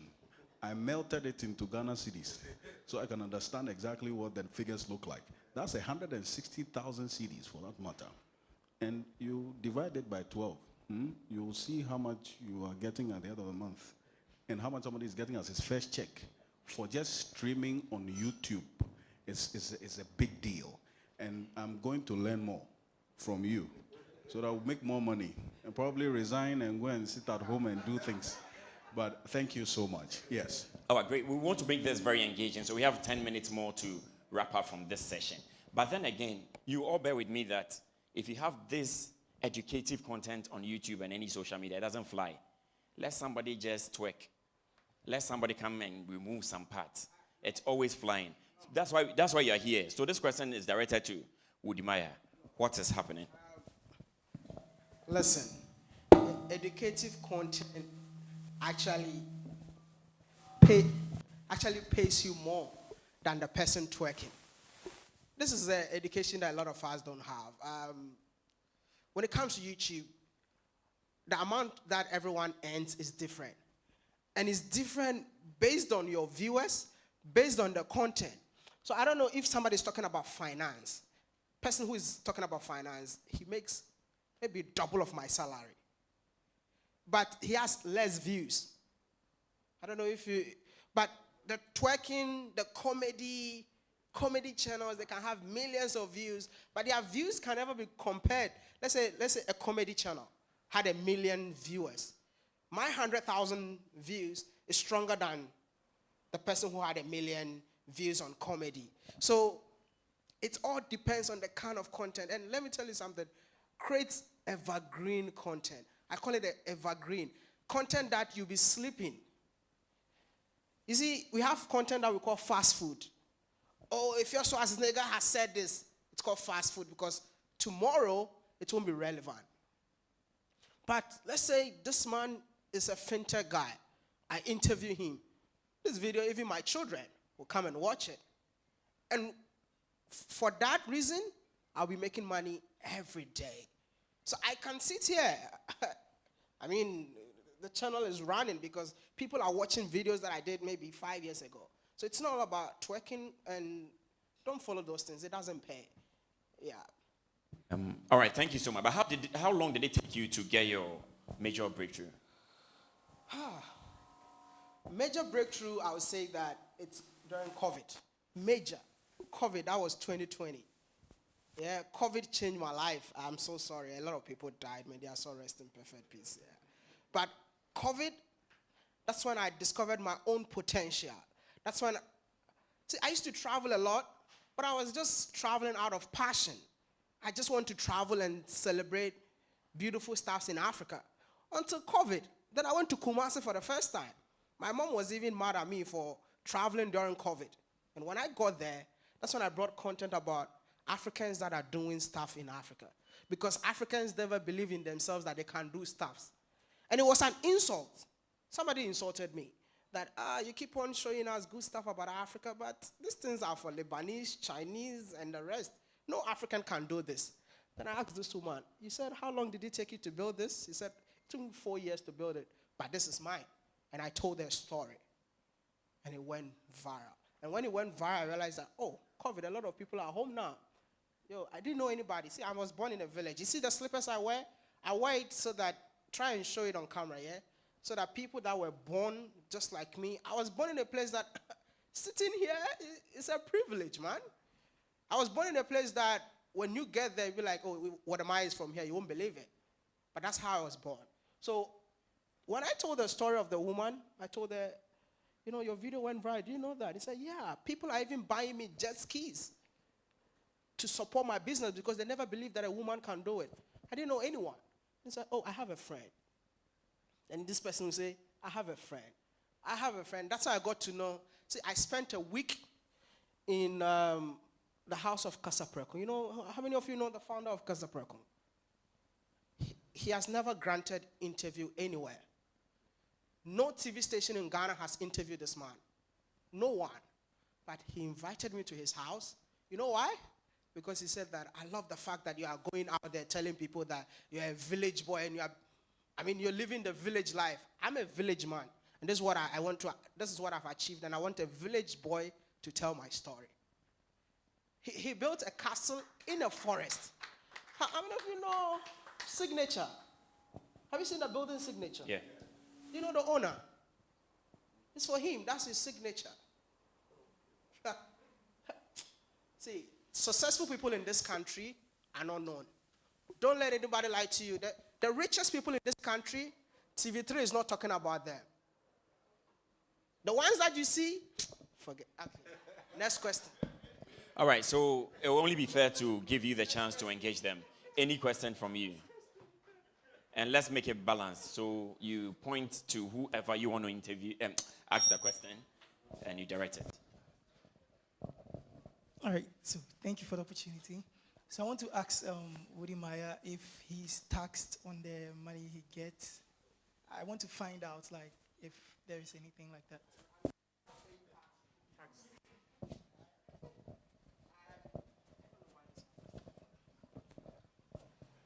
See, I'm being taxed. It's a lot, and and I believe that my tax can be somebody's. It's man, it's sad though, and we are just. I mean, working as a YouTuber, knowing how much that drops in your account, you need to pay tax because you're a citizen of the country. But I have also a company, right, that also pay tax apart from my YouTube that I've been paying tax. So I pay tax to American government because I pay tax to the American government because my platform is in America. It's a long story. Because I lived in China, by the way, and in China, YouTube was not allowed. So I was doing YouTube illegally in China.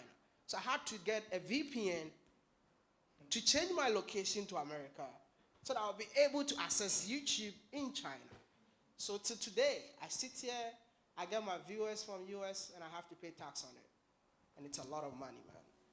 If Any other anybody question? can help me on that, I'm so happy. Any other?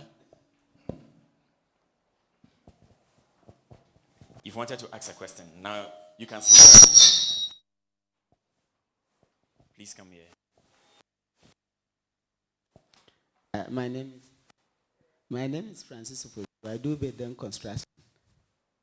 I am a member of AFIF, After Youth Entrepreneurship Federation in Africa. So my question goes to Udmaya, where you got into, even when people are listening to you, they are paying money. There are a lot of young businesses in Ghana, like myself.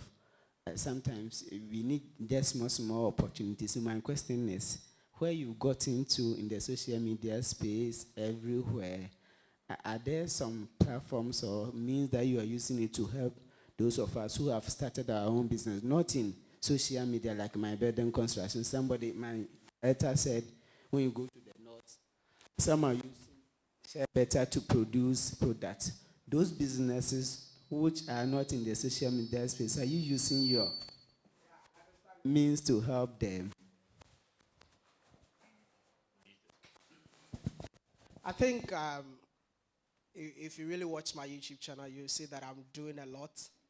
I even have a charity I declared the whole year as the year of charity. When it comes to entrepreneurs, I charge for business, like businessmen, right? We charge a lot of money, man. The $500 is for, But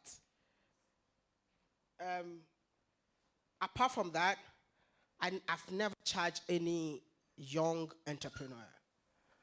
I've never charged any farmer. I'm actually building a school, what's it called? The Volta region. We do a lot of stuff. Maybe you don't follow me that much to see that. Thank you. So I do a lot. I bring people. I even send people to go and, because I cannot do everything. I'm very busy, but I think I've dedicated my platform to help. I have three things. I think love, unity, that I support everything that comes. So probably I've never met you. That's why you've never got a piece of Maya. But I believe that no, they have to pay me. These guys. There's a question I'm looking forward to somebody asking. I'll still leave it to you. Okay, please. My name is Adeline, and my question is to Wadamaya. Please, I want to ask, how do you start a YouTube channel? And then, are there any regulations concerning starting one? Thank you. YouTube session, man. You have a Gmail account. If you have a Gmail account, you have a YouTube channel. Yes. Thank you. If you have a Gmail account, you have a YouTube channel. All you need to do is to create your first ever YouTube video. But I will also recommend go and watch YouTube. YouTube itself is a university on its own. Go and watch how to create a YouTube channel. There are steps for you to follow. But how your channel to be monetized, that one, YouTube has changed a lot of things and we don't have enough time. But I'll go to YouTube and just type how to create a YouTube channel, how to monetize your YouTube video. YouTube is going to tell you that there's a videos that are going to come up. You can watch any of them and all your questions will be answered.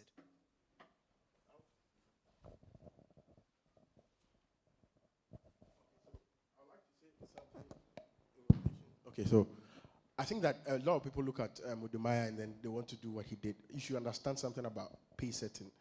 He's the first million YouTuber pay setters. I mean, he might have started with a phone. You can't start with a phone. And so you have to understand that for those of you who really want to do it, you have to see it as a business. It means that you should look at the structure. You should get help. You should look for investment. I mean, I know that, he would say that, oh, you can start with the phone and Start all with that. the phone. Don't mind him. And I get that. Don't It's mind possible. But you should understand that now there's a lot. We know that you can make millions in YouTube. So a lot of demand. You're not the only person thinking about it. There are a lot of content now. And for you to be able to stand out, you have to think like a business person.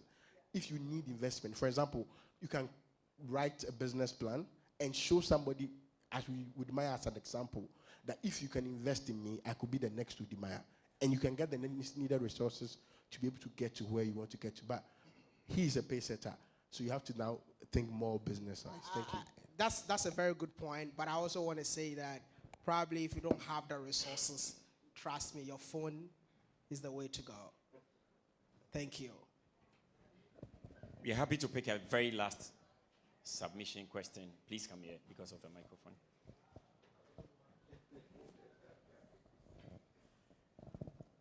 Kojo, my question goes to Maya. I watched one of your videos when you visited Kwewu and gave the one who discovered ABTV Stone Age, you gave him 3,000 USD. I want to ask one question. Ever since you donated such amount of money, have you gone back to see the outcome of what you did? Because we went there with a team and it was marvelous. And thanks for helping him also. And we want you to do more to help Madagascar. Thank you for that. And this is what AFTA should be doing, but I'm doing their job for them. This man discovered a refuse dump and he decided to convert it into a tourist site. And I heard the story. I told my team, let's go and support him. So we gave him $10,000 to continue what he's doing. And I think he reached out to me during, they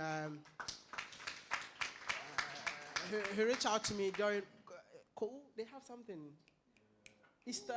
Easter, yeah, he wanted me to come around because there were a lot of people that were benefiting from what we did. But my mom, Easter, Christmas, sorry, you have to spend with her. So that's why I couldn't go, but thanks for that. I'm definitely going to go and check on him. I'm so sorry. I just get so busy about certain things. Yeah, thank you so much for that. He keeps mentioning his mom, right? Yeah. I learned Udimaya means my mother. Yeah, so my mom, she's even here with me. So my YouTube channel name is My Mom because I'm an aeronautical engineer. And my dad was like, I don't want to see you on YouTube. You have to be an engineer. Then my mom was like, your dad is straight, but I'm just going to take care of him for you, yeah? Just do it, but don't be too loud. So my mom did the job for me in the bedroom. Yeah, I think so. And then 2 weeks later, my dad gave me his blessings. And when so that's why they call me Ghana Baby. So my YouTube channel used to be Ghana Baby. So when the YouTube channel started picking up, I'm like, the best thing to do is to dedicate this channel to my mom. So I use a Chinese phrase which means my mom, Wadamaya, that you've been saying. So you're literally calling me my mom, but sorry, I'm not your mom. All right, so we would want to pick the very last submissions for you, conclusion remarks. But then again, on an average, how much do you make from YouTube? Nobody asked that. Do you want to know how much he makes on the average? We are interested in the numbers. We don't want that hypothetical statement. We want the numbers. We want to be inspired. We want to be moved today, right? Or we shouldn't ask. Jay, take the mic. So I'm not going to talk about myself, but averagely, my platform, my channel, we go for $30,000 to $50,000 every month. Yeah. I'm saying the channel that I have, averagely with 1 million subscribers, it's $30,000 to $50,000 every month. $30,000 to $15,000. $30,000 to $50,000 every month. If you want to convert it, I'll do it for you. Kindly convert it. What's the exchange rate? The current dollar is 7 CD is actually 8 cedis. It's 8 now. 8 cedis. So let's use the average of $30,000 times 30,000. times 8. 240,000 CDs. 2.4 billion. Oh, pay. The old Ghana CD, no? Yeah. So a month. I'm wondering That's who it. in Ghana receives this a month. Which institution head? Unheard of, right? I'm telling you. This can we start a YouTube channel tomorrow? Who is ready to partner? On that note, I think, Alfred, it will be very fair to have your conclusion remarks. Well, I've learned. I don't feel like I even came to say much, but thank you for this. I'm just hoping that we're all living here with a renewed passion and understanding about digital media, and we're ready to make the most out of it because we have the tools. We all have smartphones. That is the first step and the way to go. So thank you, guys, for this platform. Thank you so much. Mr. Perkins, over to you for your conclusion remarks. Okay, from a technology point of view, I just want you to know very soon we'll get to a point in time that internet will be free. And so when it's free, I mean, in 2050, the most populated youth will be in Africa. So what it means that there's an opportunity for all of us to be on social media and make money out of it. Start now, so that when internet data is free, then you'll be able to have the access to, make all the money. And remember, the money he's making is perpetual. He can will it to his children forever. Mr. Hissan? What I can say, let me just take it from my colleague. Africa, we have about 830 million youth. And then this number is expected to double up to 845 million. And these people are highly unemployed. Now, after Udimaya, my mom has been talking about a simply African free continental trade. Africa is opening up its borders so that we can move to South Africa, to Nigeria, to do businesses among ourselves. IMF has already said that about 30 million Africans are going to be brought out of abject poverty if AFTA is well implemented. And this is, by virtue of this program, this is good news to every African young entrepreneur. And I was happy what my friend was saying concerning the YouTube thing. You will just see that Udimaya is making money, then you jump onto it and you will not be making money. You lose passion, and then you will say he was a liar.